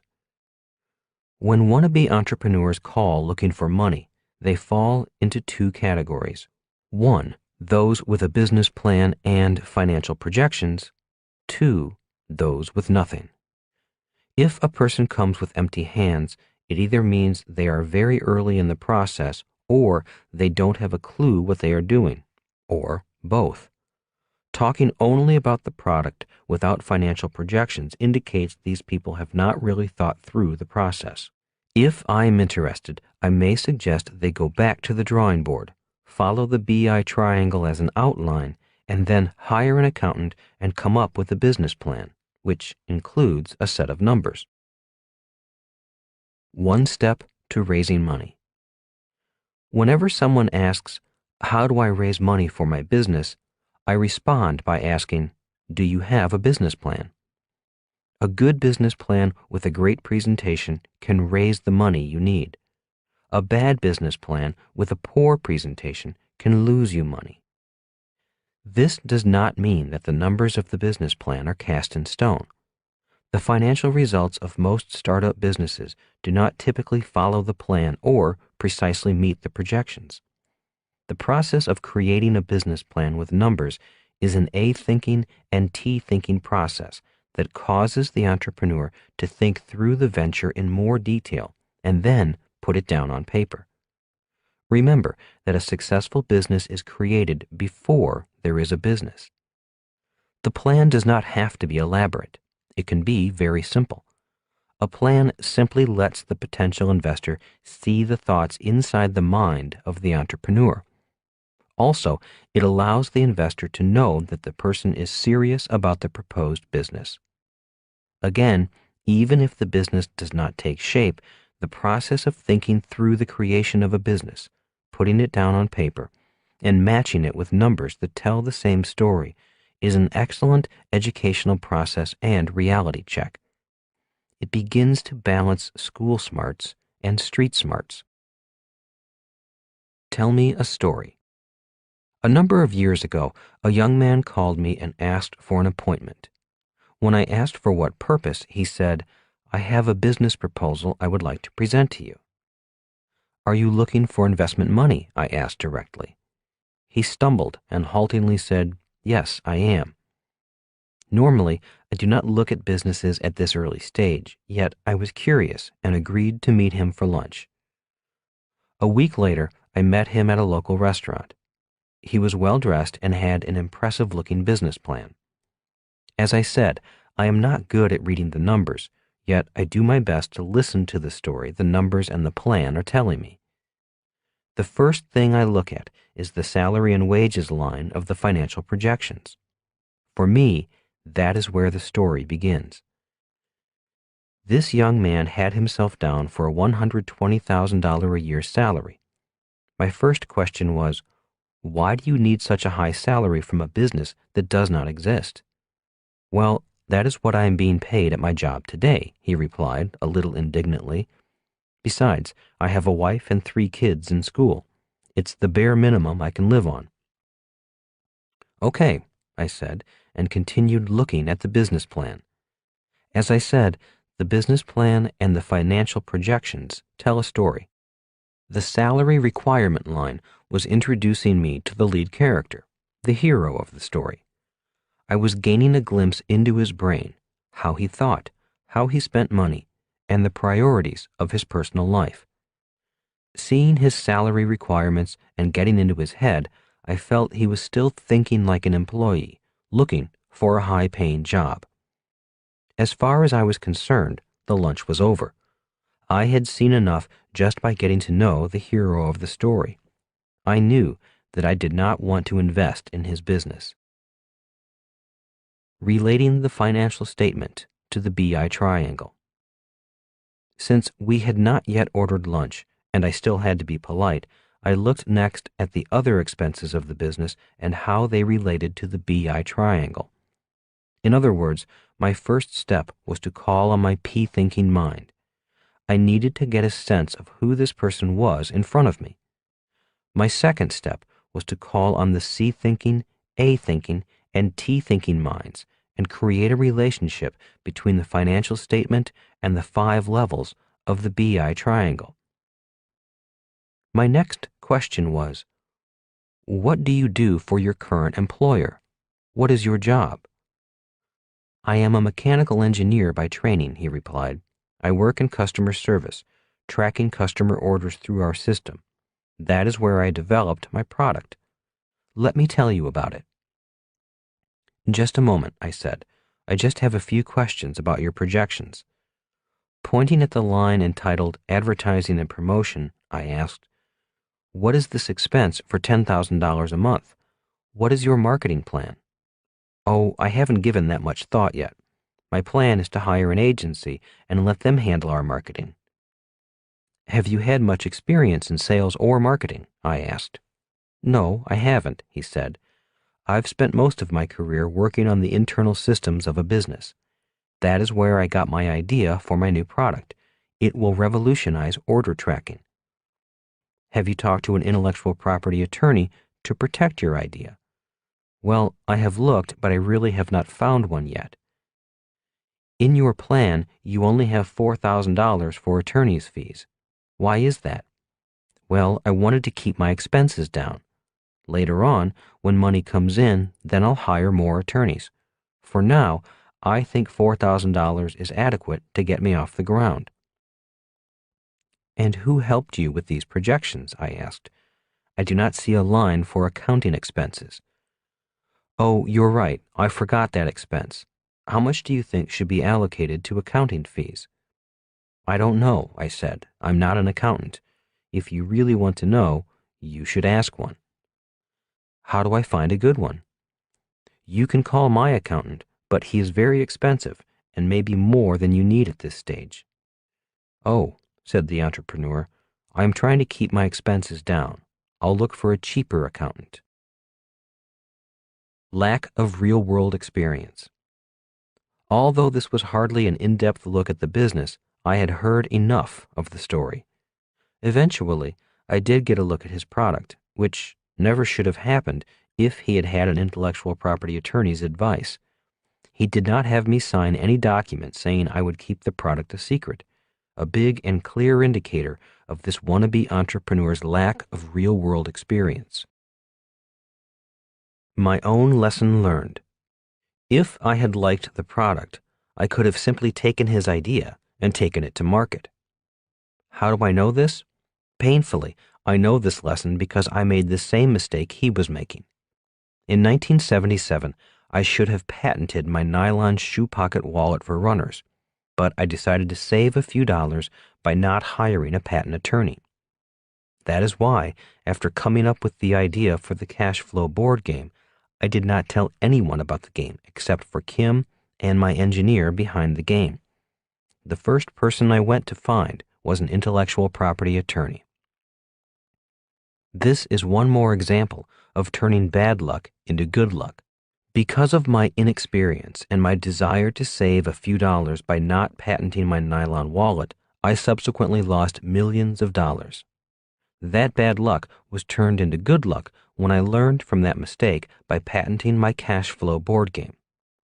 One reason why the legal level lies just below the product level of the BI triangle is that the entrepreneur's ideas are often the company's most important assets. The attorney's job is to protect the company, its products, and its intellectual property before there is a product or a business. You need to protect your ideas, your most important asset. Saying no. The young engineer looked good. He had the look of a successful business leader. His new product looked promising. Yet I said, "No, I don't think I will invest in your business."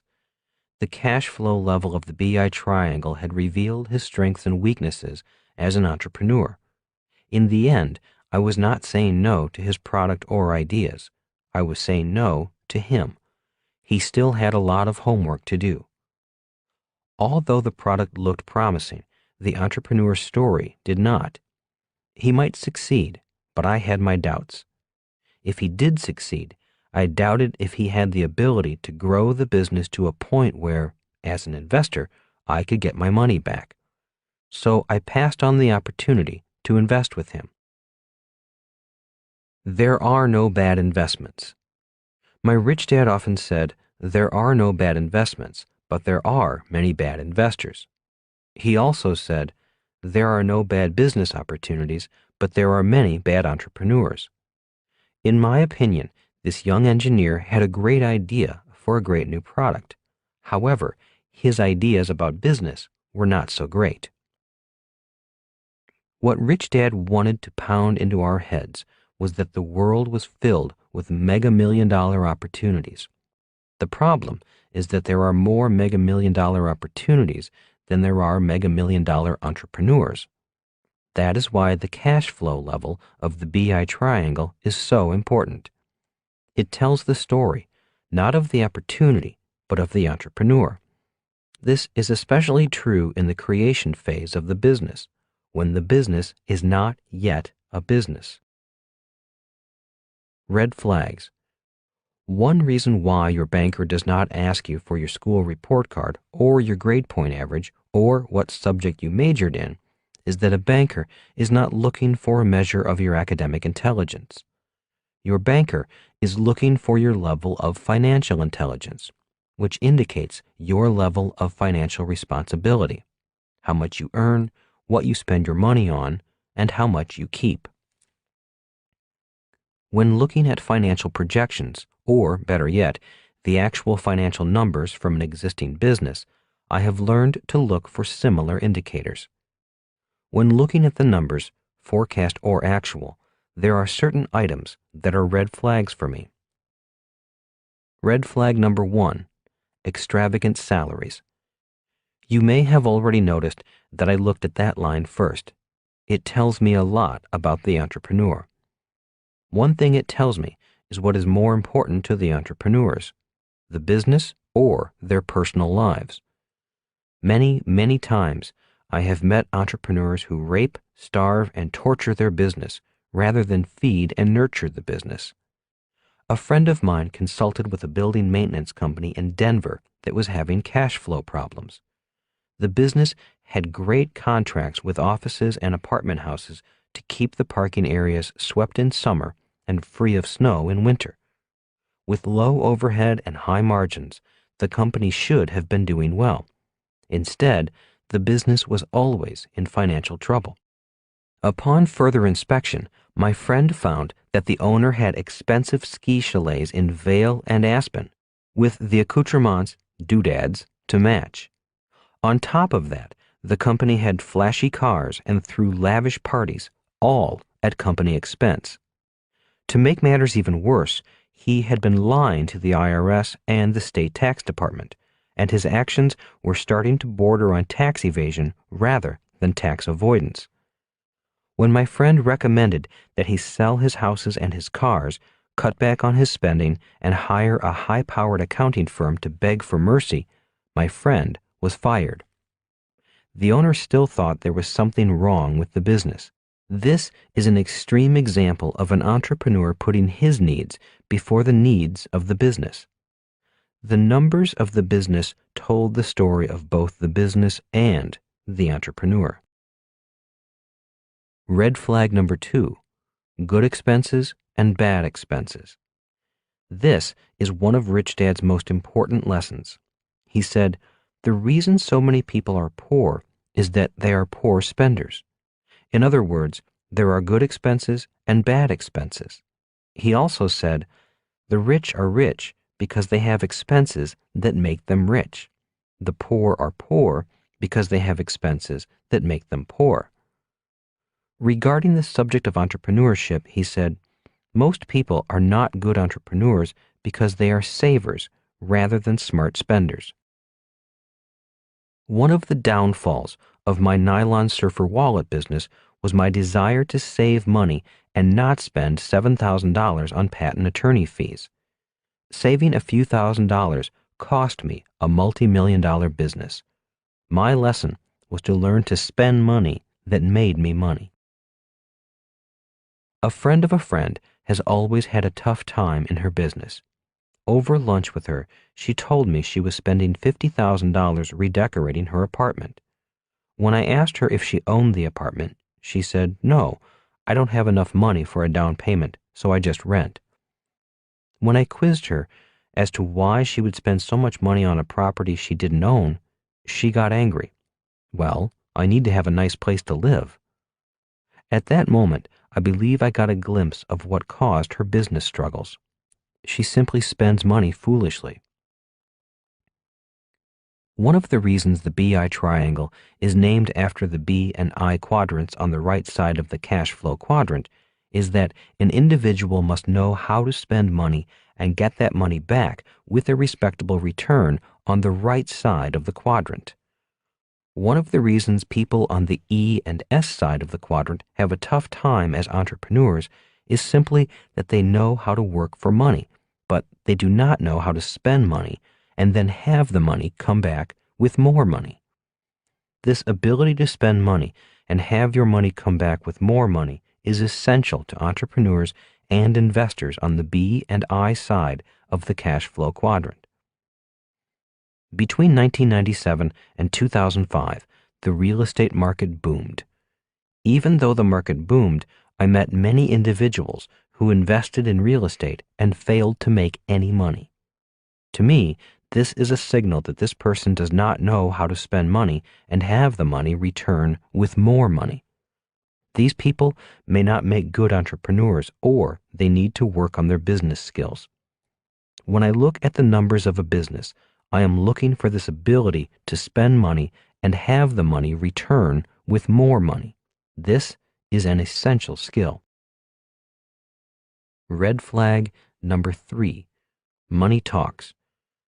Rich Dad said, "There is a big difference between a business and busyness." The reason most people do not make good entrepreneurs is that they are busy and work hard, but they do not make any money. An entrepreneur must make money.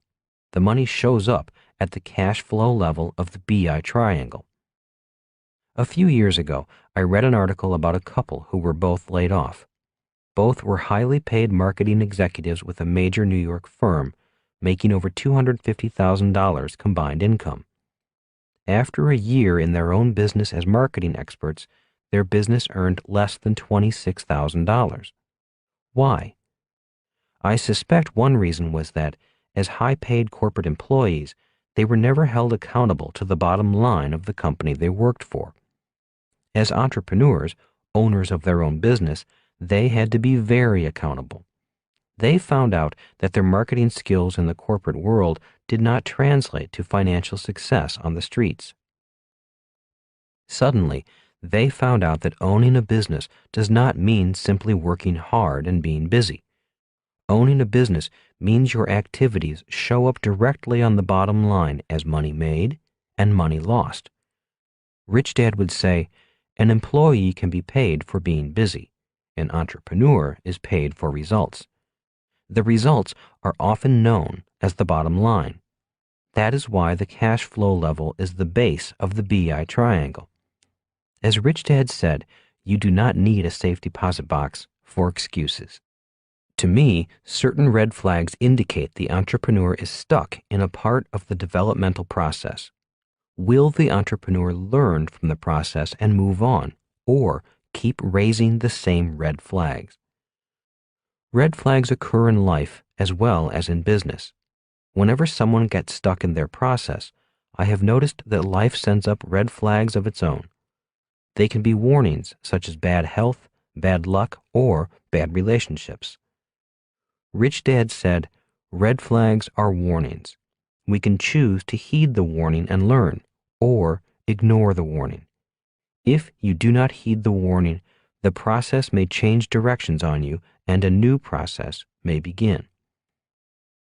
My real dad smoked 2 to 3 packs of cigarettes a day. The red flags were flying for most of his life. He did not heed the warnings and was eventually diagnosed with lung cancer. He finally quit smoking, but it was too late. One process ended and a new one began. His next process was a battle for life, a battle he lost a year later. Be accountable. There is an overused statement that goes, money talks and BS walks. Where money talks the loudest is on the bottom line of a financial statement. As an entrepreneur, you do not have to be an accountant, but you do need to be accountable. Before you quit your job, please remember 2 things. 1. Employees and advisors are not responsible for the bottom line. Entrepreneurs are. 2. When you look at the cash flow quadrant, people on the E and S side of the quadrant are not required to have financial statements. However, financial statements are required by people on the B and I side. Why? Because money talks, and the story it tells is of the financial acumen of the individual in the B or I quadrant. These individuals are measured by their financial success in the B or I quadrant. Think like a CFO. If you would like to improve your financial skills at the cash flow level of the BI triangle, I strongly recommend you get the cash flow game and play it often. The game teaches you to think like a CFO, a chief financial officer, an important member of any entrepreneurial team. The buck stops with the entrepreneur. A CEO or entrepreneur cannot pass the buck. Making excuses or blaming subordinates is never attractive. The buck stops with the entrepreneur or CEO. That is why the cash flow level is the base level of the BI triangle. That is where the bucks stop. As an entrepreneur, you are the person responsible for the entire BI triangle.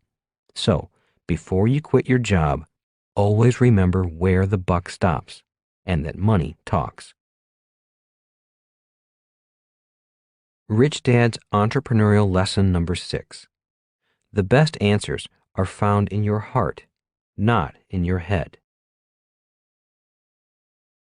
Chapter 6. The 3 kinds of money. What did you learn in Vietnam? Asked Rich Dad.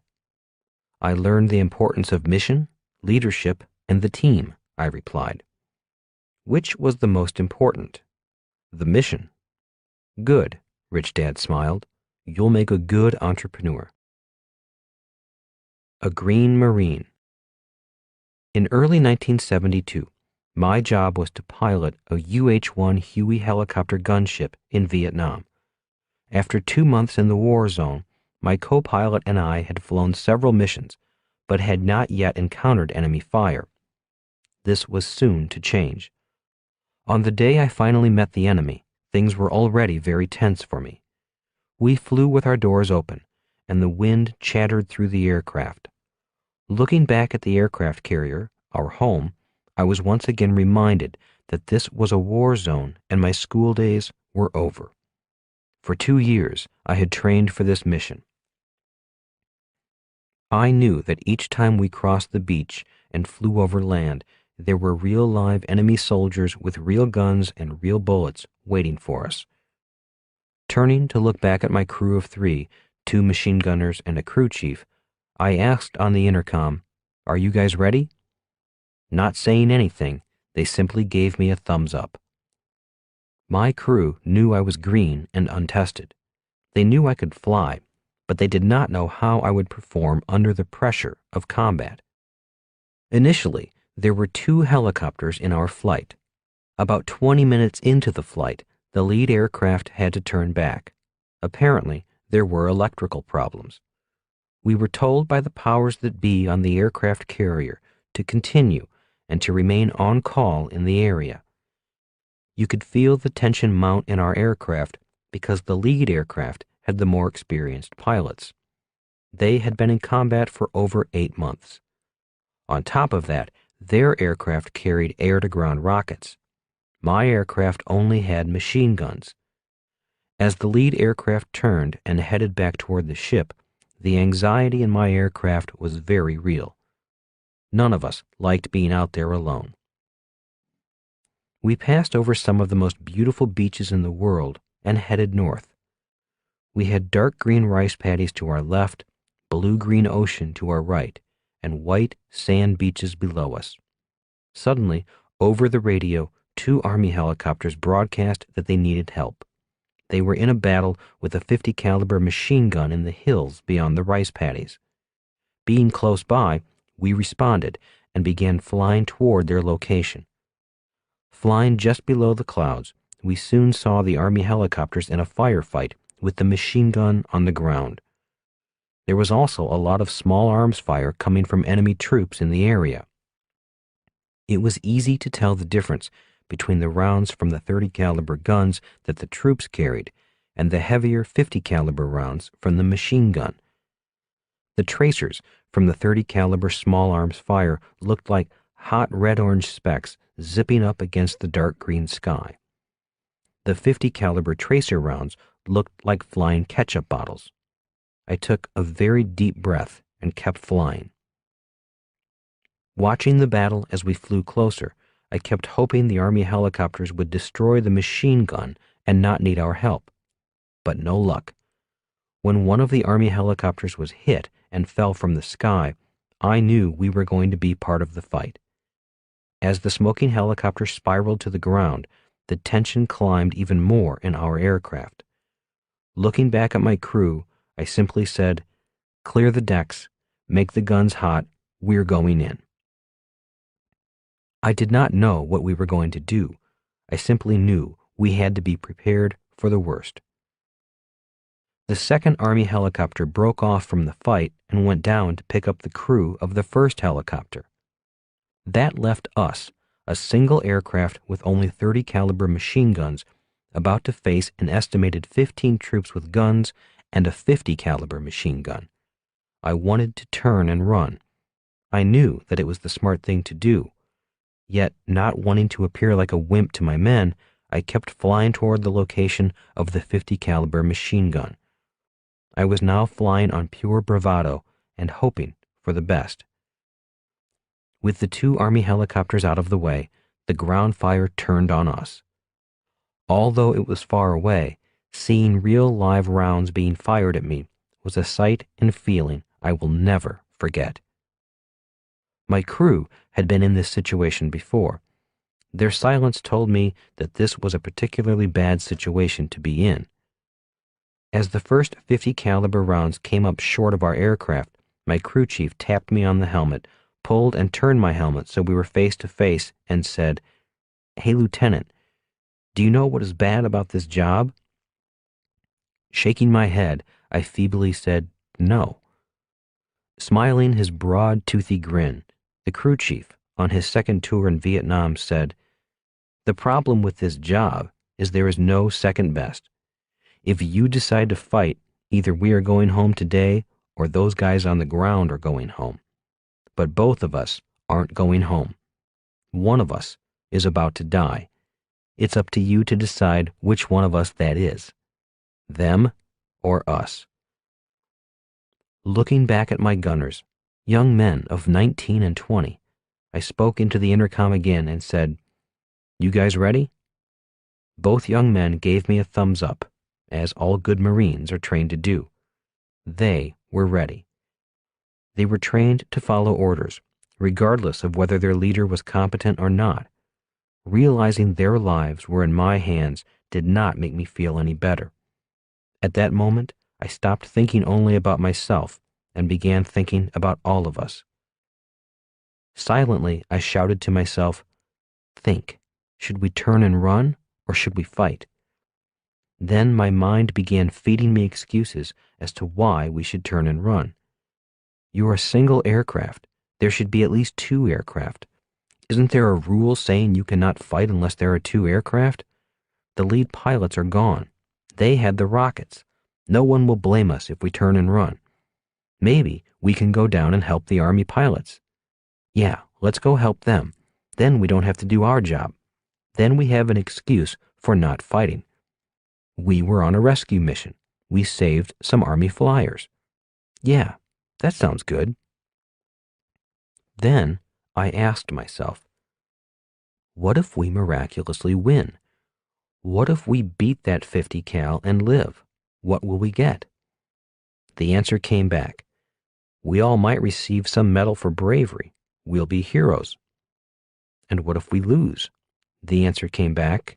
We'll be dead or captured.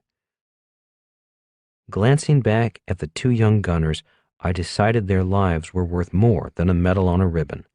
So was mine, I admitted to myself. Being brave and stupid was ruled out.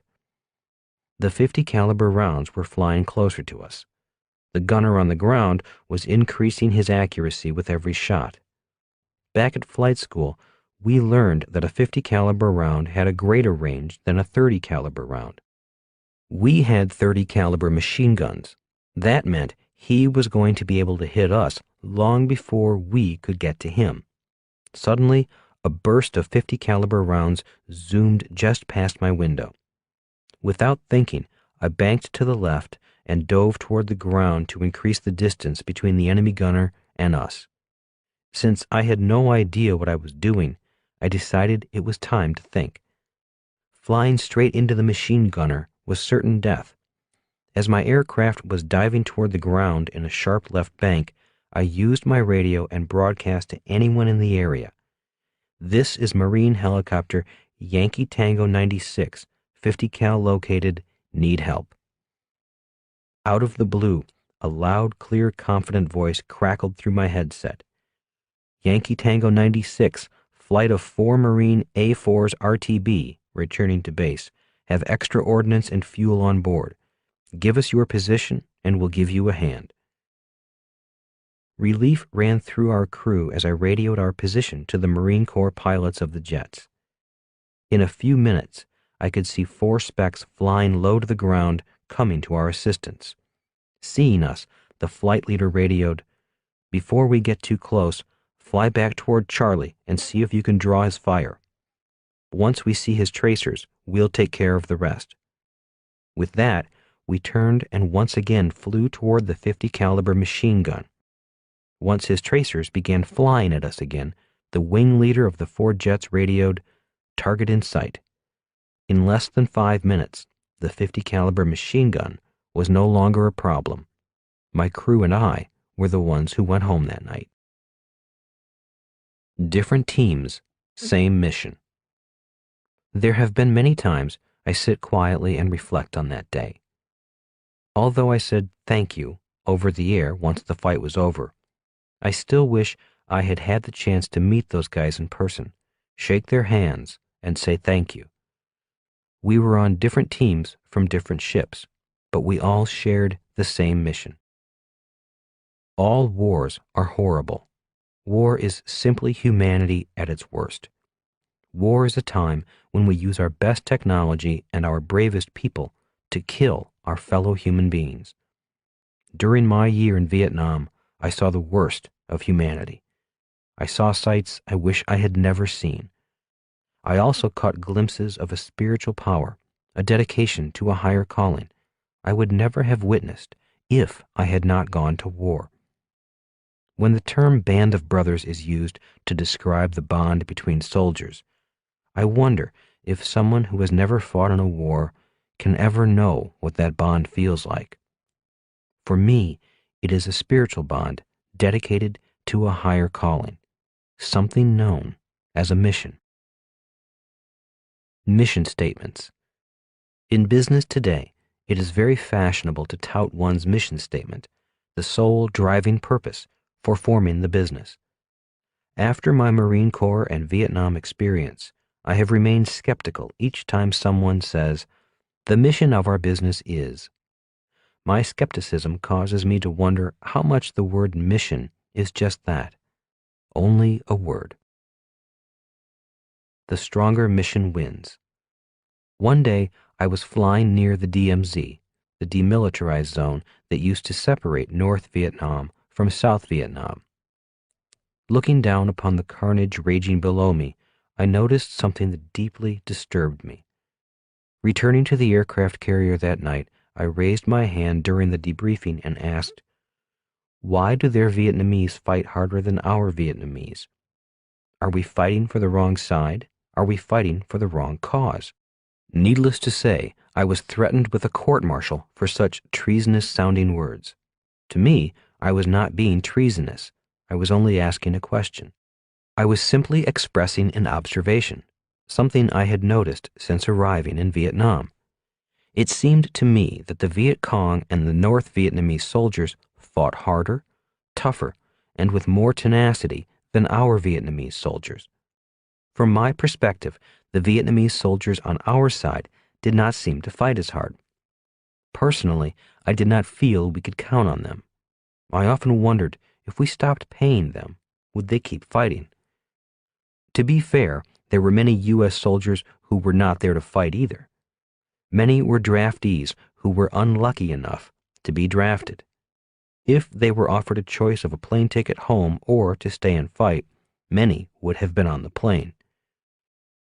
Halfway through my tour, I realized we were not going to win.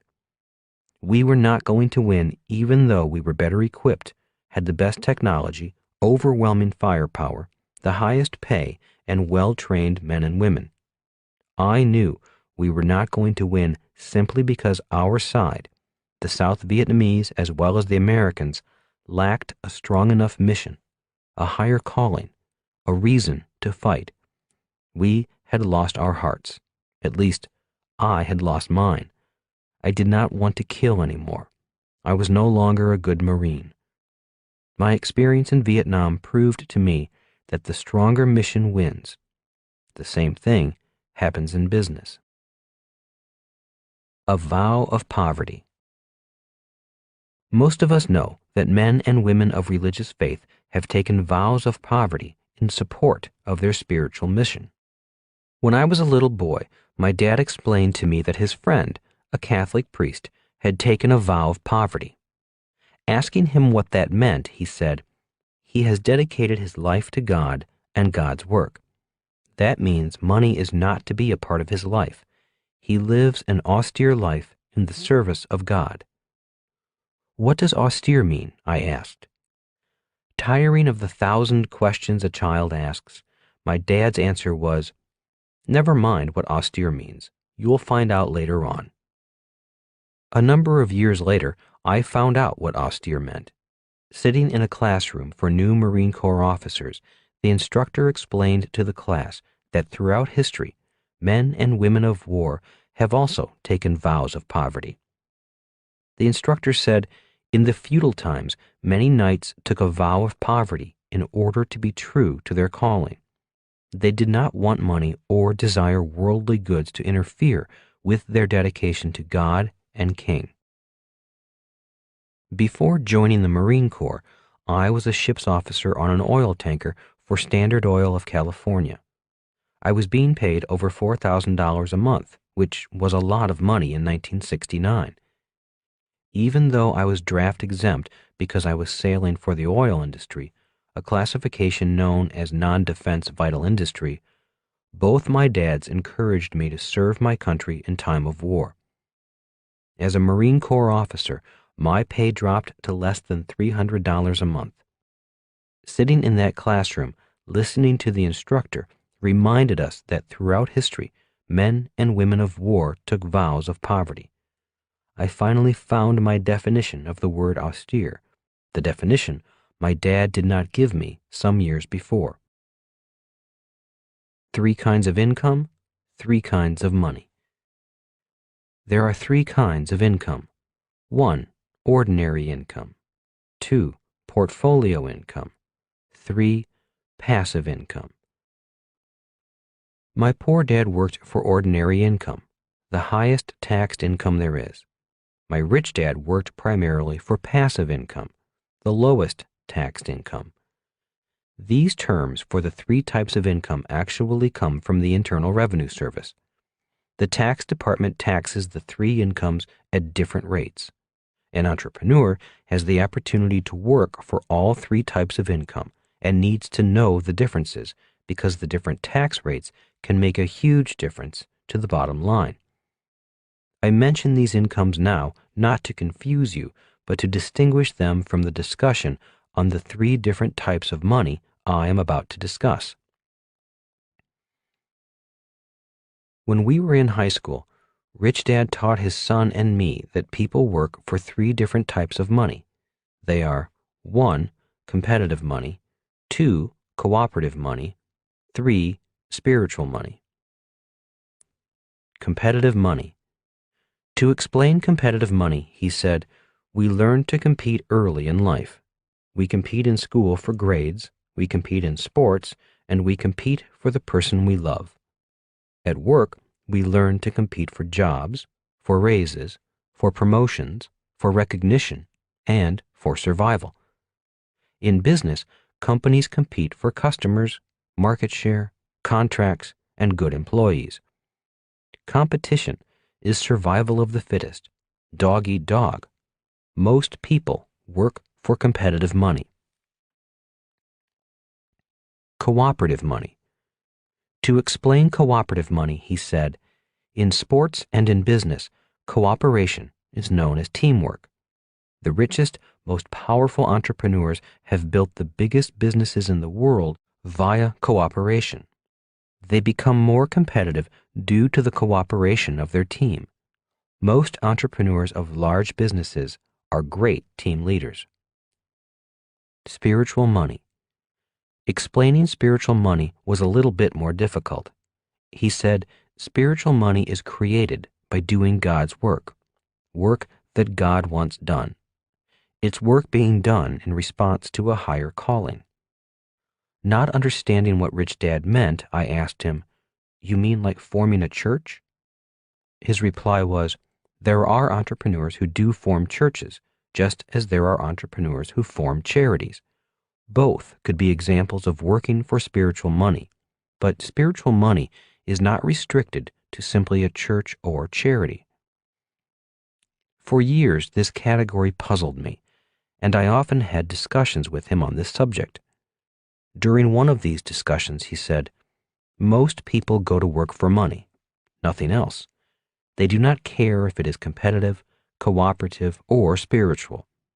For many people, work and money are just a means to an end. If you paid them twice as much to not work, many would take your offer. You mean they would not work for free?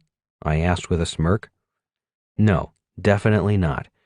If you did not pay most people, they would move on looking for another job.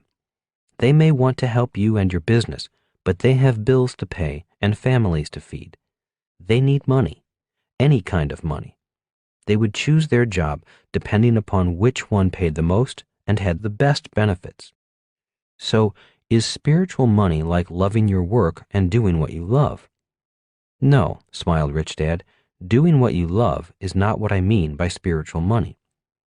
So, what is spiritual money? I asked. Is it working for free? No, that is not it either. It's not about working for free because spiritual money is not really about money. Spiritual money is not about money? If it is not about money, then what is it about? I asked. It's about doing a job not because you want to do it, but because it must be done, and you know deep down in your soul you're the one that is supposed to do it. How do you know you're supposed to do it? I asked. Because it disturbs you that no one else is doing it. You may say to yourself, why isn't someone doing something about this? Could it anger you? I asked. Oh, yes, said Rich Dad softly. It can also sadden you or even break your heart. It may seem like an injustice or a crime to you. It probably disturbs your sense of decency. It seems unfair, an injustice. Don't most people have these feelings about something in their life? I asked. Yes, but most people don't do anything about it.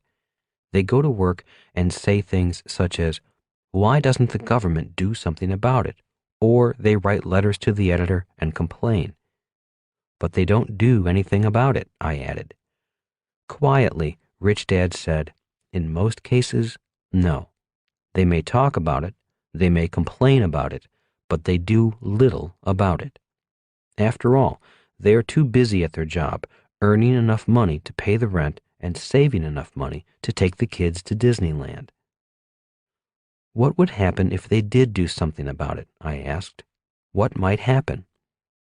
If they were truly committed to solving the problem, I would say that the invisible forces of this universe, of God, might come to their support. Magic might happen in their lives. This is when spiritual money comes into play. But it is more than money. People you never met before come to join forces with you, not for the money, but for the mission. Why do they join you? I asked. Because they are on the same mission. That was about all I could handle that day. I had a test the next day, and my mission at the time was to get out of high school. Giving your gift. About a year went by, and once again I brought up the subject of spiritual money. If I simply work on a problem I know needs to be worked on, will that bring in the invisible forces, the spiritual money? Rich Dad laughed and said, maybe and maybe not. I'm not the one who makes those decisions. I will say this. One of the keys to attracting the invisible magical forces is to be dedicated to giving your gift. What? I responded with a jolt. Giving my gift? What do you mean by a gift? A special God-given talent, Rich Dad replied. Something you are the best at. A talent God gave especially to you. And what would that be? I asked. There is nothing I know of that I am the best at. Well, you have to find it. Does everybody have one? I'd like to think so, smiled Rich Dad. If everyone has a gift, why are so many people below average? I asked. Rich Dad roared with laughter at that question. Finally composing himself, he said, because finding your gift, developing your gift, and giving your gift is very hard work. Most people do not want to work that hard. Now I was puzzled. It seemed to me that if God had given us a gift, it should be apparent. It should be easily accessible. When I asked Rich Dad to clarify this, he said, great doctors spend years in school and then practice for years developing their gift. Great golfers have practiced for years developing their gift. While there are the exceptions, such as child prodigies, most people have to dedicate their life to finding and developing their gift. Unfortunately, the world is filled with gifted people who never develop their gift. Finding one's gift can be hard work, and then developing one's gift can be even harder work. And that is why so many people appear to be below average. So that is why most professional athletes practice harder than amateurs? I asked. They dedicate their life to developing their strength and skills in order to develop their gift. Rich Dad nodded. Once again, I had heard more than I could handle. The discussion was over, but I remembered the lesson. Good is the enemy of great. There are 2 books I recommend to friends who are dedicated to becoming the best they can be in life. I strongly recommend both books for anyone dedicated to becoming a great entrepreneur. The first one is Good to Great by Jim Collins. We have read and held study groups on this book 5 times. Each time our group studied the book in depth, it seemed like we were reading a different book. The opening line of Good to Great says it all. Collins begins by stating, "Good is the enemy of great." Keeping with the subject of finding one's gift, we all know the world is filled with good business people, good athletes, good parents, good workers, and good governments. But the world has a shortage of great business people, great athletes, great parents, great workers, great governments, and so on. Why? Because for many of us, good is good enough. If my rich dad were here today, he would say, bringing out your gift is about bringing out your greatness, not just what you are good enough at. Good to Great is filled with lessons essential for big and small businesses. In our study groups, each person seemed to find a lesson that was written just for him or her. For me, the lesson that hit me the hardest was the lesson that greatness is a choice. It is not about being gifted or talented or more fortunate than others. It's about a choice we all can make. Being a person who has been average and below average for most of my life, the idea that I had the choice to change all that was a message from the book that went straight to my heart and my soul. Overcome Your Resistance. The War of Art by Steven Pressfield is another book for anyone who wants to make the best of their lives. The War of Art is about the self-saboteur in all of us. Steven Pressfield identifies resistance as that force inside each of us that holds us back. I know this character named Resistance well, except in my case, my resistance comes in different characters with different names. In the morning, my resistance goes by the name of Fat Boy. As I awake, look at my clock and say, "Time to go to the gym," immediately Fat Boy says, "Oh no, not this morning. You're not feeling well. Besides, it's chilly outside. Go to the gym tomorrow." Fat Boy is the guy inside me that would rather eat than exercise. My resistance comes disguised in many different characters. I have lots of them. In addition to Fat Boy, another character is Lazy Husband. This character often says things such as, "Why didn't Kim do this or do that?" Another resistance character that runs my life is Financial Slob, who is always saying, "Why check the numbers?" After Financial Slob has his say, then Lazy Husband says, "Kim, will you check these numbers?" As you can tell, Fat Boy, Financial Slob, and Lazy Husband are close friends of mine. We are together every day.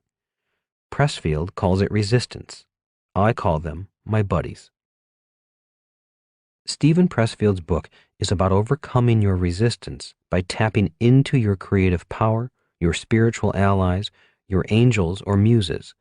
I would say this book is essential for entrepreneurs. It is not a book for people who simply want to get rich quick. Like Good to Great, The War of Art contains many priceless lessons, yet there is one lesson that pertains directly to this subject of giving one's gift.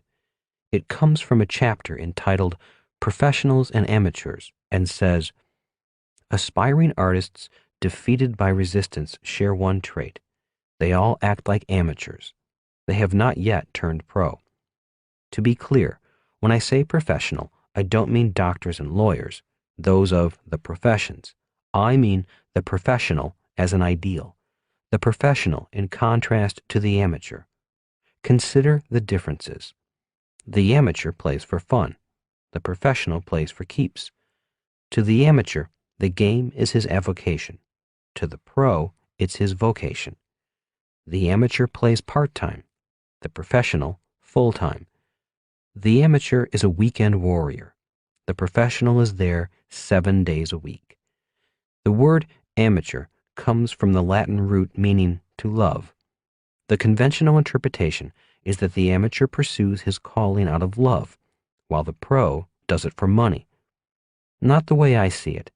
In my view, the amateur does not love the game enough. If he did, he would not pursue it as a sideline, distinct from his real vocation. The professional loves it so much he dedicates his life to it. He commits full time. That's what I mean when I say turning pro. Resistance hates it when we turn pro. An overnight success. Writing about the success of the Rich Dad series of books, a news journalist said, "This author is an overnight success. Only 3 other books in the history of the New York Times bestseller list have been on the list longer than Kiyosaki's Rich Dad, Poor Dad. Most authors write for years and write many books and never make the New York Times list." The words overnight success and author always cause me to chuckle. I do not consider myself an author, and I am certainly not an overnight success. I am simply someone who found my mission. I have been working on this mission for years and have partners who share that mission. Being an author is just one of the jobs I perform in order to fulfill that mission. I really wish I did not have to write. Ever since failing English in high school at the age of 15 because I could not write, I have had a deep aversion to writing. For years, I hated writing. It was the hardest thing I had to do. There are many other ways to communicate that are easier for me, and I would rather do, like audio or video recordings or live appearances. In spite of this, Rich Dad, Poor Dad has been a best-selling business book in America for many years. Lance Armstrong has won many Tour de France races, but his biggest battle was conquering cancer at the peak of his career. In comparison, if it's cold outside, I won't go to the gym. Armstrong's level of professionalism and love of his sport are an inspiration to us all, regardless of what our game is. As he said in his book, It's Not About the Bike, I was beginning to see cancer as something that I was given for the good of others. All I knew was that I felt I had a mission to serve others that I'd never had before, and I took it more seriously than anything in the world. It's not about the money. Another question I am asked by journalists is, why do you keep working? If you have all this money, why don't you just go on a permanent vacation? Just as Lance Armstrong states, it's not about the bike, for me, it's not about the money. It's about the mission. In 1974, seeing my poor dad sitting at home watching TV, a broken and broke man, I found my mission. Watching my dad sitting there, I could see the future. Not just for him, but for millions, maybe billions of people worldwide. In the next few years, by 2015, it will become more apparent that, throughout the world, there are millions, maybe billions of people, just like my dad. These are smart, educated, hardworking people who will need government support for food, shelter, and medicine. This is a worldwide phenomenon affecting every country in the world, even the richest of countries, such as the United States, England, Japan, Germany, France, and Italy. In 1974, I realized the problem was that too many people, like my dad, were depending upon the government for life support. My rich dad had seen the problem growing and that Social Security and Medicare were going to be massive financial problems for the United States and the world. I could see that the richest country in the world could become a country filled with poor people expecting the government to take care of them. In 1974, when my poor dad recommended, "Go back to school and get your PhD so you can find a job with good benefits," I found my mission. At the time, I did not know that I had found my mission. All I knew was that my dad's advice I used to listen to, now deeply disturbed me. Seeing my dad sitting on the couch watching TV, unemployed, smoking, and collecting his government benefits, I knew there was something terribly flawed in his advice. Times had changed, but his advice had not. I believe seeing my father in 1974 was seeing the future. Why doing what you love is not enough. Very often, I hear people say, "I'm doing what I love." Also, I hear people say, "Do what you love and the money will follow." While this is good advice, there are also some flaws in the advice. The most obvious flaw is the use of the word "I." One's true mission is about whom you love. It is not about you. A mission is about whom you do your work for. It's not about working for yourself. In his book, Lance Armstrong goes on to say, "I had a new sense of purpose, and it had nothing to do with my recognition and exploits on a bike. Some people won't understand this, but I no longer felt that it was my role in life to be a cyclist. Maybe my role was to be a cancer survivor. My strongest connections and feelings were with people who were fighting cancer and asking the same question I was, am I going to die?" It's not about you. Recently, a friend asked me to talk to his sister, an office manager who had just joined a network marketing company. He said, "She read your books and has decided to take a leap into starting her own business with a network marketing company." "That's good," I said. "Would you mind talking to her?" What could I say? He was a friend, so I agreed. During her lunch break, she came by to meet with me. "So why did you join this company and decide to build your own business?" I asked. "Oh, I'm tired of the rat race. I'm not getting ahead at my job. So, after reading your book on the advantages of starting a network marketing business, the business school for people who like helping people, I decided to take the plunge.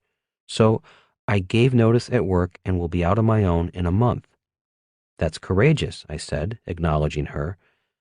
"Tell me how you came to choose the network marketing company you're going to build your business with." "Oh, I really like their products. Their training seems good, but I really liked their compensation plan. I can make a lot of money quickly." "Okay," I said, reserving my comments about doing it primarily for the money. "What are your plans?" The conversation went on for about another half hour. There was not much to discuss since she had not yet started.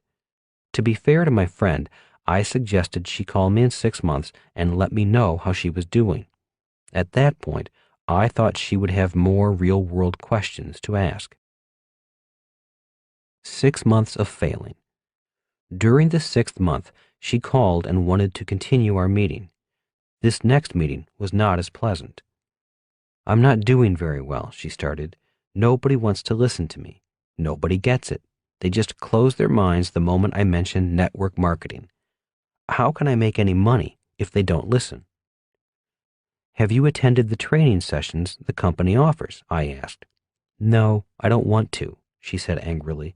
"All they do is pressure me to practice selling. I don't want to be pressured. They want me to bring my friends to meetings, and my friends won't come." "Okay," I said quietly. "Have you read any books on selling or how to influence people?" "No, I don't like to read." "Okay, if you don't like to read, have you looked into a sales training course?"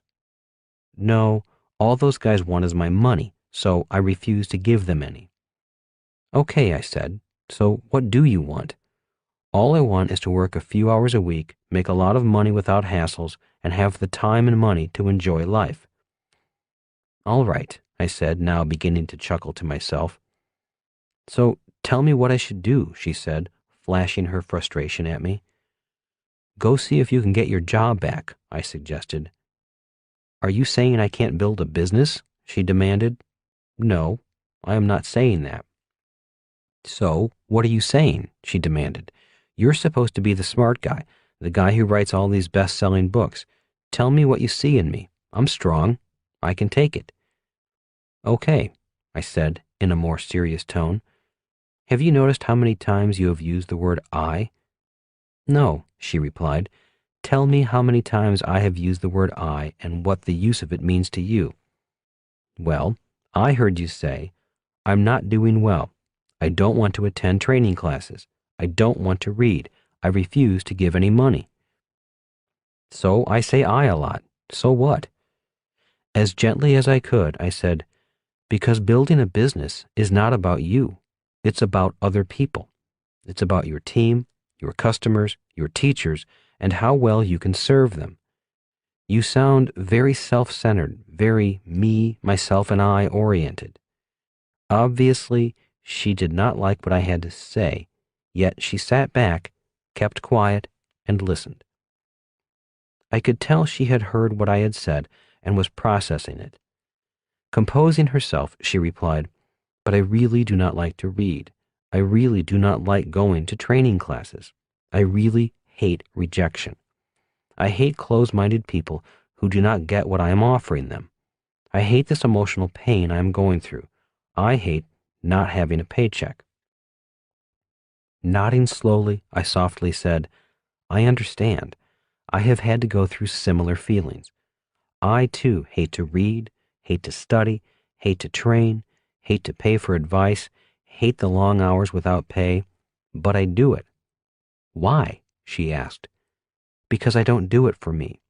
My work is not about me. It's about them. So you study because you want to do better for them, your customers? Yes, I replied. Not just my customers. I study, train, and practice hard for their families, for their community, and for a better world. It's not about me or about the money. It's about being of service. Well, I want to be of service too, she blurted out. I'm trying to help people. Yes, I can tell you are. You have a good heart.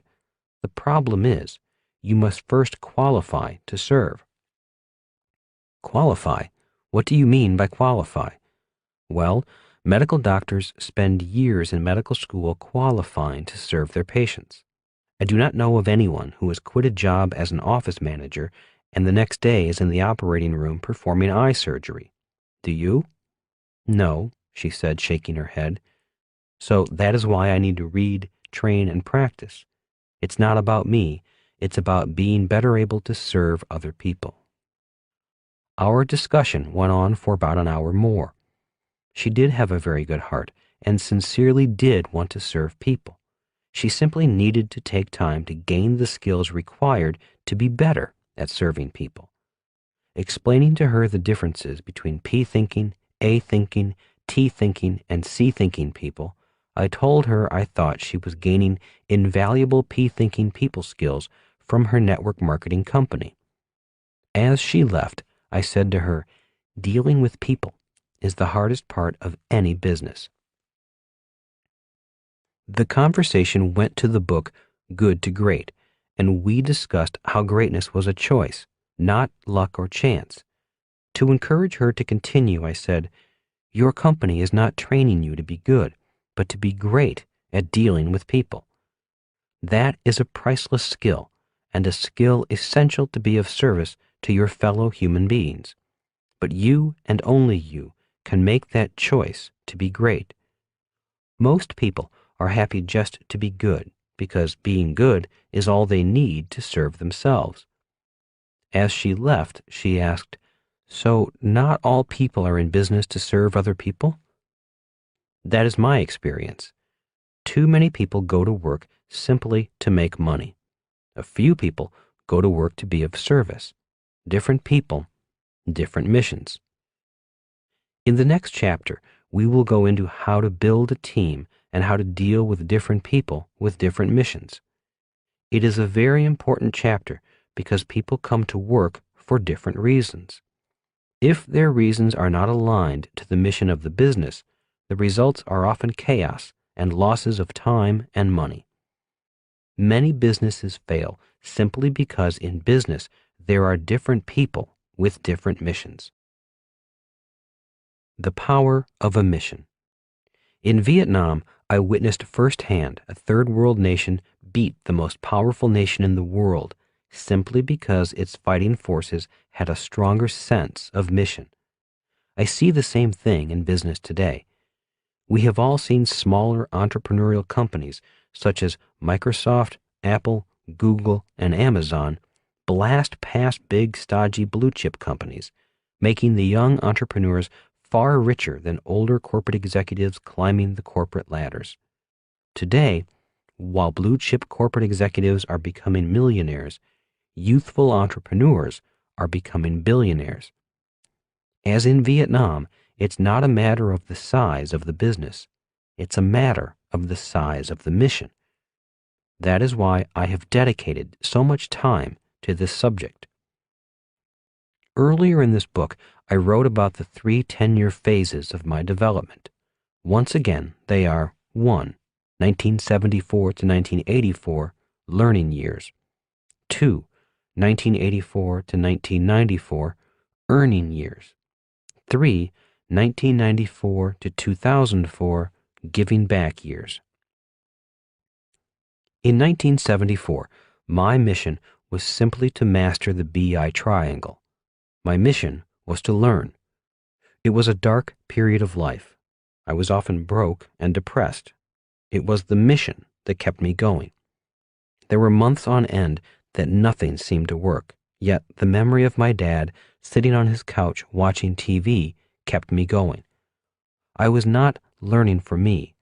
I was learning for my dad and people like my dad throughout the world. Around 1980, my world became brighter. Money was once again rolling in. I had learned many lessons about the BI triangle, especially the 5 levels from cash flow to product. In 1980, we shipped our factories offshore because it was cheaper to manufacture in Korea and Taiwan. On one of our trips, I saw firsthand what a real-world sweatshop was. I saw kids stacked above kids on mezzanines, manufacturing my products that were making me rich. At the time, I was manufacturing nylon wallets, bags, and hats for rock bands. We were selling our legally licensed products at rock concerts and record stores throughout the world. I was back on top again, but the sight of those kids in sweatshops haunted me. I knew my days as a manufacturing entrepreneur were over. Besides, I realized my mission to learn was changing. I knew it was time to move on. In December 1984, Kim and I moved to California. That began the worst year of our life. I wrote about this period of time in the book Rich Dad's Cash Flow Quadrant. My mission was similar, but it had evolved. Now my mission was to find my gift and develop it. It was also to earn money and create wealth from my gift. Passion is different from love. Passion is a combination of love and anger. At that time, I was in love with learning and still angry at the school system. Taking my passion, Kim and I became students of education and how people learned. We spent 1985 traveling with different great teachers, such as Tony Robbins, and studying the way they taught. Once a week, we were helping Tony teach people to walk across 2,000-degree hot coals. It was a great education to help people go beyond their fears and their limiting thoughts.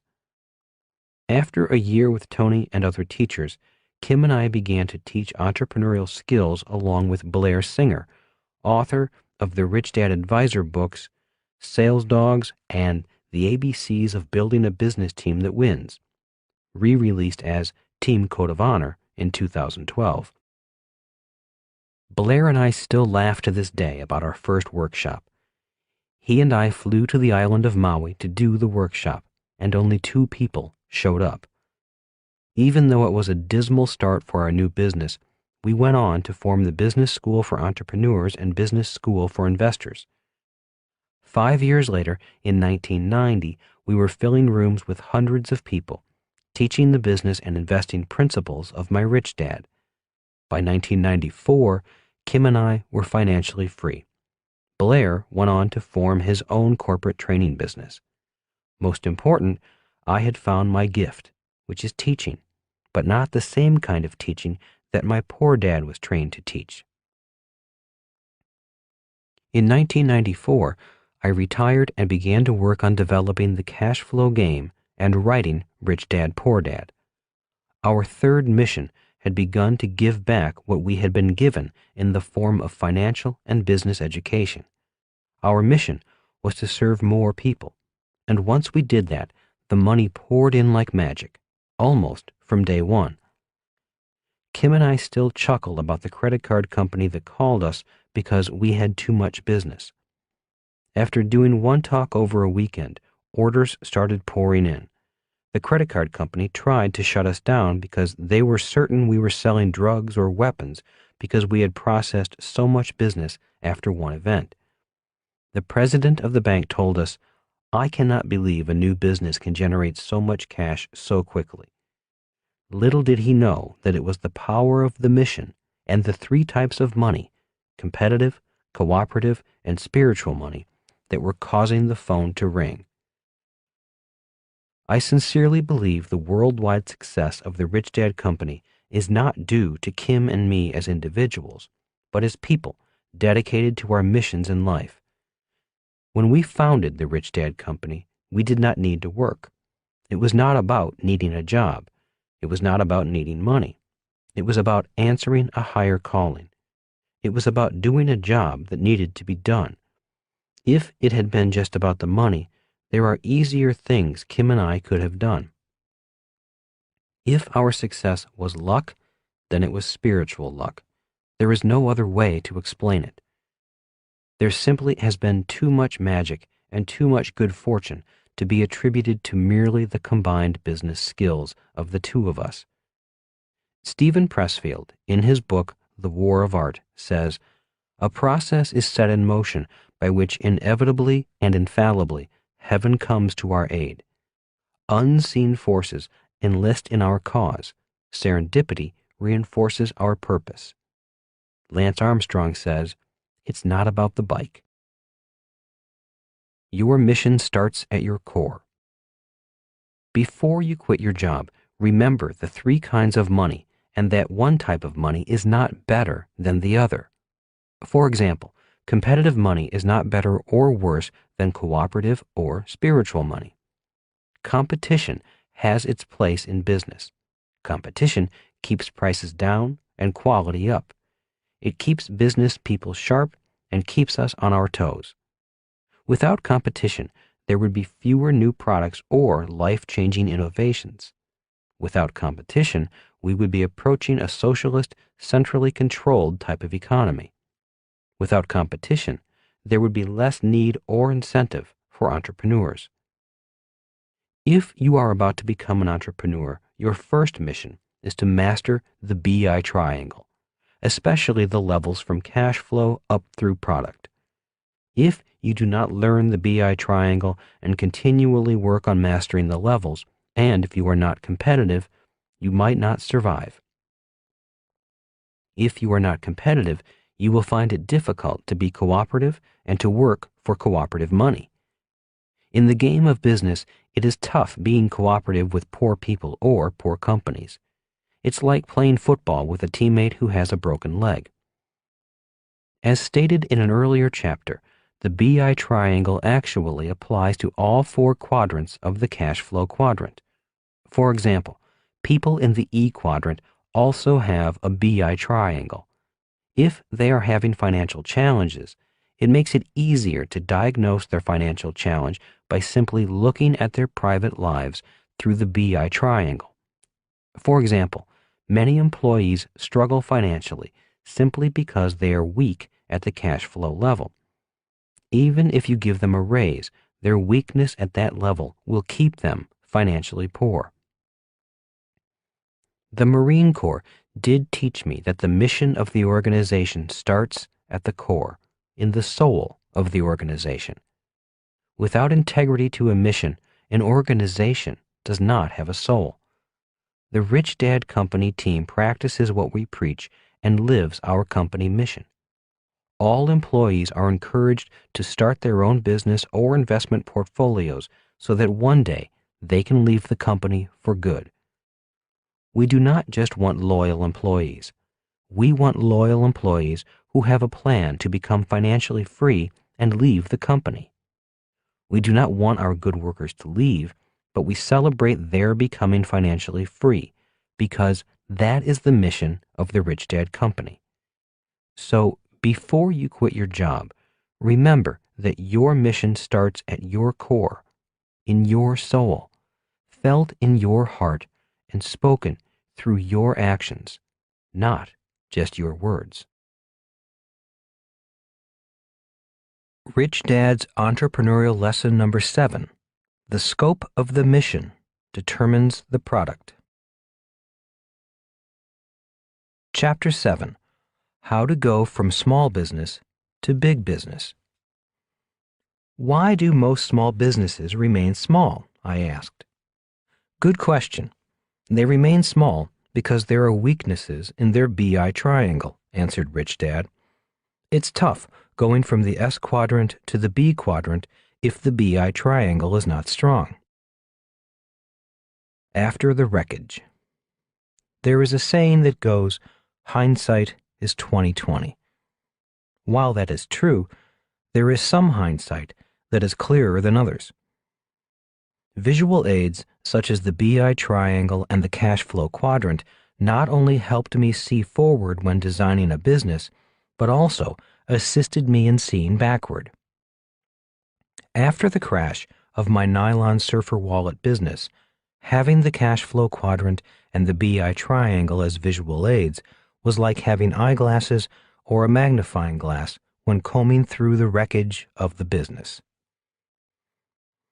It was obvious that success and incompetence wiped us out, yet there were deeper, darker factors that caused us to crash. Being honest with myself and looking at the cash flow quadrant, it became crystal clear why we crashed. The real cause was youthful arrogance. Having a successful business early in life was like giving a kid a Corvette and a six-pack of beer and then saying, "Drive safely." In 1976, my best friend Larry and I were in the E quadrant, working for Xerox as salespeople. Because we were tops in sales, we thought we knew all the answers. In our business plan, we thought we could pull an Evel Knievel and jump the Grand Canyon on a motorcycle. That means we thought we would take a shortcut to the B quadrant. Instead of going from E to S, our plan was to rev up our motorcycles and jump from E to B. Instead of climbing down the canyon from E to S and then climbing up the other side from S to B, we decided to leap the canyon. Even Evel Knievel was smart enough to make the leap with a parachute attached to his motorcycle. We didn't. Instead of being Evel Knievel, we looked like Wile E. Coyote, chasing the Roadrunner over the edge of a cliff and out into space before realizing there is nothing but air below his feet. Somewhere between 1978 and 1979, we realized we had nothing but air below us. We almost made it to the B quadrant. In fact, we touched the edge of it, but it was the weakness of our BI triangle that sent us crashing into the valley. It was not pretty, and it was painful. Today, every time I see a Roadrunner and Wile E. Coyote cartoon, I know how the coyote feels. Beep, beep. Crashes are good if you survive. Between 1979 and 1981, I felt like I was the NTSB, the National Transportation Safety Board, inspecting the wreckage of an airplane. My partners had moved on to other businesses and 2 new partners took their place. One of them, my brother John, was a strong business partner as well as a tremendous moral support. Together, we went through the wreckage and rebuilt a new but smaller business. We went from B back to S. In 1981, our downsized company entered a joint venture with a local radio station. Together with the radio station, we created a merchandising brand named 98 Rock. The star product was a black t-shirt with a splashed paint logo of red and white screaming 98 Rock FM Honolulu. In Honolulu, our 98 Rock shops had thousands of kids lining up to buy tens of thousands of t-shirts and other accessories. The product line soon went worldwide, doing especially well in Japan. Seeing a little 98 Rock shop in Tokyo with thousands of Japanese kids in line to buy the products brought smiles back to our faces, smiles that had not been there for a number of years. When I told Rich Dad about our worldwide success, he reminded me, "The process will give a glimpse of your future, but you must be faithful to the process." Although I was not out of the woods, I knew I was getting closer to my goal. The process, although tough, was working. The 98 Rock craze lasted about 18 months. It made a lot of money.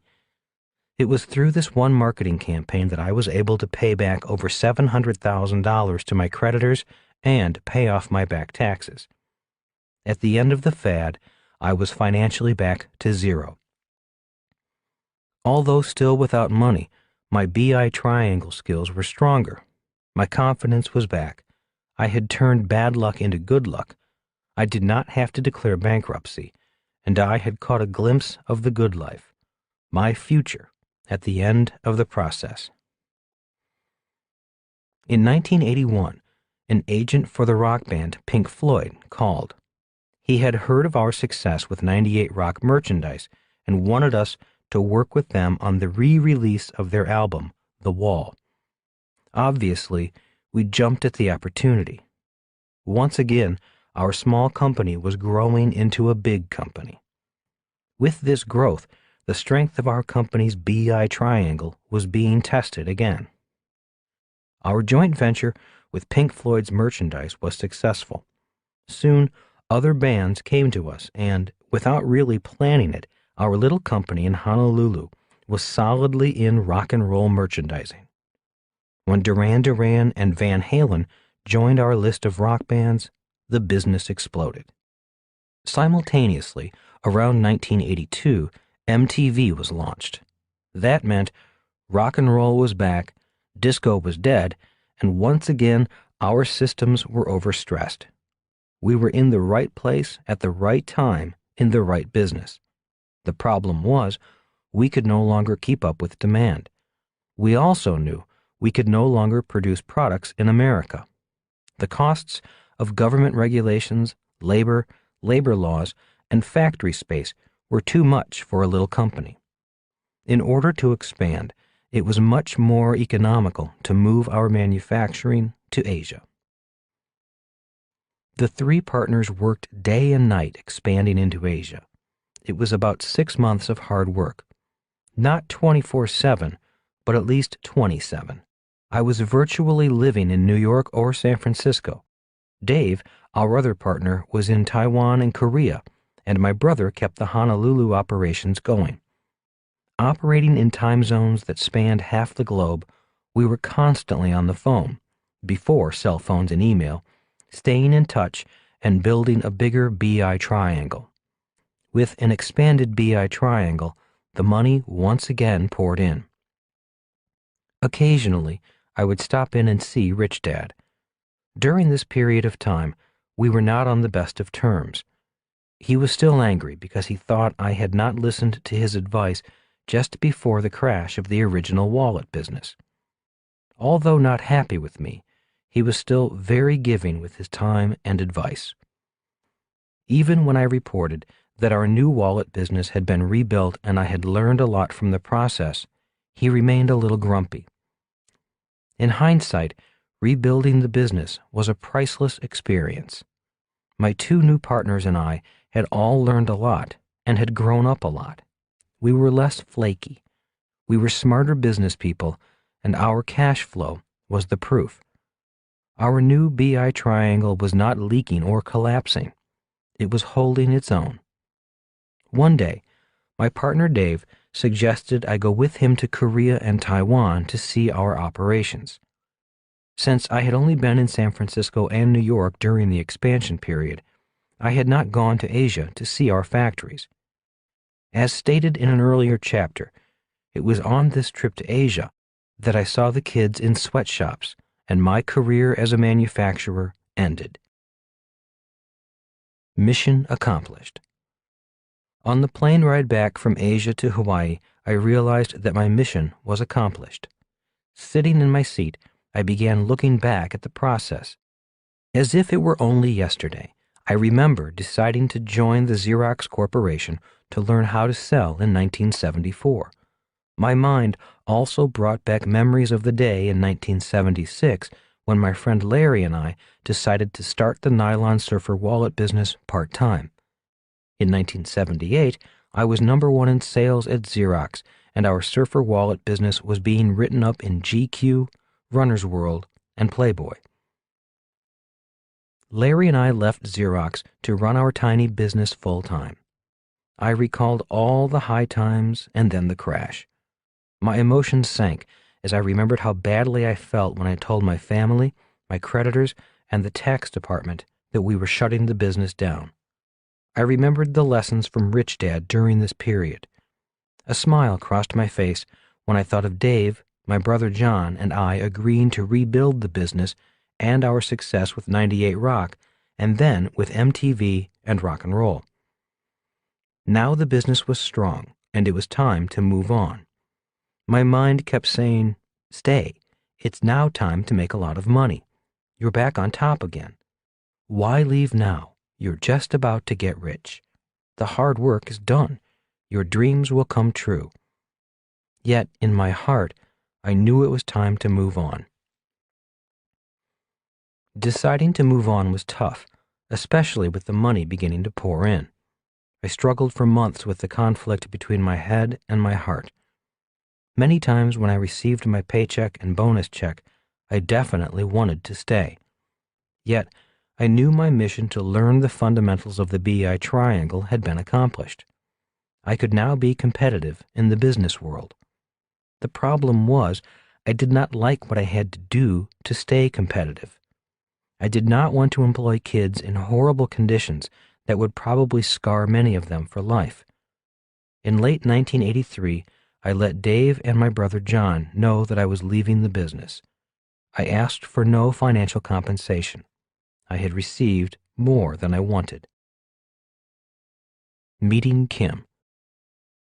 Just as I was preparing to make these changes in my life, I met Kim. Still the disco duck of Waikiki, I had met her months earlier, but she would not have anything to do with me. It must have been the long-collared shirts and disco boots. It did not bother me, since Waikiki was full of beautiful young women. For some reason, after I returned from Asia, Kim came back into my thoughts. I asked her out again, and she turned me down again. This went on for 6 months. I would run into her, talk to her, ask her out, and she would turn me down. I would call her, and she would turn me down. I sent flowers, and she turned me down. Again and again, she turned me down. I tried every sales tactic I learned in sales training on her. I tried the puppy dog close, the Columbo close, the assume the sale and close, but none of them worked. Finally, out of tricks from my sales bag, I stopped being a disco duck salesperson and applied what I had learned from the marketing classes I had been taking at night. In marketing, a rule of thumb is to do your market research first. With my marketing cap on instead of my sales cap, I began asking around to find out who this woman named Kim really was. In marketing, it is called knowing your customer. The first person I asked was a guy who knew her from work. When I began asking questions, all he did was laugh. "You don't have a prayer," he said. "Do you know how many guys are after her? She has cards, flowers, and phone calls from guys like you all day. She probably does not know who you are." He was not helpful, so I kept digging. Finally, I was having lunch with a female friend of mine, and I mentioned I was not getting far on my market research project, codenamed Kim. Phyllis cracked up after she heard my story. "Don't you know who her best girlfriend is?" "No, I don't." Laughing hysterically, Phyllis said, "Her best friend is Karen, your old girlfriend." "What?" I said. "You're kidding me." "No, I am not," laughed Phyllis. Giving Phyllis a big hug and kiss, I ran out the door and back to the office. I had a phone call to make. To Karen. The split between Karen and me had not been the most pleasant, so I had some patching up to do. After I had made a few belated apologies, Karen listened to the story of my 6-month pursuit of Kim. She, too, laughed her head off. Finally composing herself, she asked, "So, what do you want me to do?" Taking off my marketing cap and putting on my salesperson's cap, I asked for what every salesperson is trained to ask for from a satisfied customer. I asked for a referral. "You want what?" screamed Karen. "You want a referral from me? You want me to recommend to her that she go out with you? You've got your nerve." "Well, that is why I was number 1 in sales," I said as a joke. Karen did not laugh. "Okay," she said, "I'll talk to her, but I warn you, that is all I am going to do. No more favors." Karen did talk to Kim and gave me an excellent referral.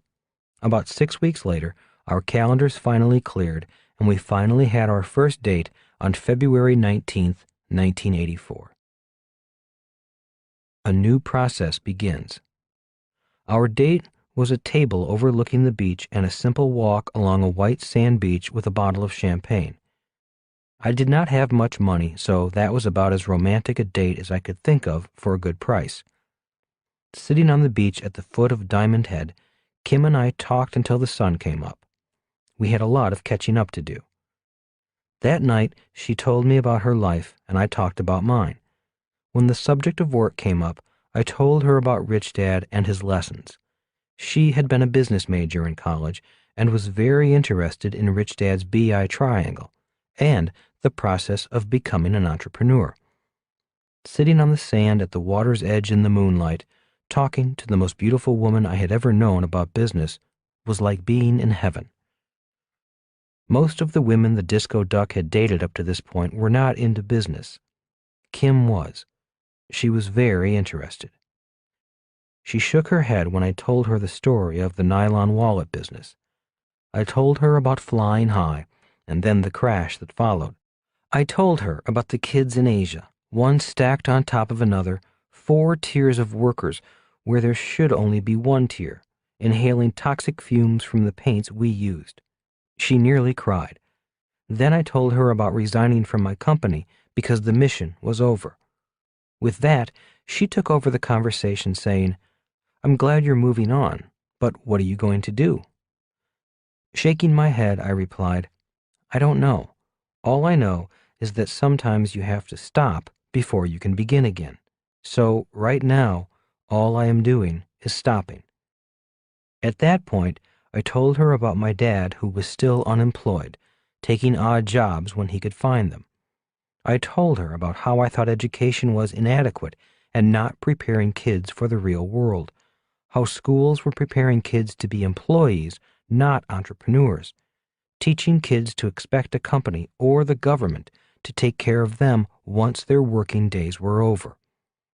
We then discussed the future, how Rich Dad envisioned a coming Social Security crisis, a medical crisis, and a financial crisis in the stock market, growing bigger and bigger as the baby boom generation aged. "Why are you concerned?" she asked. "Why do you think the coming financial crisis is your problem?" "I can't really say," I said. "I know that the world has a lot of problems. Problems with the environment, diseases, enough food, shelter, and so on.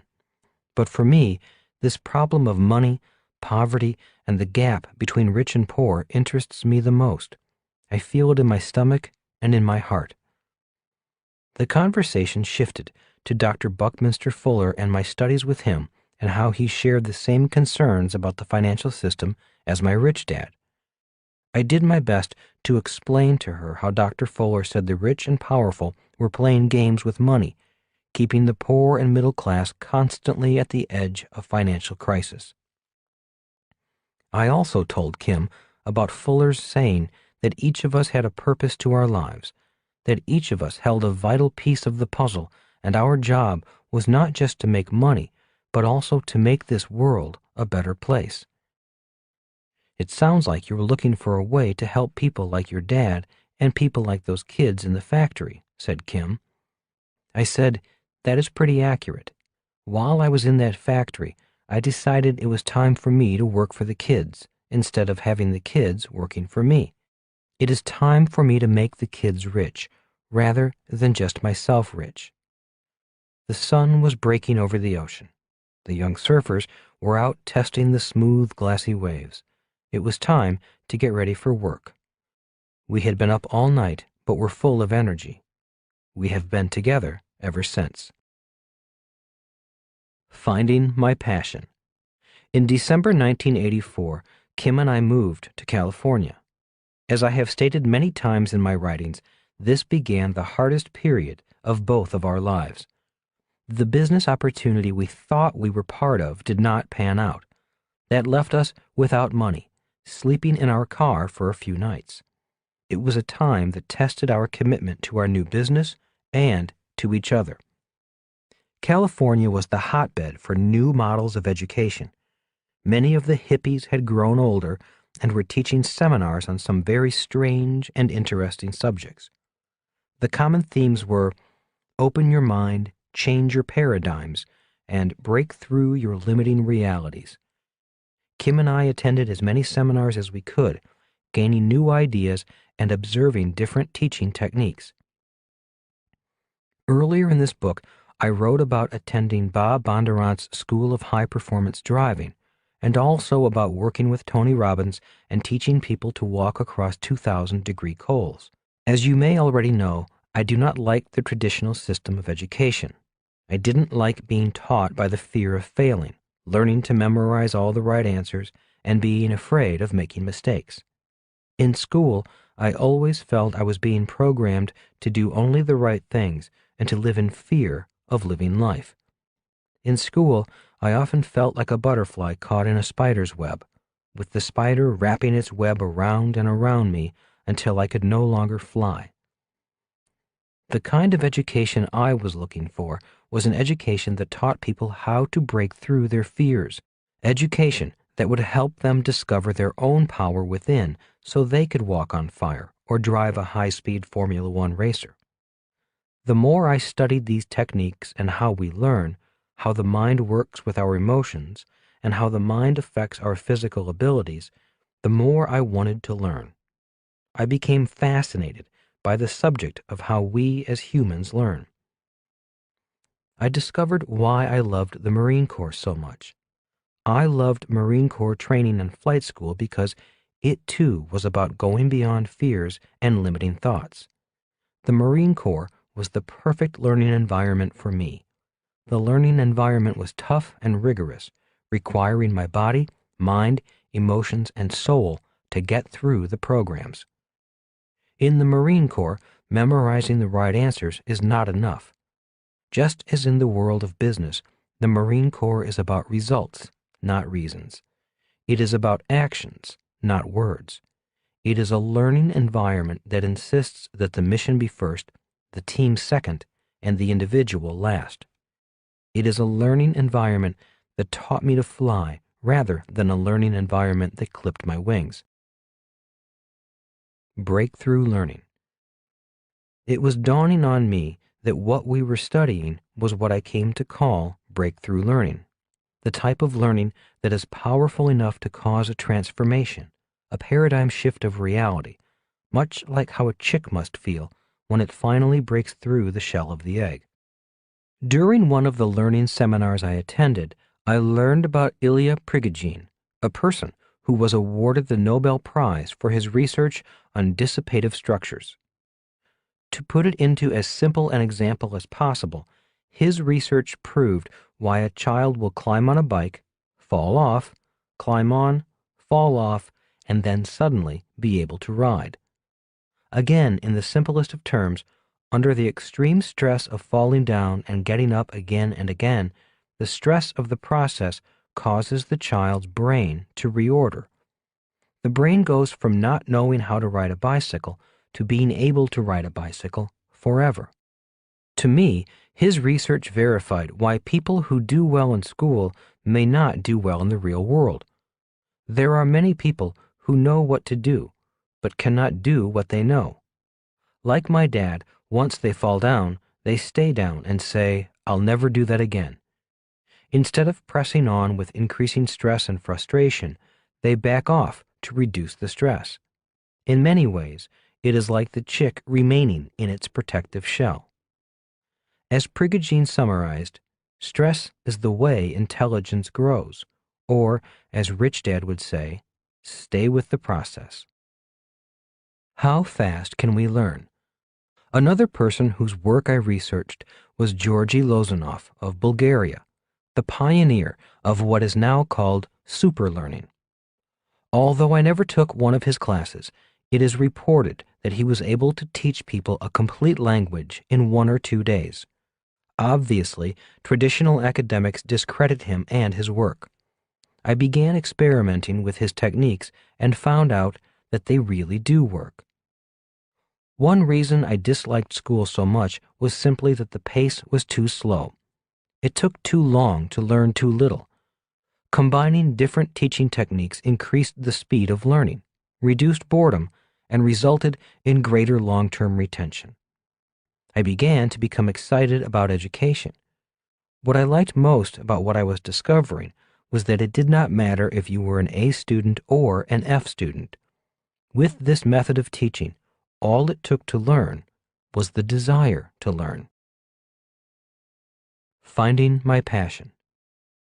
Rich Dad had said to me years earlier that once you complete a process, you take the best with you and leave the rest behind. You then move on to the next process. As Kim and I were going through this learning period, Rich Dad's words began to make sense.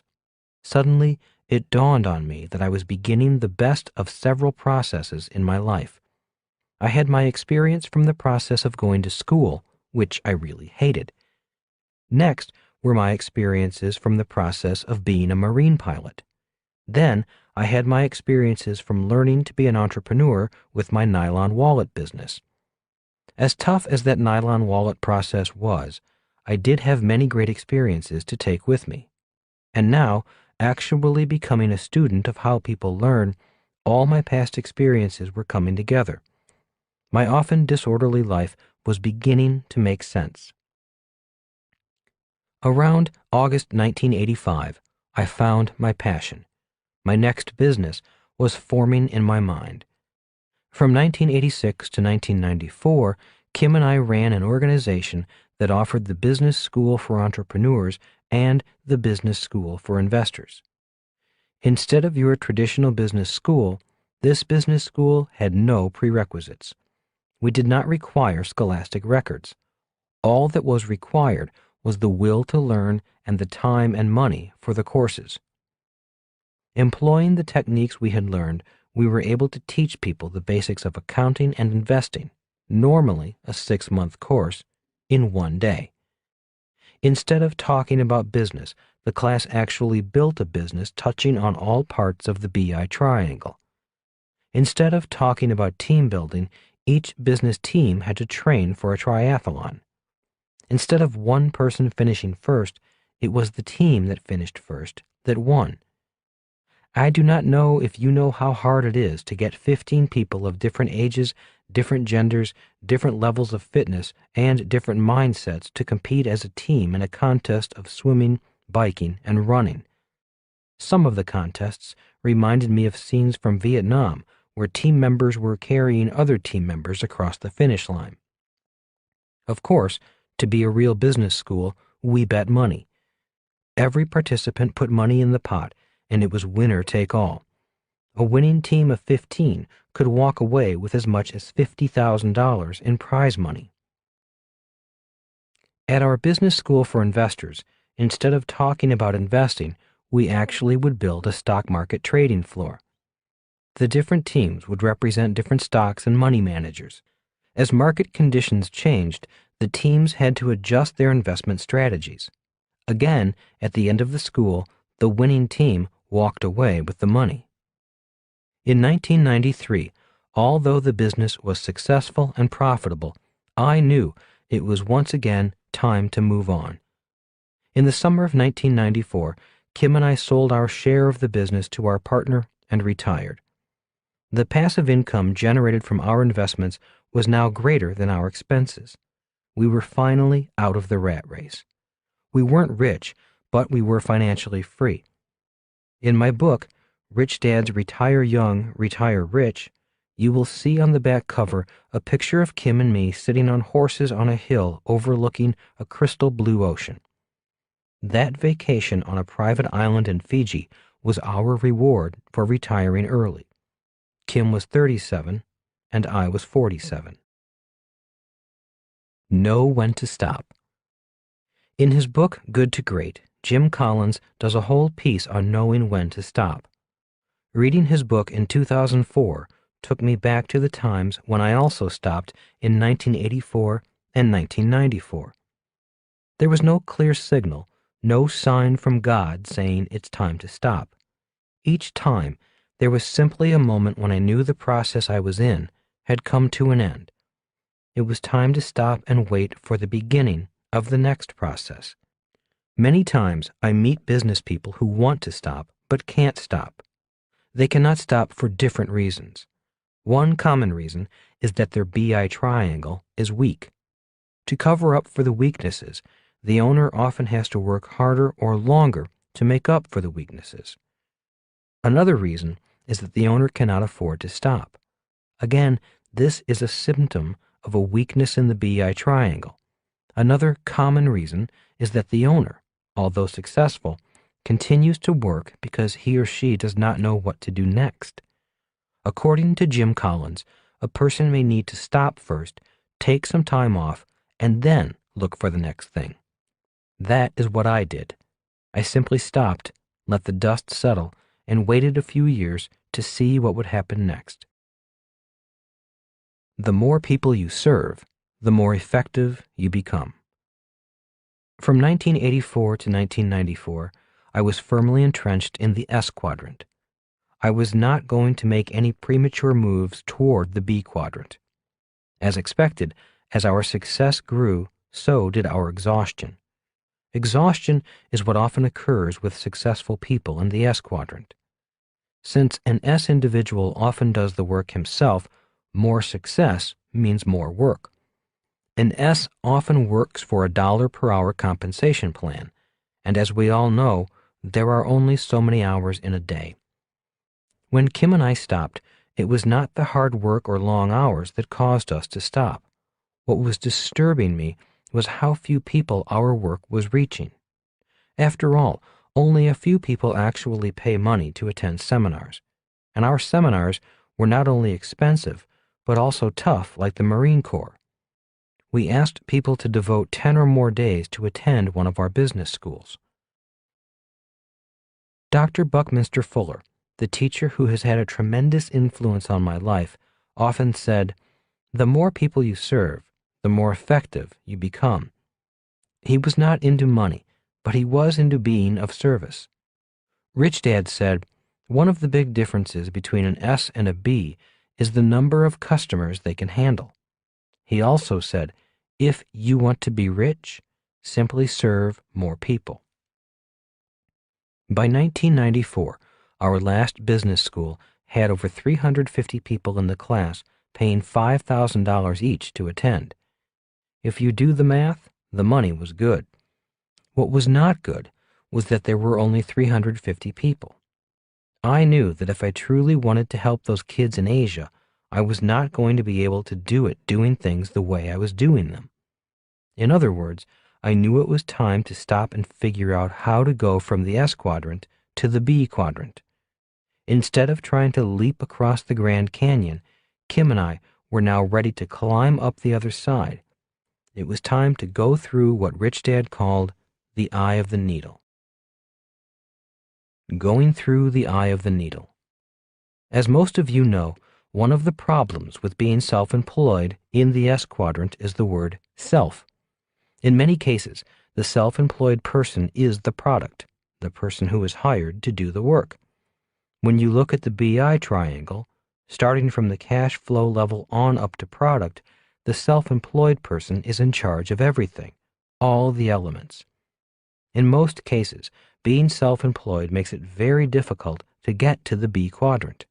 It can be difficult to get yourself out of the way. Between 1984 and 1994, I was that person. I was the self in self-employed. Although I did it intentionally, the reality disturbed me. A question I often asked myself was, how can I teach people what I have been teaching in our business schools without my personally teaching them? We tried training other instructors, but that process was a long, hard, tedious process. It was difficult to find people to go through the training process to become instructors. It was hard to teach other people to teach the way we taught. It's not easy to get a class of over 300 people to learn accounting and investing in one day. It was almost as tough as teaching them to walk across fire. After selling the business in 1994, I had time to go back to my question. How can I teach people what I have been teaching in our business schools without my teaching them? I moved into the mountains near Bisbee, Arizona, and was secluded enough to begin working on the answer to my question. For 2 years, I worked on the question. When I left Bisbee, I had the rough draft for Rich Dad, Poor Dad on my Macintosh computer and a rough sketch with computations for the cash flow board game. I was going through the eye of the needle and moving from the S quadrant to the B quadrant. Rich Dad had learned about the eye of the needle from Sunday school. He said, a popular Bible verse goes something like this: "It is easier for a camel to pass through the eye of a needle than for a rich man to pass into heaven." Rich Dad continued, modifying the verse to say, "Forget the camel. If a man can pass through the eye of a needle, he will enter a world of tremendous wealth." Now, Rich Dad was a very religious man and was not making fun of the verse. He was simply modifying it to create his own lesson. In business terms, what he meant was that for an entrepreneur to pass through the eye of a needle, the entrepreneur has to leave himself behind. What passes through the eye of the needle is the entrepreneur's idea or intellectual property. There are many examples of entrepreneurs going through the eye of the needle throughout history. Here are a few. When Henry Ford designed his automobile to be mass-produced, he passed through the eye of the needle. Up until then, most cars were custom-ordered and handmade. When Steve Jobs and his team at Apple created the iPod, the iPad, the iPhone, and iTunes, they went through the eye of the needle. When someone like Steven Spielberg or George Lucas creates a movie, they too go through the eye of the needle. McDonald's went through the eye of the needle by franchising their hamburger business worldwide. When a network marketer builds a downline of other business owners, he or she goes through the eye of the needle. When investors buy an asset, such as an apartment house that cash flows money into their pocket each and every month, they have gone through the eye of the needle. A politician who uses the media to campaign is going through the eye of the needle. A politician who goes door to door is not. When inventors or authors sell their invention or their book to a large company, which in return pays them royalties, they have gone through the eye of the needle. When I took what I had learned from Rich Dad and created the board game and wrote the book, I was going through the eye of the needle. I was getting myself out of the equation. When I created my nylon shoe pocket wallet for runners and did not first have my idea protected by an intellectual property attorney, I was not going through the eye of the needle. I was simply giving my idea to my competition and making them rich. They went through the eye of the needle, and I fell into the Grand Canyon. I had a great new product, but without the legal level to protect my product, the BI triangle was not complete. The chick breaks through its shell. When I returned to Phoenix with a draft of the book and the cash flow board game in hand, I knew I was making my move to the B quadrant. Kim and I began to design and build a company according to the BI triangle. The moment we put our products in the marketplace, the heavens of abundance opened up. The product line was officially unveiled on my 50th birthday, April 8, 1997. From the start of the Rich Dad Company, we had a few struggles to breathe life into the business. The main struggles we had were keeping up with demand, traveling the world to open new markets, and counting the money. In June 2000, the call from the Oprah Winfrey Show came, and the heavens really opened. Kim and I were leaping from S to B. At this point, I began to better understand what Rich Dad meant by being true to the process. The process will give you glimpses of a better future, just to keep you going. The power of mastering the BI triangle. Harnessing the power of the three types of money: competitive, cooperative, and spiritual money. Going through the eye of the needle. After being on Oprah's show, I truly felt like the chick that had finally cracked through its shell. Before Oprah, no one knew me. After Oprah, regardless of where I go in the world, people stop me on the street to let me know they have read Rich Dad Poor Dad or played the cash flow games. In 2002, I was in an antique store in Stockholm, Sweden. The owner, a very blonde Swede, was an expert in Chinese antiques. Recognizing me, he said, "I was on a buying trip to China a few months ago. While floating down the Yangtze River, I glanced into a houseboat and saw a Chinese family playing the Chinese version of your cash flow board game." At that moment, I realized that I had kept my promise to those kids in the sweatshop, kids who were working to make me rich. Now my products were working for kids just like them, teaching families, people young and old, how to have money work for them rather than working all their lives for money and then hoping to have the government take care of them. In February 2004, the New York Times did a full-page feature story about the cash flow game and about the hundreds of clubs forming throughout the world. Clubs were forming just to play the game and to learn what my rich dad had taught me. When I saw that article, I could not believe my eyes. I could not believe the magic. To me, the New York Times writing this article was as big as being on Oprah's show. When I saw the article, I knew that what I had learned from teaching my business school for entrepreneurs and business school for investors had been successfully transformed into a product, the cash flow games, that could teach what I used to teach. People were now learning the fundamentals of accounting and investing in less than a day. On top of that, many of the players have had significant breakthroughs in how they see the world. For them, the game delivered the paradigm shift, the shift from seeing the world of money as a frightening place to seeing it as an exciting place. Instead of looking for experts and blindly turning their money over to these so-called experts, through the game, many people realized that they could become their own financial experts. They could take control of their own financial future, and many of them have.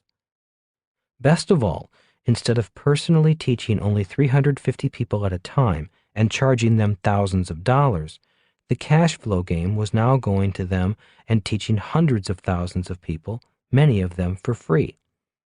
Instead of my teaching them, they were teaching themselves, and then teaching and sharing with others. When I saw the New York Times article, I knew the 10-year period from 1994 to 2004 was coming to an end. However, even though that 10-year process is complete, we know the mission continues. Get yourself out of the way. Before you quit your job, you may want to remember the lesson of this chapter. The lesson is that the scope of the mission determines the product.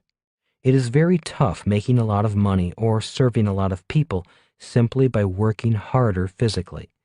If you want to serve a lot of people, and/or make a lot of money, you may need to get yourself out of the way and pass through the eye of the needle. Before you quit your job, you may also want to determine if you would be happiest in the S quadrant or the B quadrant. If you want to grow into the B quadrant, remember that it takes much stronger fundamentals in the BI triangle and an even stronger team to allow you to go through the eye of the needle. And before you quit your job, you may want to have a moment of silence in memory of the dot-com companies that failed. I believe the reason so many failed was that many of the entrepreneurs were attempting to leap from the E quadrant to the B quadrant. When the bust came, they too looked like Wile E. Coyote with only air beneath their feet. They did not make it through the eye of the needle. A winning team. Success or failure in business has to do with work ethic, determination, and desire. Most people who make that jump have tons of all three. Yet the biggest determining factor has even more to do with learning three critical skills that will turn any business into a success. First, in order to build a business, you have to be able to sell because sales equals income. When income is lacking, it's usually because the owner doesn't like to, doesn't know how to, or is simply reluctant to sell. Without sales, however, you have no income. There is a myth that you have to be an attack dog to sell. Not true. Second, in order to build a real business or network and move out of the S quadrant, you have to be able to attract, build, and motivate a great team. In the world of small business, everyone on that team has to be willing to sell, regardless of their position in the company. In order to make that happen, the third element becomes critical. That is your ability to teach others in the business how to sell, how to be great team players, and how to succeed. It is this skill that ensures growth, profit, and longevity. The sad fact is that most business owners are never taught how to do any of those things. As a matter of fact, most of us are conditioned to believe that sales is a nasty task, that if you want things done right, you have to do them yourself, and that teaching is what you experienced in school. When we work in business, the very first thing we do to increase income is to help people establish what we call the code of honor. The code is a simple set of rules that turns even ordinary people into a championship team, a team that not only sells, but is hungry to learn and enforces an incredible level of accountability for personal conduct, performance, and numbers. It articulates the behaviors that are critical for success, and it demands the agreement of all team members to play that way. Most people would like to be the best they can be. As a business owner, you have to create the environment or context that will make that happen. It's not only something that you can learn, but it's something that will make you successful. Many times in business, it's not what you deliver, but how you deliver it that makes the biggest difference. It's the strength and commitment of your team and their passion to promote and serve others that determine your reputation, your success, and your cash flow. Blair Singer, Rich Dad Advisor and author of Sales Dogs and Team Code of Honor. Choosing the right entity. Few people appreciate it, but choosing the right entity structure for your business is just as important as choosing the right partner for your business. If you go into business with the wrong person, your efforts may be doomed from the start. The wrong person may too freely spend your money, may obligate the company to contracts it cannot fulfill, and may alienate co-workers before the first product or service is ever delivered. The wrong partner can leave you unprotected and waste all of your efforts and energy. Likewise, choosing the wrong legal structure can also lead directly to failure. Starting out, you want to have as much asset and legal protection as possible. But by choosing a sole proprietorship or a general partnership, bad entities that offer no protection whatsoever, you stand to lose everything you build into your business, along with all of your personal assets. Plaintiffs and their attorneys love to see businesses operated as sole proprietorships and general partnerships because they can reach both business and personal assets when they bring a claim. They have free rein to reach all of your assets. Instead, use a good entity such as a C corporation, S corporation, limited liability company, or limited partnership. These entities protect your personal assets from attack against the business. And like the right partner, the right entity will help you advance your protection and future prospects. Garrett Sutton, Esquire, Rich Dad Advisor, author of Buying and Selling a Business, Start Your Own Corporation, Writing Winning Business Plans, and the ABCs of Getting Out of Debt. Rich Dad's Entrepreneurial Lesson Number 8. Design a business that can do something that no other business can do. Chapter 8. What is the job of a business leader? The business leader. What is the business leader's most important job? I asked Rich Dad. Well, there are many jobs that are very important. It would be hard to say if any one job is more important than the other. Instead of just one job, I can tell you what I think my 8 most important jobs are. The following is Rich Dad's list. 1. Clearly define the mission, goals, and vision of the company. 2. Find the best people and forge them into a team. 3. Strengthen the company on the inside. 4. Expand the company on the outside. 5. Improve the bottom line. 6. Invest in research and development. 7. Invest in tangible assets. 8. Be a good corporate citizen. What happens if the leader cannot perform those jobs? I asked. You need to change leaders, said Rich Dad. Besides, if the leader cannot do these things, the company will probably disappear anyway. That is why most new companies are gone within 10 years. Only a mission. Over the years, I have met many people with an extremely strong sense of mission. I have had people come up to me and say things such as, I want to save the environment. My invention will eliminate the need for fossil fuels. I want to start a charity that provides shelter for runaway kids. My technology is what the world has been waiting for. I want to find a cure for that disease. While their care and concern may be genuine, many of these good-hearted people fail to fulfill their mission simply because all they have is a mission. A lack of business skills. Earlier in this book, I mentioned that many people spend years in school or at work developing skills that are not relevant or important to the BI triangle.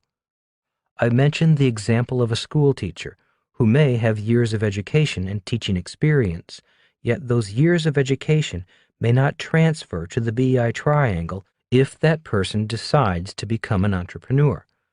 That person simply lacks business skills. When I left the Marine Corps in 1974, I too was in that predicament. By 1974, I had 2 professions. My first profession was as a licensed ship's officer, licensed to sail any ship of unlimited tonnage throughout the world. I could have made a lot of money with this profession. The problem was, I did not want to be a ship's officer anymore. My second profession was that of a military pilot with great training and years of experience. Many of my friends went to work for the airlines or with police and fire departments as pilots. I could have done the same thing, except that I no longer wanted to fly. In 1974, when I returned home to see my dad struggling financially, I suspected that I had found my new mission, or at least a problem worth solving. The problem was, all I had was a mission. When you look at the BI triangle, there are levels for people specially trained in accounting, law, design, marketing, and systems. There are not levels that say ship's officer or pilot. So I was just like the many people I mentioned above, people with a mission, but with a lack of real business skills.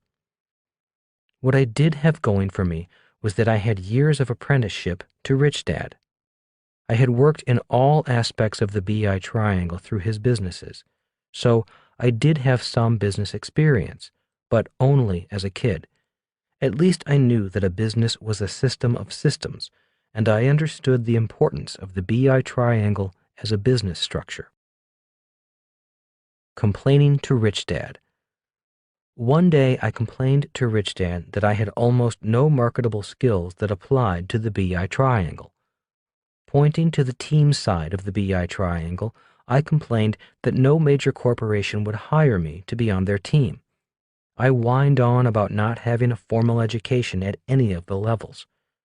After I was through complaining, I looked up at Rich Dad for what I hoped would be a sympathetic answer. All he said was, "Neither do I." A mission is all that Rich Dad started with. What a leader does. A leader's job is to change the company to allow it to grow and serve more people. If the leader cannot change the company, the leader keeps the company small and the company may begin to shrink. Once again, I use the BI triangle to further clarify this point. When I was in the S quadrant, our products were the business school for entrepreneurs and the business school for investors. The problem with the business was that I was too much a part of the product as well as the rest of the BI triangle. If I was going to be a leader, I needed to stop and completely redesign the business. Trying to fix a poorly designed business while the business is running is like trying to change a flat tire while the car is still moving. That is why Kim and I stopped and took 2 years off before we started a new business. Building a new BI triangle. In 1996, when I came out of the mountains around Bisbee, Arizona, all I had were pencil sketches of the cash flow game board, a rough draft of Rich Dad Poor Dad in my computer, and a simple 2-page business plan. As the sole employee of my yet-to-be-formed company, I knew my next step was to find the right people and put a team together. Sketching the game board was the easy part. Finding someone who could engineer the information systems required to make the game work was the first step. The game had to be engineered to literally change the way people think about money. At that time, there was only one person I knew who had such a mind. That was an old friend named Rolf Parda, fondly known as Spock. We call him Spock because he looks like Leonard Nimoy of Star Trek fame. He also happens to be as smart as the character Nimoy played. This is where the 4 types of thinking are important. For this phase of the business, I brought the C thinking and P thinking to the project. I was creative enough to sketch a crude game board design, and I understood how people learned from my 10 years of teaching. Spock brought the T thinking and A thinking to the project. As a trained CPA with an MBA and a former banker with an extremely high IQ, Spock lives in a world of his own.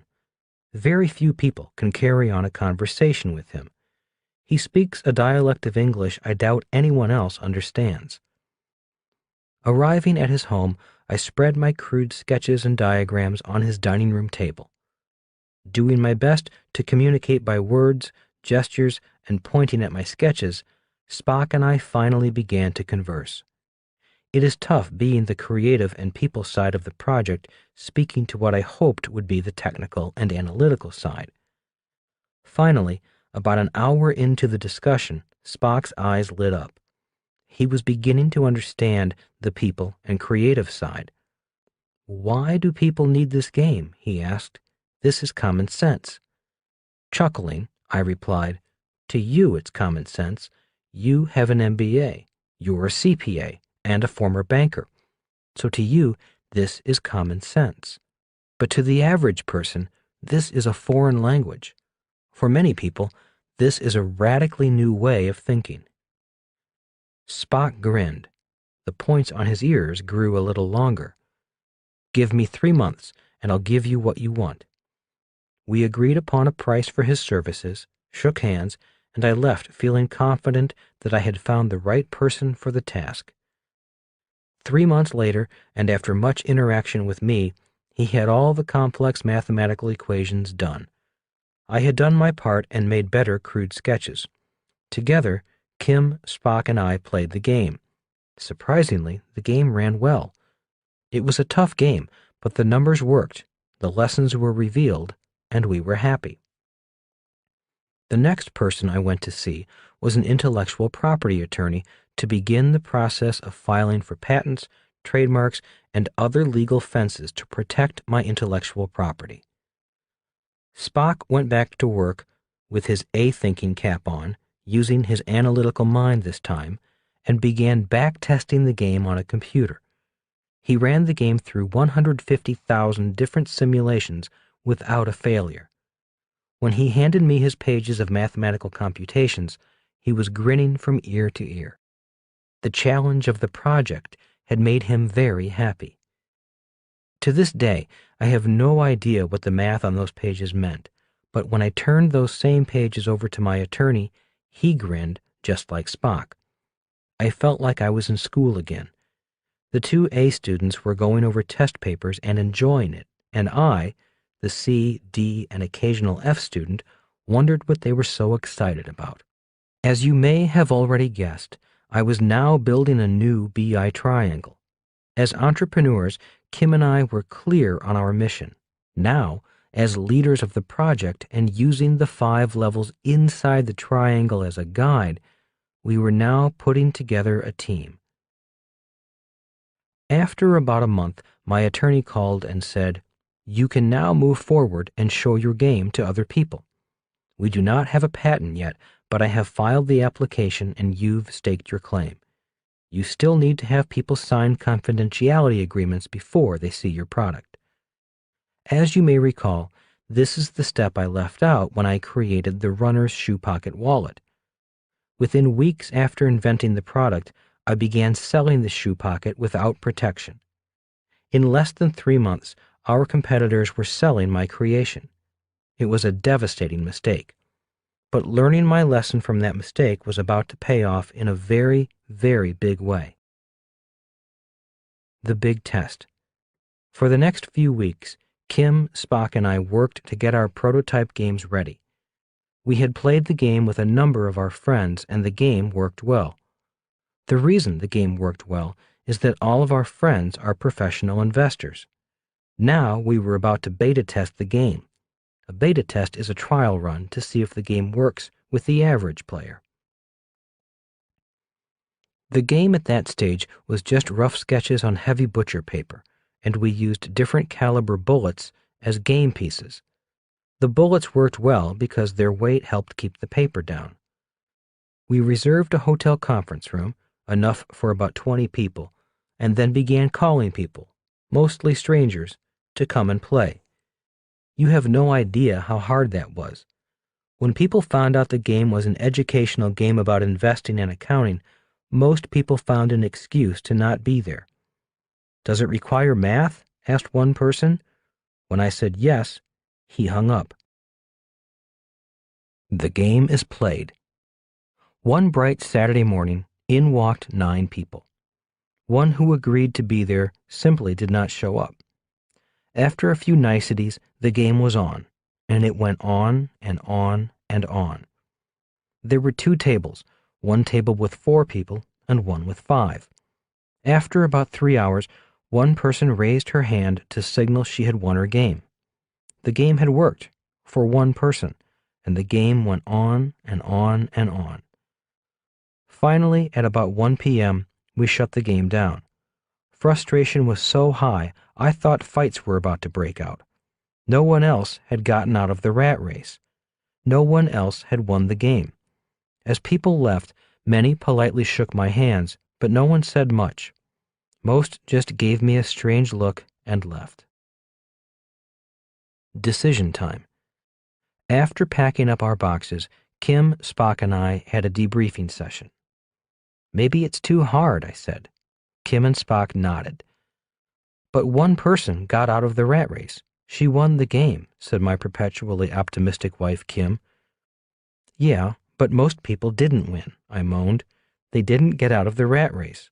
They didn't learn anything. All they did was get frustrated. I did my best to make it simple, said Spock. I don't know if I can make it any easier without losing the objectives for playing the game. Well, let's get the boxes into the car and go home. Kim and I leave for Hawaii tomorrow. We'll have to decide if we go forward with this project or shut it down. For the next week, Kim and I would get up, have our coffee, and walk on the beach. One morning, I would be overly enthusiastic, ready to continue with the project. The next morning, I would awake depressed, ready to shut the project down. This went on for a week. It was a horrible vacation.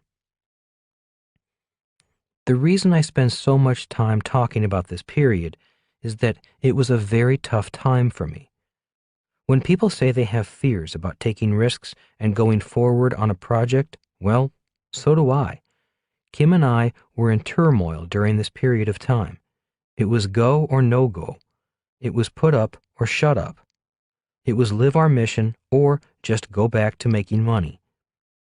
Kim and I both believed that many of the important lessons that Rich Dad had taught me had been transferred into our new game. We knew we had to move forward. Spock, Kim, and I decided to go through the eye of the needle. We had transferred this knowledge I had learned from Rich Dad and placed it in a tangible product. This took place in the summer of 1996. Kim and I then went forward and hired a graphic artist to bring the game to life. He then shipped his work to a game manufacturing company in Canada.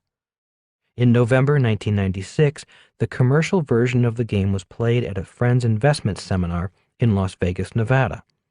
The game worked. Participants loved the game. The paradigm shifts we wanted were happening. Immediately, we flew to Singapore to another friend's investment workshop. Once again, the game did its magic.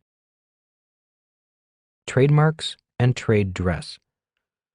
We then worked on the graphics that help identify the Rich Dad brand. You may notice that most of our products have a similar theme, look, and feel.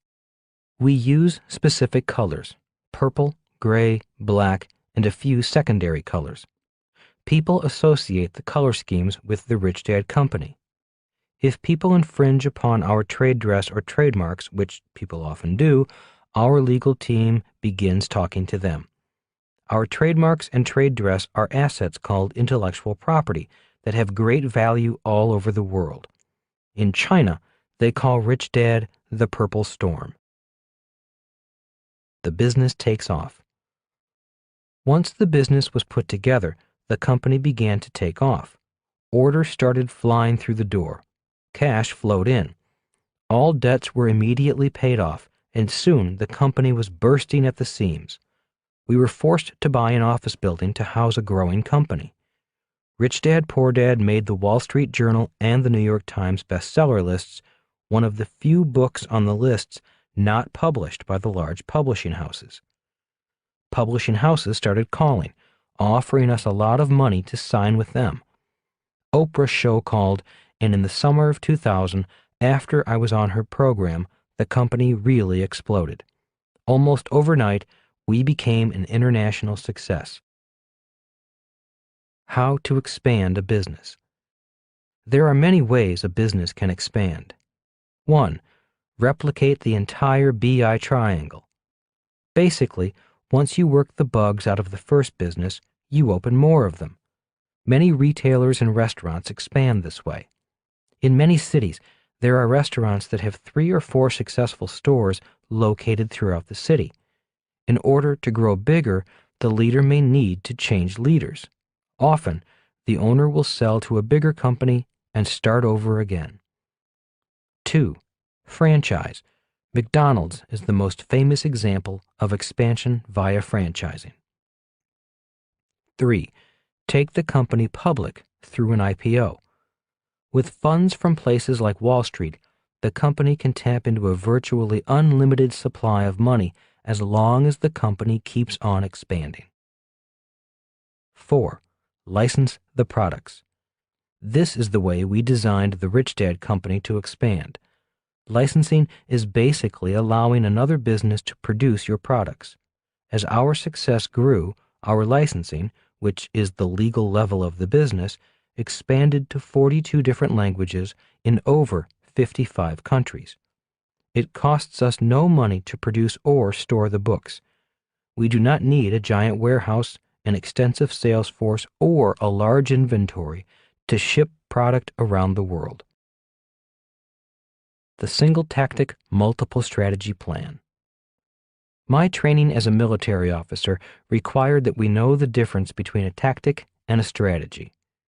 In very simple terms, a tactic is what you do. A strategy is the plan on how to get the tactic done. One of my military science instructors was adamant about the importance of using a single tactic, multiple strategy plan of warfare to win. He would say, a military leader must focus on one objective or tactic. He must only want to do one thing. Everything else is a strategy on how to get that one tactic done. He would then use examples of military conflict after military conflict that was won by the leader that had the best strategies focused on a single tactic. When I entered the business world, I carried his lessons with me. Soon, I began to see that companies that used the single tactic, multiple strategy type of planning were companies that won in business. For example, Domino's Pizza started with a single tactic to beat its competition. To distinguish itself in the pizza wars, Domino's designed a company around a single tactic. That tactic was to promise pizza in 30 minutes or less. An entire business was designed around that single promise, a single tactic.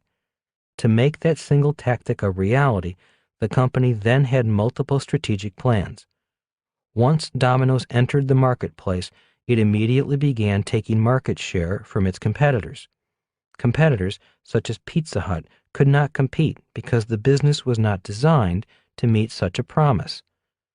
To combat Domino's, Pizza Hut increased advertising, the communications level, to announce new and different types of pizza.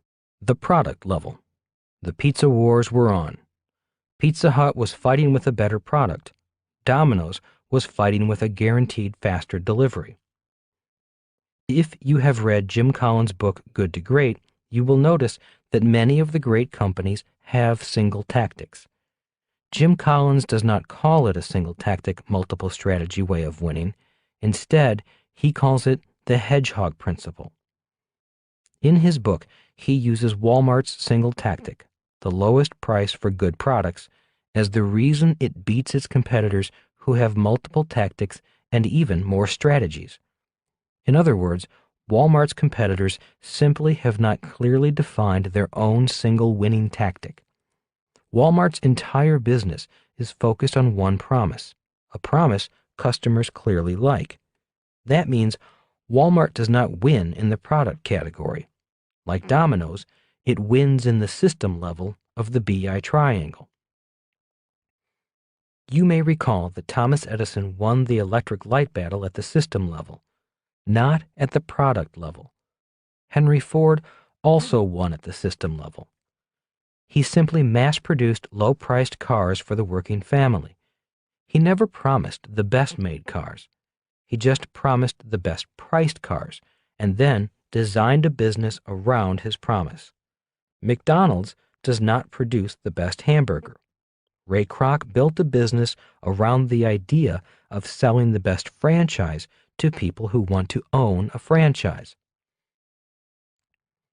When I was in the Arizona mountains, the very simple business plan I came up with was based upon one single tactic and 3 strategies.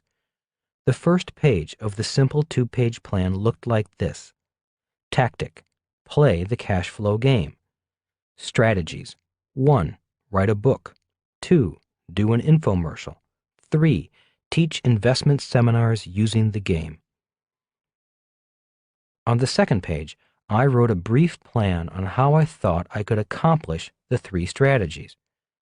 The single tactic was to get as many people as possible to play the game. I knew that if I created a great game and people played it, their lives would change. They would be able to see another world of opportunity.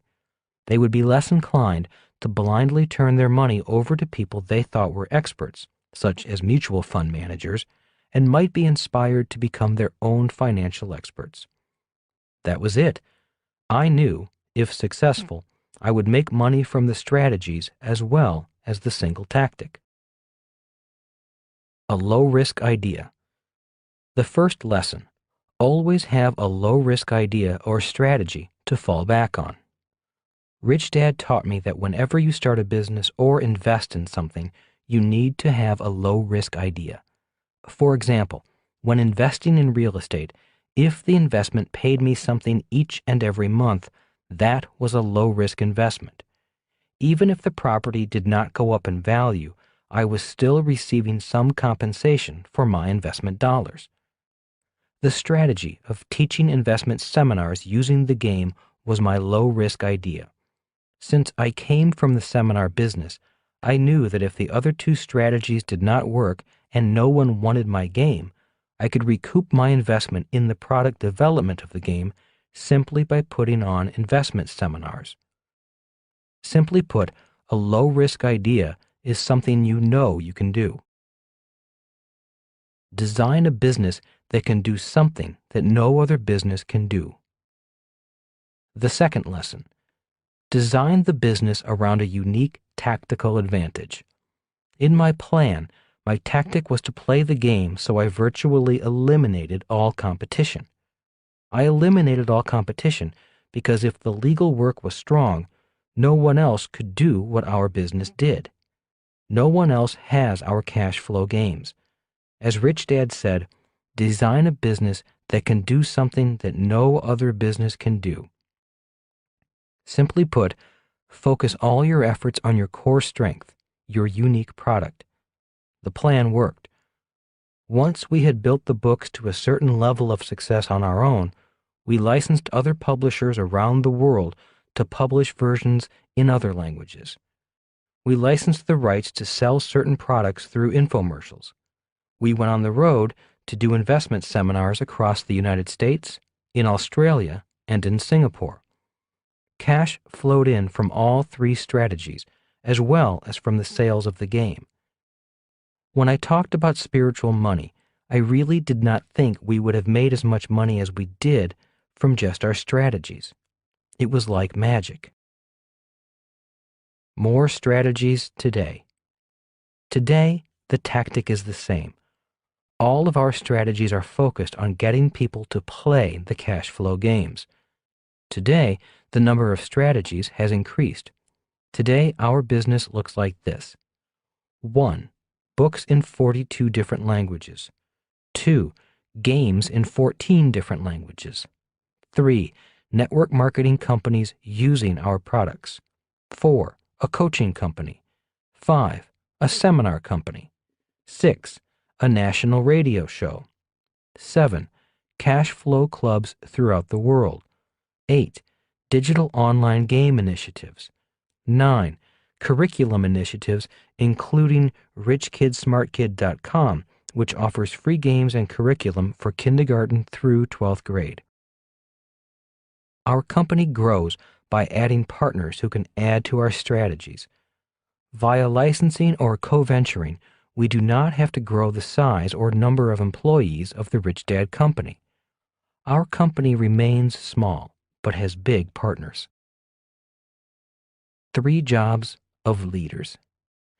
At the start of this chapter, I listed a set of jobs Rich Dad thought were important for a leader.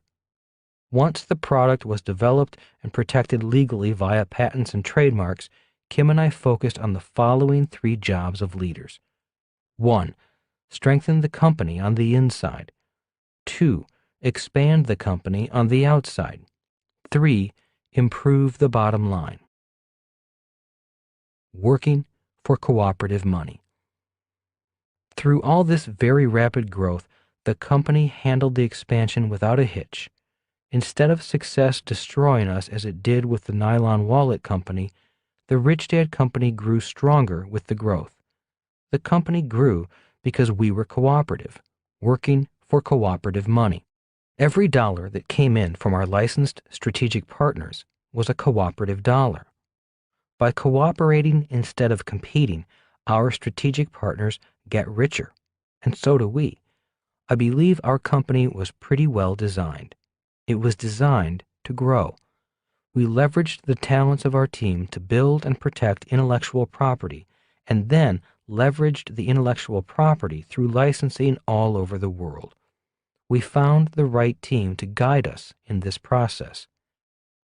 As we grew the Rich Dad Company, we did not have the growing pains many small companies go through.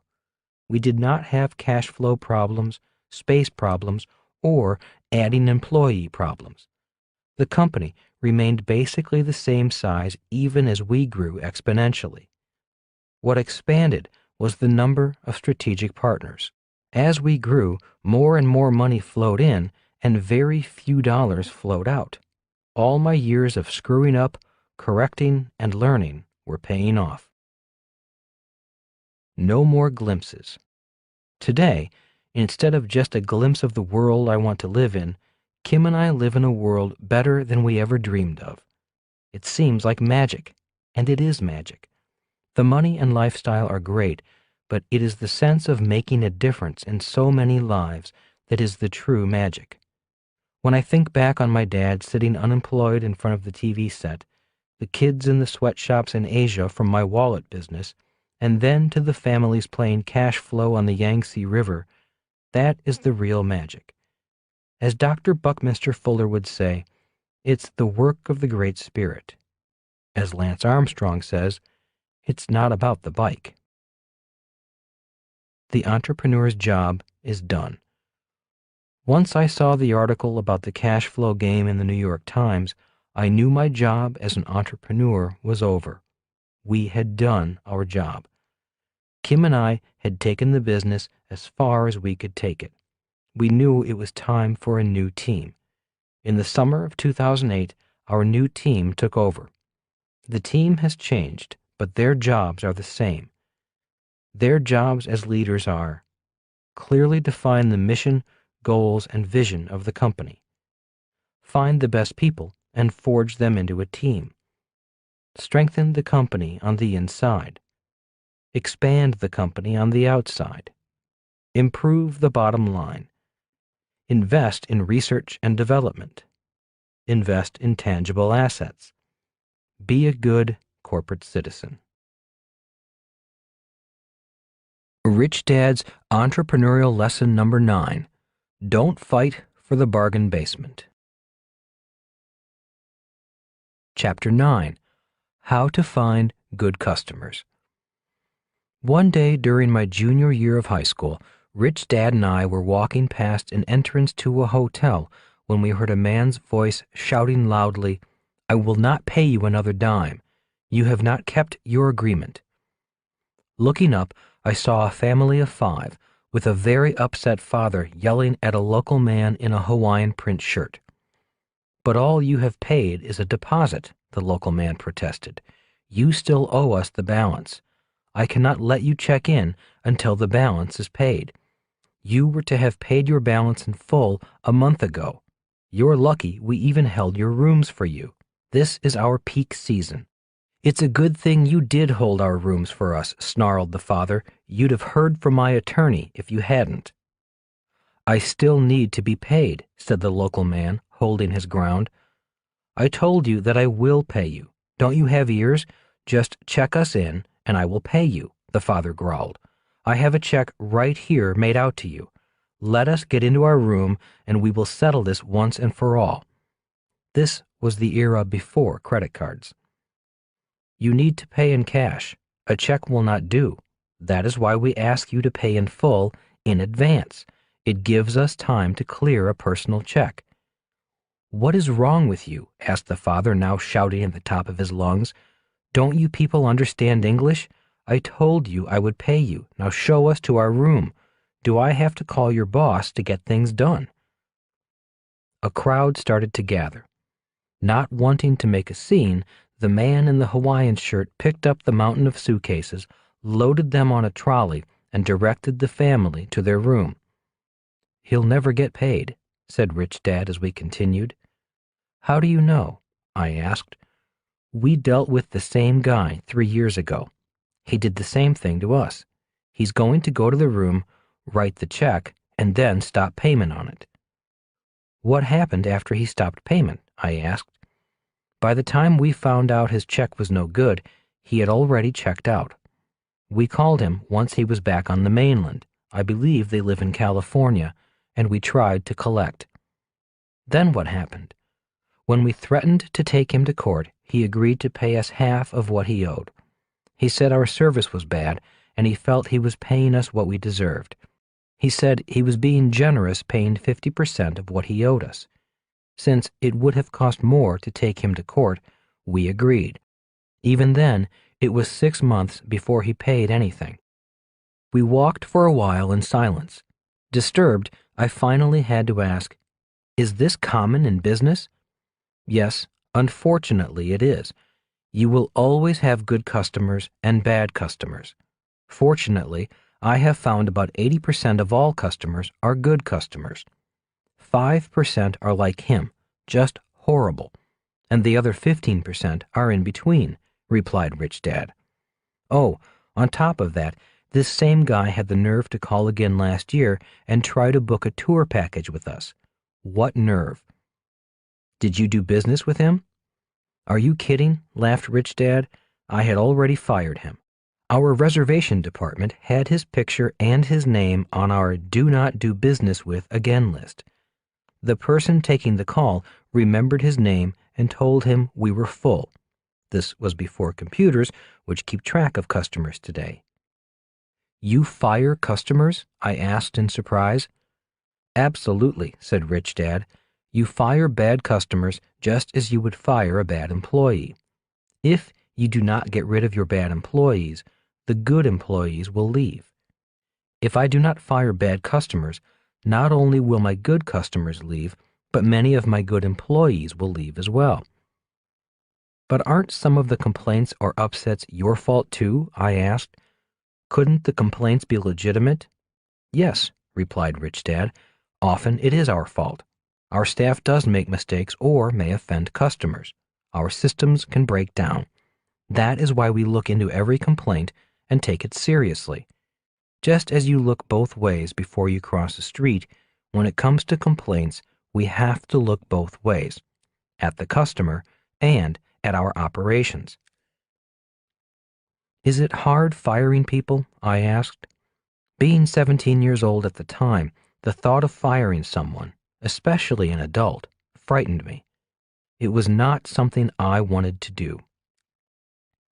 "It's never pleasant," said Rich Dad. "It's one of the more unpleasant yet important jobs of an entrepreneur. Your job is a people job. People are your biggest assets and biggest liabilities. One day you'll have to fire someone. I am sure it will be an experience you will never forget." Rich Dad and I entered a restaurant and found a table to have lunch. Once the waitress had filled our water glasses, handed us the menu, and explained the specials, Rich Dad continued with his lesson on people. "The same is true with advisors. You must be able to fire bad advisors. If you have accountants or attorneys who do a poor job, or if the job is too big for them, or if they are only interested in receiving their fees and not helping your business will suffer. If you do not get rid of bad advisors, you are responsible. The ultimate price of bad advice is far more than what you pay your advisors in fees for good advice. I had one accountant give me bad tax advice, and it cost me nearly $60,000 in back taxes and penalties. On top of that, it cost me another $12,000 to hire another accounting firm to straighten out the mess. In addition, this mistake upset me so much that I was not effective for months, and the business suffered as a result. So, as an entrepreneur, you must realize that you are responsible for your own mistakes as well as for the mistakes of others." Were you angry at your accountant? I asked. Yes and no. I really could not blame him. At the time, my business was growing so fast, I did not pay attention to the quality of my advisors. At the time, I did not realize that all accountants are not created equal. He should have told me he did not know what he was doing, but he didn't want to admit it. He was afraid I would fire him. Soon, the size of my business was too big for his expertise. He was in over his head. I should have let him go earlier, but I was too busy. Besides, I liked the guy, and I knew his family. I kept hoping he would grow with the company. Unfortunately, he didn't. Finally, I did let him go, but only after the losses from his bad advice were very high. So I don't blame him. I'm the only one ultimately responsible for the business. As the business grows, your advisors need to grow with you or go. I learned a valuable lesson. Was it hard firing him? I asked. It was extremely difficult. If you cannot hire and fire people, including yourself, you should not be an entrepreneur. Remember this, your success or failure as an entrepreneur depends a lot on your people skills. If you have strong people skills, your business will grow. If you have poor people skills, your business will suffer. If you hire people simply because you like them or because they are relatives, and you cannot fire them when they need to go, then you have poor people skills. Remember that people are different, and as an entrepreneur, you need to be flexible enough to work with different types of people. People with different skills, ambitions, dreams, behavior, and experiences. If you cannot work with different types of people, once again, your business will suffer. That is why you always said to Mike and me, a leader's job is to get people to work as a team. That could be your most important job. Remember that departments of a business attract different types of people. For example, salespeople are different from administrative people. They are very different people, almost opposites, and you need to treat them as opposites. For example, never ask an administrative person to hire a salesperson. Instead of hiring a hard-charging salesperson who loves busting down doors, the administrative person will prefer to hire a nice, calm salesperson whose only sales experience was working as a checkout clerk at the supermarket. Also, the administrative person would want to make sure the person enjoyed filling out forms and doing paperwork. Why would they do that? I asked. Because birds of a feather flock together. Administrative people think that paperwork is the most important part of the sale. They have no experience in knowing how hard it is to get that sale. You'll see once you get into the real world. In general, salespeople don't like administrative people. Why? Because in general, salespeople hate paperwork, and administrative people are terrified of selling. So don't try to make a top-flight salesperson into a file clerk, or ask a file clerk to become a flamboyant salesperson. So is that where most of the friction lies, I asked, between sales and administration? Oh no, said Rich Dad emphatically. A business is one big ball of friction. It is a working model of human conflict. It is a melting pot of egos that is always boiling. When you look at the BI triangle, you will understand why. A business is a blending of different people, different temperaments, different talents, different education, different ages, sexes, and races. Every day when you come to work, most of your problems will be people problems. A salesman made promises the company cannot keep. The customer is irate. Your attorney will not agree with your accountants. Assembly line workers will not agree with the engineers who designed the assembly line. Management is at war with labor. Technical people are fighting with creative people. Analytical people do not get along with people. College-educated people feel they're smarter than people who did not go to college. Add to this inter-office politics, or worse, sexual affairs within the company, and you will never need to watch TV again. In most cases, A business does not need a competitor. A normal business has so many competitors inside the business, it's amazing that anyone gets any work done at all. So that is why an entrepreneur needs to know when to fire someone. If one person upsets the balance, the whole business can boil over because the internal friction gets too great. Exactly, smiled Rich Dad. I'm sure you see it in your classrooms at school every day. You can already see the different characters in your classmates.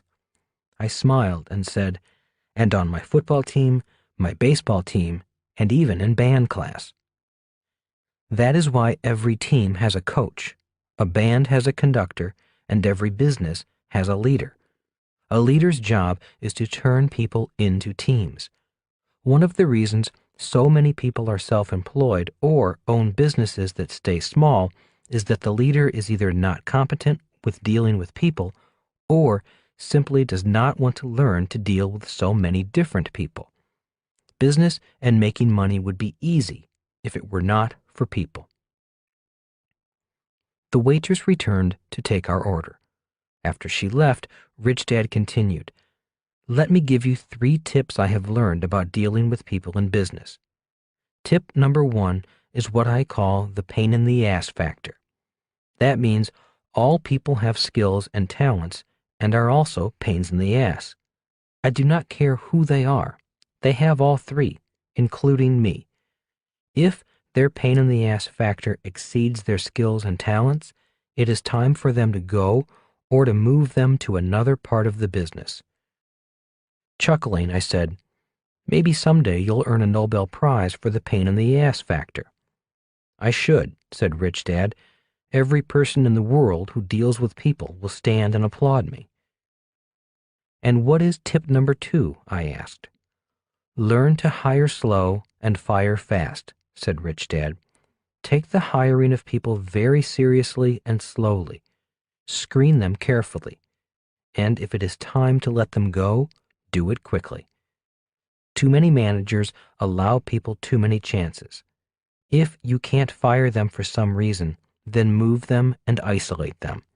Don't let them contaminate the rest of the people in the business. Maybe you can help them find jobs at a company where they might be happier and more productive, or just pay them to leave. It will be less expensive in the long run. Remember to do it humanely and legally. All people need to be treated with the appropriate dignity. Many times, when I have let people go, they were happy to move on. I have found that if people are acting up or underperforming, it is not because they are lazy. Many are simply unhappy for a number of reasons. If you as a leader can find a way to make them happy, find it. You mean a person can be a good employee but be working in the wrong job or department? It happens all the time, said Rich Dad. In fact, I have been the person who took a good employee and put him in the wrong job. I'm the person who made him unhappy. What did you do? Well, years ago, I had this young man who was a great salesperson. He worked hard, treated his customers well, and made the company and himself a lot of money. So, after a few years, I rewarded him by promoting him to sales manager. I put him in charge of 12 other salespeople. He was fine for about a year, but then he began to come to work late, the sales numbers fell, and the sales team was unhappy. Did you fire him? No, I was going to, but I thought it would be better to re-interview him again. Once we sat down and had a heart-to-heart talk, I found the problem. By promoting him, I had turned him into an administrative person, doing exactly what he hated doing, paperwork. Oh, sure, he had a fancy title, VP of Sales. He made more money and had a company car, but he hated the mountains of paperwork and attending meeting after meeting. He simply wanted to be out on the street talking to his customers. So, did he go back to sales? Absolutely. Good salespeople are hard to find, so I gave him a raise, a bigger territory, and he kept the car.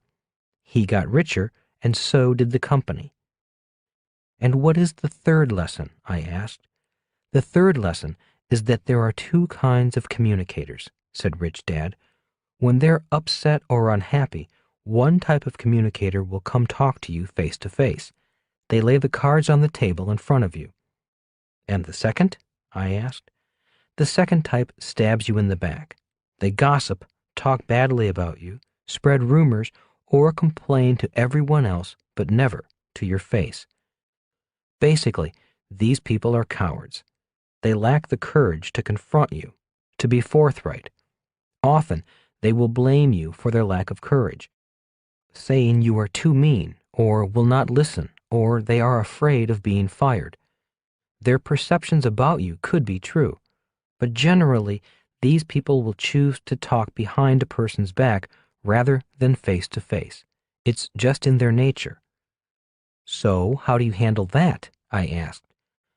Well, one way is at every meeting I remind my staff of the two types of communicators and leave it at that. I say to them, there are people who speak to you face to face, and there are others who speak behind your back. Which one are you? Once the rest of the company is aware of the two types, they generally remind someone who is gossiping or stabbing someone in the back about the two types of people. It doesn't totally stop the gossiping, but it does keep it down, and in general, overall communication improves. I also tell them that I would prefer to be stabbed in the chest rather than stabbed in the back, so I don't tell them what to do. I simply give them a choice. Have you been stabbed in the chest? I asked. Oh, a number of times, and I deserved it. I needed to be corrected and reminded to be open-minded as much as anyone else. As much as it hurt, it was less destructive than a stab in the back. Aren't people afraid of being fired? Oh, there is always that risk, smiled Rich Dad. That is why it takes courage and excellent communication skills to be successful in business. In many instances, it is not what you say, but how you say it. So if the communication is going to be unpleasant, put on your creative thinking cap and figure out the most humane and kind way to say what needs to be said. And always remember that communication does not mean talking. Communication also includes listening. When two people are upset and both are talking, friction increases and communication decreases. The reason God gave us 2 ears and 1 mouth is to remind us to listen more than speak. So, being an entrepreneur is a lot about people and the communication skills needed to communicate to them. Rich Dad agreed and continued, saying, leadership requires great communication skills. To become a better entrepreneur requires you to focus on improving your communication skills. One of your first steps in your leadership development is to develop the courage to be a face-to-face communicator and to work on developing your communication skills. If you are a stab-them-in-the-back type of communicator, I doubt your business will grow. Entrepreneurship is for people with courage. It's not for cowards. If you will work on always improving your communication skills, your business will grow. Remember that just because you're talking does not mean you're necessarily communicating. And in sales, telling is not selling. Communication is a far more complex process than simply moving your lips and wagging your tongue. Sitting quietly as Rich Dad enjoyed his meal, my mind went back to the angry father, the customer whom Rich Dad had fired. I asked, and that is why you told that irate customer that you had no vacancies. It was better than telling him what you thought of him. Yes, as the entrepreneur, one of your jobs is to protect your company and your employees from cheap customers, the customers who want more than they pay for, the customers who want something for nothing. I had to find a way of firing that customer without getting into an argument again. I knew he would stab me in the back if we got into it. That is why I make it a point to fire cheap customers, politely and discreetly. Isn't that cruel or discriminating against poor people? I did not say poor people, said Rich Dad, raising his voice. The word I used was cheap. Cheap customers, not poor people. There is a difference. There are rich, cheap people and poor, cheap people. Cheap has nothing to do with money. It has to do with a state of mind. In some cases, I would say it borders on a mental illness. Also, I would not classify cheap people in the same category as bargain hunters. We all love a bargain, yet as much as we love value for our money, very few of us want value at the expense of someone else. But a cheap person does.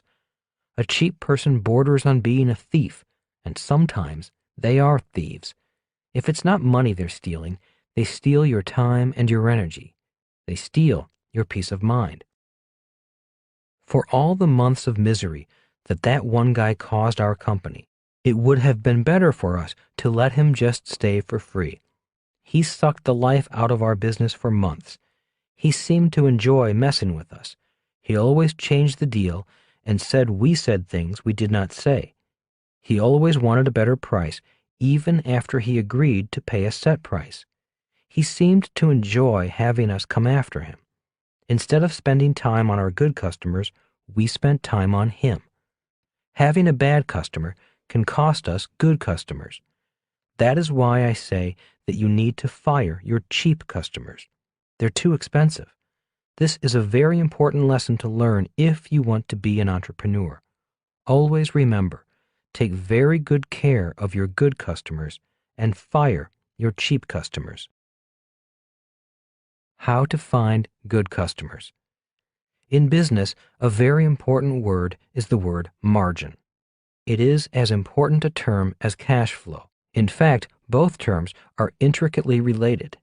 In overly simple terms, margin is the difference between what it costs to produce your product and the price you sell your product for. For example, let's say it costs you $2 to manufacture your widget and you sell your widget for $10. In this case, your gross margin is $8. There are 3 reasons why a product's gross margin is so important. 1. The gross margin finances the rest of the BI triangle. Looking at the BI triangle, you can see that a product's margin must provide enough cash flow to feed the rest of the triangle. Margin pays for the team's salaries, legal fees, the company's system operations, marketing, and accounting.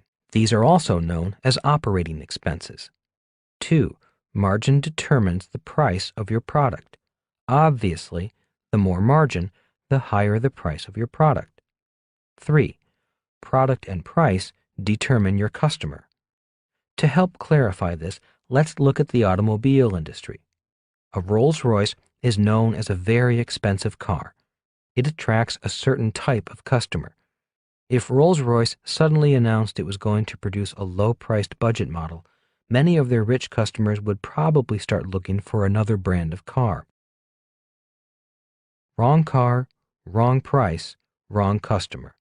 Recently, Jaguar announced it was dropping its lower-priced model because it realized that offering a lower-priced model had hurt its sales. After losing $700 million in 1 year, they finally realized that they should stay at the high end of the car market and not try to capture market share in the mid-price market. Today, many brands are made in the same factory. For example, a factory that produces blue jeans can produce jeans for a high-end brand and a low-end brand.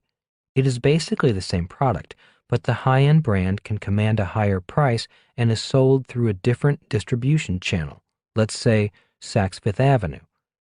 If the high-end brand wants to produce a low-end brand, they had best create another brand for a different distribution channel, let's say Walmart.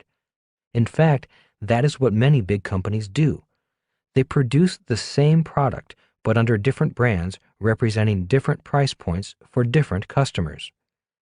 So, to find good customers, you need to match the product and the price to fit the customer's needs, wants, and ego. In many cases, the customer's ego is far more important than wants and needs.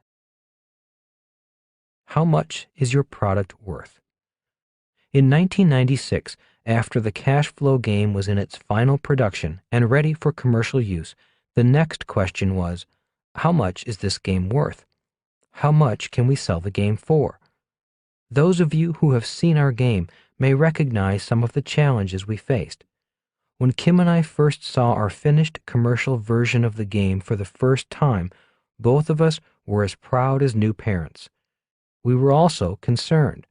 The packaging looked great, but we thought it might have looked too much like a game for entertainment rather than education. We made it look bright and fun because we wanted learning to be fun.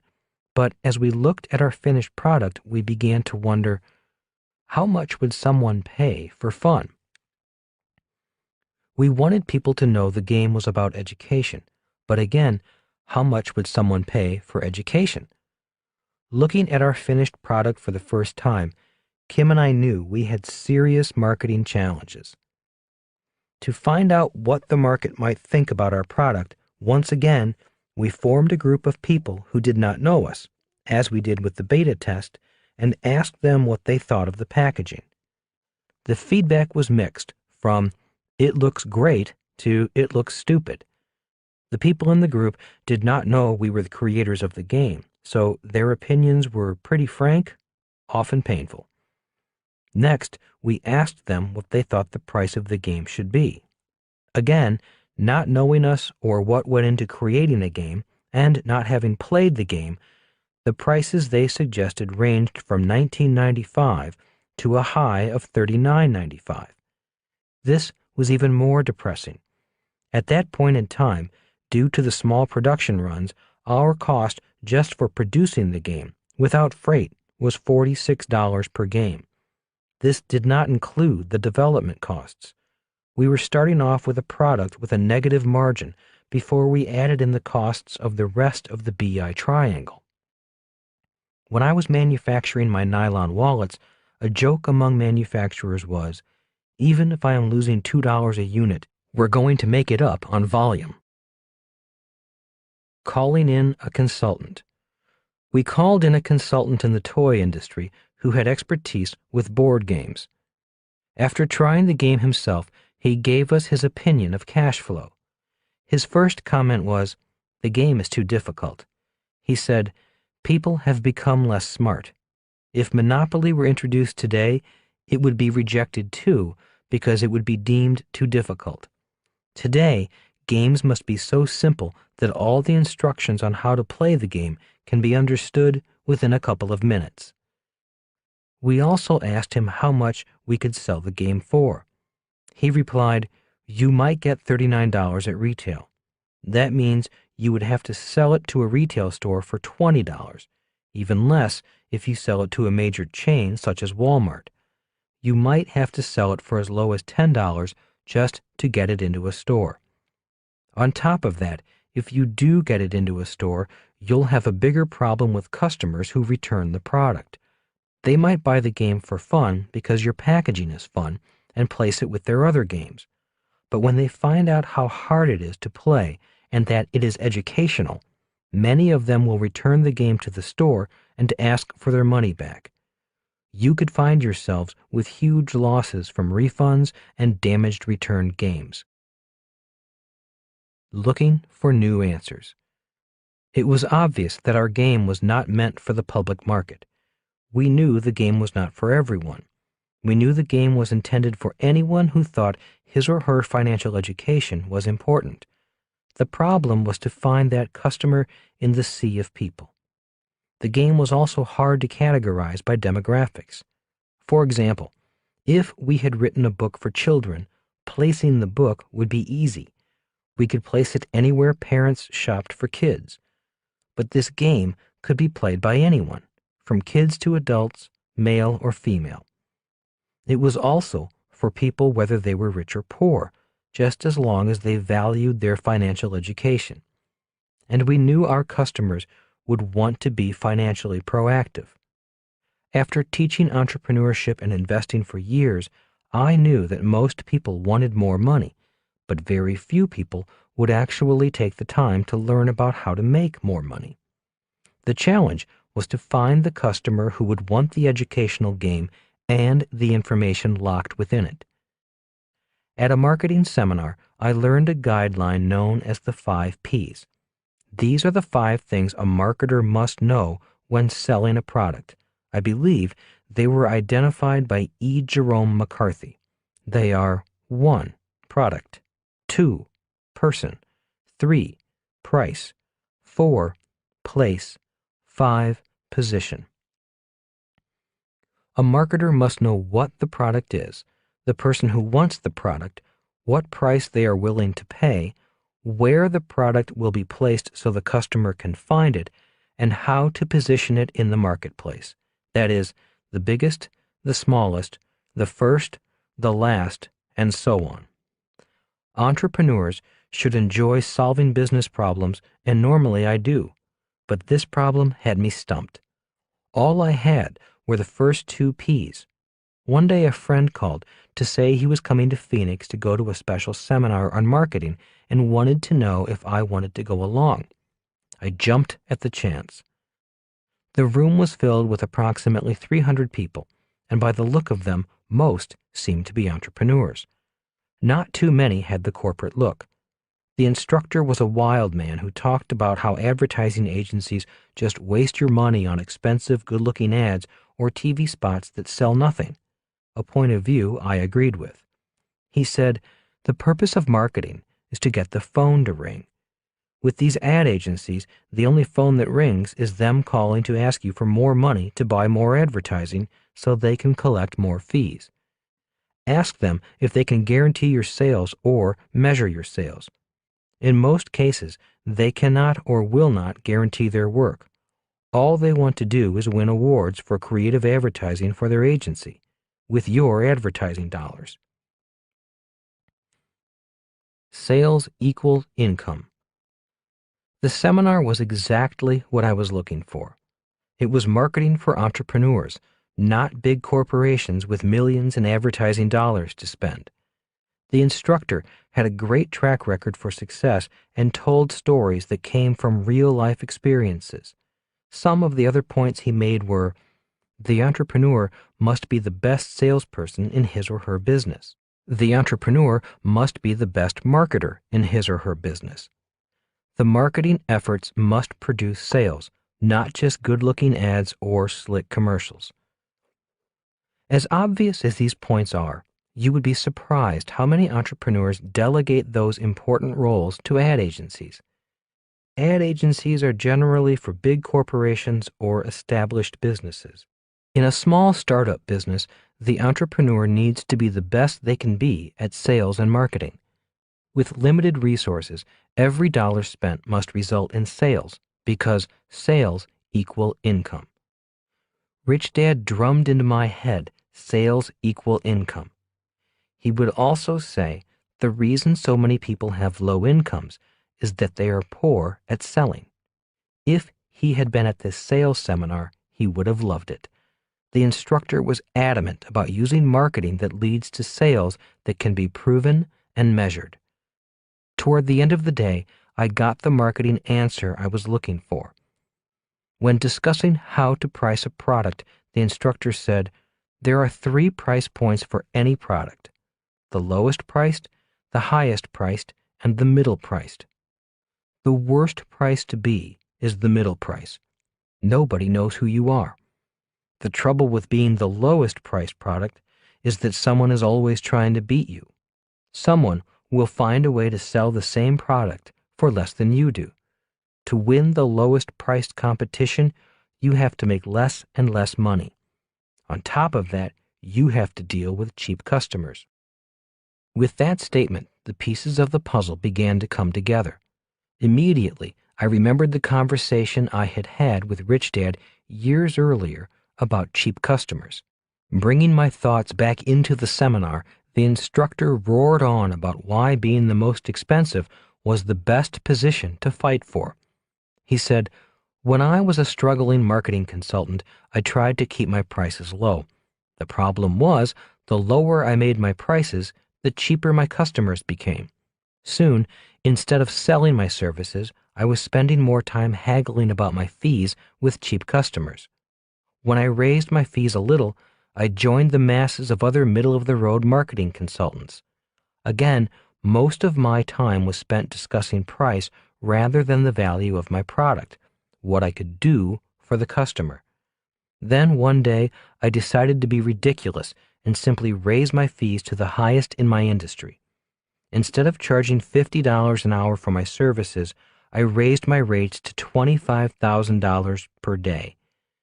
Today, I work less, earn far more money, and work with a better class of client. My mind raced when I heard his fee of $25,000 per day. I realized that I was the cheap client he did not want. Once I got over the shock of realizing I was the cheap one, I began to see that it was my own cheapness that was causing me to struggle at pricing my board game. I was looking at price rather than the value of the game. "Don't fight for the bargain basement," boomed the instructor. "The bargain basement attracts cheap customers." Once again, my mind drifted off, recalling how Rich Dad hated dealing with people who were cheap. Rich Dad said, "Design your product and its price for a very special customer. Your marketing should then find ways of reaching that special customer. Be creative. Don't be cheap. The bargain basement is not a place to find good customers." The book takes priority. That evening, I went home and talked with Kim. The first thing I said was, "We should sell the board game for $200. We will position it as the most expensive game in the world. It's not just a game, it's a seminar in a box." Kim agreed. She did not flinch at the idea of selling a board game for that much money, even if our focus group said it should sell for $39.95. I continued, "Our problem is that we have been asking the opinion of people who will probably never be our customers. We have been asking for the opinion of people who shop in the bargain basement, not in the boardroom. We need to find customers who value education and are willing to pay for it." "We'll need a way to find them," Kim added. The book takes priority. Instead of focusing on marketing the game, we will begin to focus on marketing the book. The book will help us find our customers. The book will become our company brochure. At the time, I was working on Rich Dad, Poor Dad. "So we need to weave the game into the book," Kim said. And we go back on the road doing investment seminars, working with the same type of customer we have been working with for years.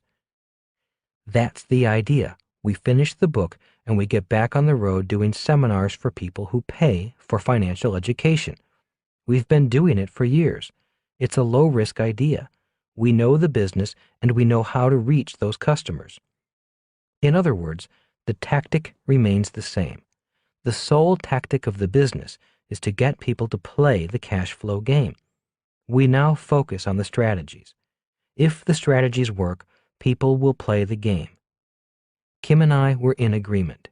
We were a team with a unified plan. "So why $200? Asked Kim. "How did you come up with that number?"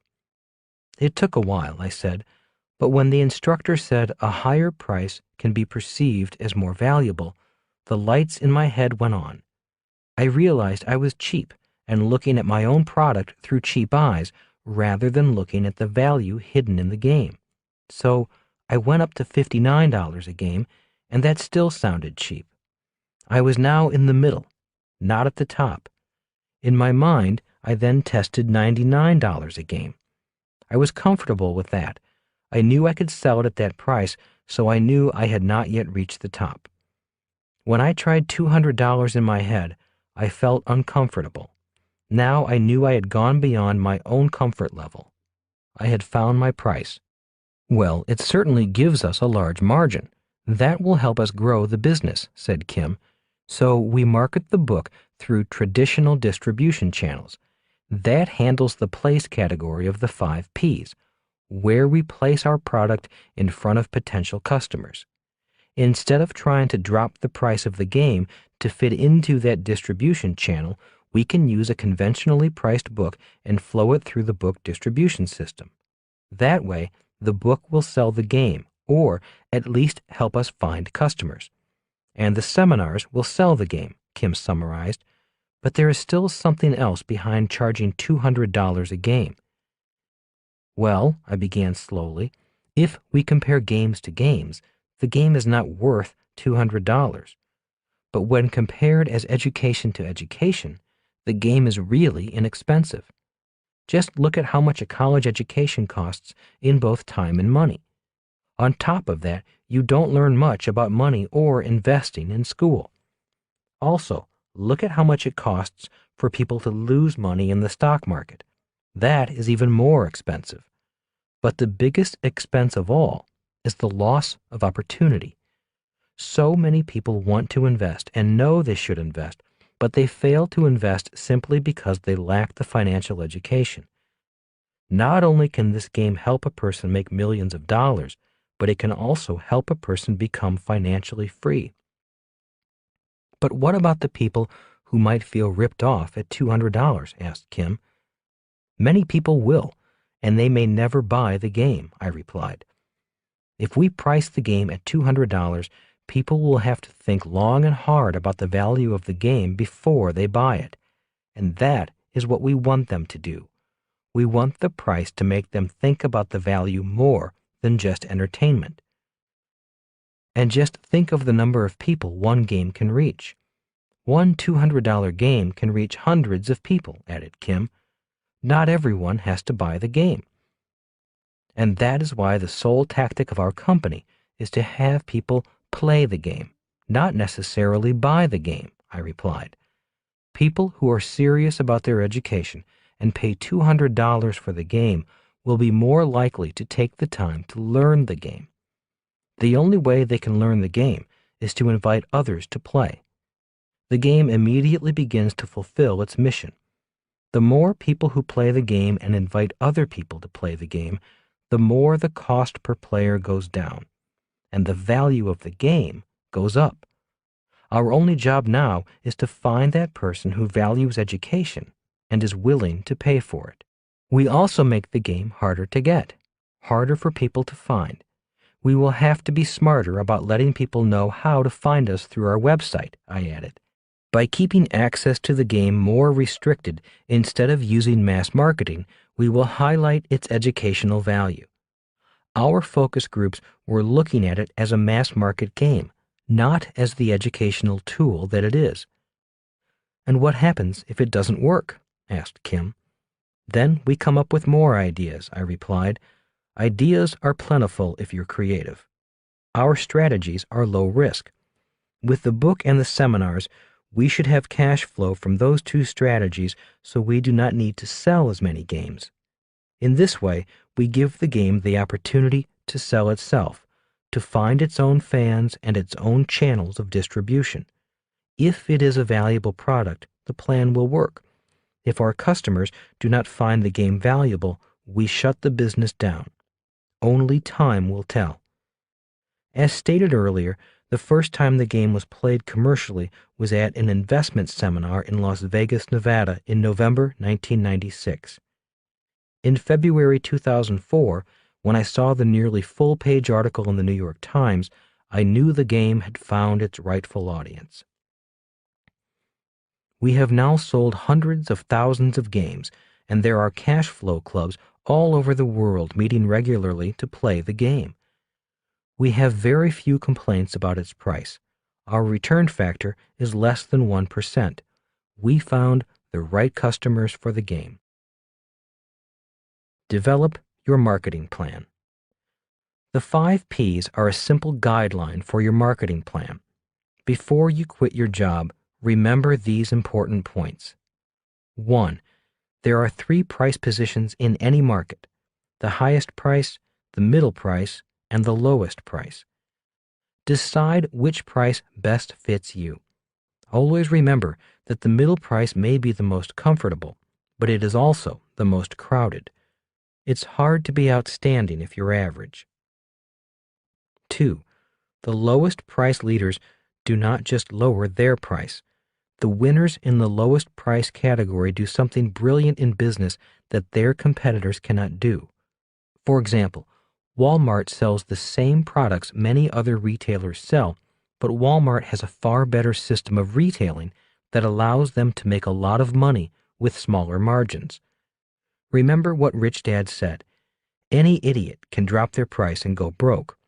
It takes a brilliant person to drop their prices, cut their margins, and get rich. He also said, if you choose to compete at the low end of the market, you have to be a better businessman than those who compete at the top. Since I am not that good a business person, I find it easier to compete at the top. 3. If you are going to be the highest price product in your market niche, then you have to give your customers something your competitors cannot give. If you are confused by what high-priced businesses do, then do your homework.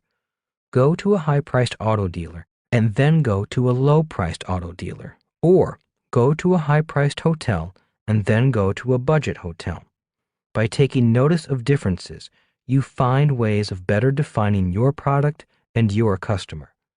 Know that the higher the price, the fewer the customers, and the more precise you need to be in your marketing. Also, never ask people who shop in the bargain basements of the world what they think of a Rolls-Royce. 4. Don't try to be all things to all customers.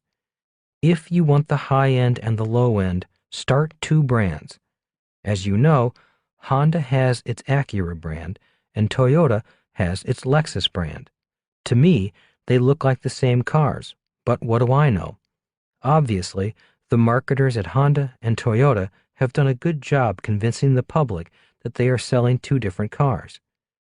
As stated earlier in this chapter, marketing needs to fill a customer's wants, needs, and ego. In many cases, ego has more buying power.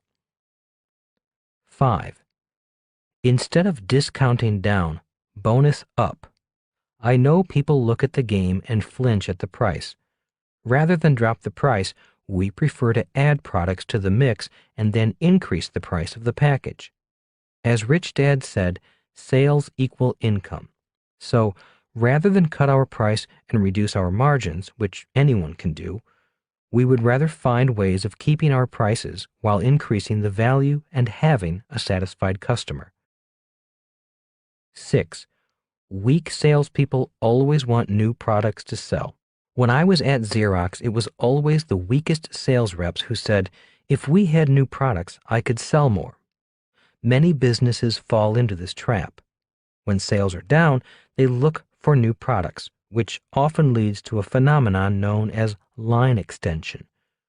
When line extension happens too much, the customer can become confused because there are too many products to choose from, and your own products can become your competitors. Rich Dad said, instead of looking for new products to sell, look for new customers. He also said, a smart entrepreneur focuses on keeping existing customers happy and looking for new customers to sell existing products to. 7. Look for strategic partners who already sell to the customer you want to sell to. Earlier in this book, I wrote about the three kinds of money: competitive, cooperative, and spiritual. One of the ways to become richer faster with less risk is to be cooperative and earn cooperative money. 8. Treat your best customers well. The internet makes keeping in touch with your best customers easier than ever. The rule of thumb is focus on keeping your best customers happy, because not only will they buy more from you, but they will also tell their friends about you. That is the best kind of marketing of all. It's called word of mouth. When it comes to taking care of your best customers, be creative. One of the reasons small entrepreneurial companies beat the big corporations is simply because a small company can be more creative and be more creative faster. In summary, always remember the 5 P's. Remember that your very special product is important to a very special person. The price of your product must satisfy the person's needs, wants, and ego. When it comes to ego, we all like finding a bargain. Also, many of us like letting people know we spent a lot of money for a product that only a few people can or will afford. So, ego can work at the high end as well as the low end. Where you place your product so your customer can find it is important. Always remember that a new Ferrari will look out of place in a used car lot filled with cheap cars. If you place your product in the wrong place, your sales will suffer. When Rich Dad, Poor Dad was first printed, we placed the book in our friend's car wash/gas station in Texas. Why that car wash? Because that was the place where the affluent people brought their cars for a wash and for gas. If we had put our book in a place where people came to buy cheap gas, I believe the books would still be there. The only position you want to be in is in first position. Always remember that most of us know that Lindbergh was the first human to fly solo non-stop across the Atlantic. Very few people know who was second. If you are not first in your category, then invent a new category you can be the first in. When the game was not known, we became the first game to claim the highest priced game category. When Avis realized it was second to Hertz, it took first place by being first to claim to be proud of being in second place, which led to their "We Try Harder" slogan. In conclusion, the most important place you want to be first in is in your customers' minds. For example, when you think of a soft drink, do you first think of Coca-Cola or Pepsi? When your very special customers think of your product category, do they think of you first or your competitor first? Ultimately, the most important job of an entrepreneur is to be first in the mind of your customers. Rich Dad's Entrepreneurial Lesson Number 10, Know When to Quit. Chapter 10, the summary, Knowing When to Quit. The fact that you don't like your job is not a good reason to become an entrepreneur. It may sound like a good reason, but it is not a strong enough reason. It definitely lacks a strong enough mission. Although almost everyone can become an entrepreneur, entrepreneurship is not for everyone. There is an old saying that goes, "Winners never quit and quitters never win." Personally, I do not agree with that saying. It is too simple. In my reality, a winner also knows when to quit. Sometimes in life, it is best to cut your losses. It is best to admit you have come to a dead end or to admit you have been barking up the wrong tree. In my opinion, a quitter is someone who quits simply because things have gotten tough. I have been a quitter many times in my life. I have quit diet programs, exercise programs, girlfriends, businesses, books, studies, and so on. Every year, I make New Year's resolutions and quit. So I know what quitting is and that I am a quitter. One of the reasons I did not quit my process in becoming an entrepreneur was that I really wanted to be one. I wanted it badly. I wanted to enjoy the freedom, the independence, the wealth, and the ability to make a contribution to this world that a successful entrepreneur has. In spite of how badly I wanted to become a successful entrepreneur, the powerful concept of quitting was always right in front of me, holding the door open. It would have been easy to quit when I was out of money and owed a lot of money. It would have been easy to quit every time a creditor demanded payment. It would have been easy to quit when the tax department let me know that I owed more in back taxes. It would have been easy to quit when a project failed or a potential partner walked out of the deal. When things were tough, quitting was always lurking nearby, just a handshake away. For me, becoming an entrepreneur is a process I am still in. I believe I will be an entrepreneur in training till the end. I love business, and I love solving business problems. There have been times I have cut my losses, shut a business down, and changed directions. But when it came to the process of becoming an entrepreneur, I have never quit. At least, not yet. It is a process I love. It is a process that brings me the kind of life I want. So, although the process has been tough for me, it has been worth it. Even though it was tough for me, that does not mean it needs to be tough for you. One reason for writing this book is that I want to make the process easier for anyone who is about to start the process or is already in the process. Before ending this book, I thought I would leave you with one little thing that kept me going. It was the glow in the dark, even in the darkest of hours. I had a little piece of paper taped to the base of the telephone in my office at the wallet company. That little piece of paper came from a Chinese fortune cookie. It said, "You can always quit. Why start now?"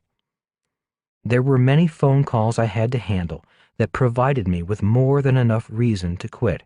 Yet, after hanging up the phone, I would glance at the words of wisdom from the fortune cookie and say to myself, as much as I want to quit, I won't quit today. I'll quit tomorrow. The good thing is, tomorrow never came. Before you quit your job, I offer these tips. Check your attitude. Attitude is almost everything. We don't recommend becoming an entrepreneur just to make money. There are far easier ways to make money. If you do not love business and the challenges a business offers, then entrepreneurship may not be for you. Get as much experience as possible on all 5 levels of the BI triangle. In earlier books, we advised people to work to learn, not work to earn. Instead of taking jobs for the money, take jobs for the experience. For example, if you want to gain experience in how business systems work, get a part-time job at McDonald's. You would be surprised at what happens the moment a customer says, "I want a Big Mac and fries." The moment that happens, one of the world's best designed business systems takes over. It is a brilliantly designed system run primarily by people with only a high school education. Always remember that sales equal income. All entrepreneurs need to be good in sales. If you are not good in sales, get as much experience as possible before you quit your job. I heard Donald Trump once say, "Some people are born salespeople. The rest of us can learn to sell."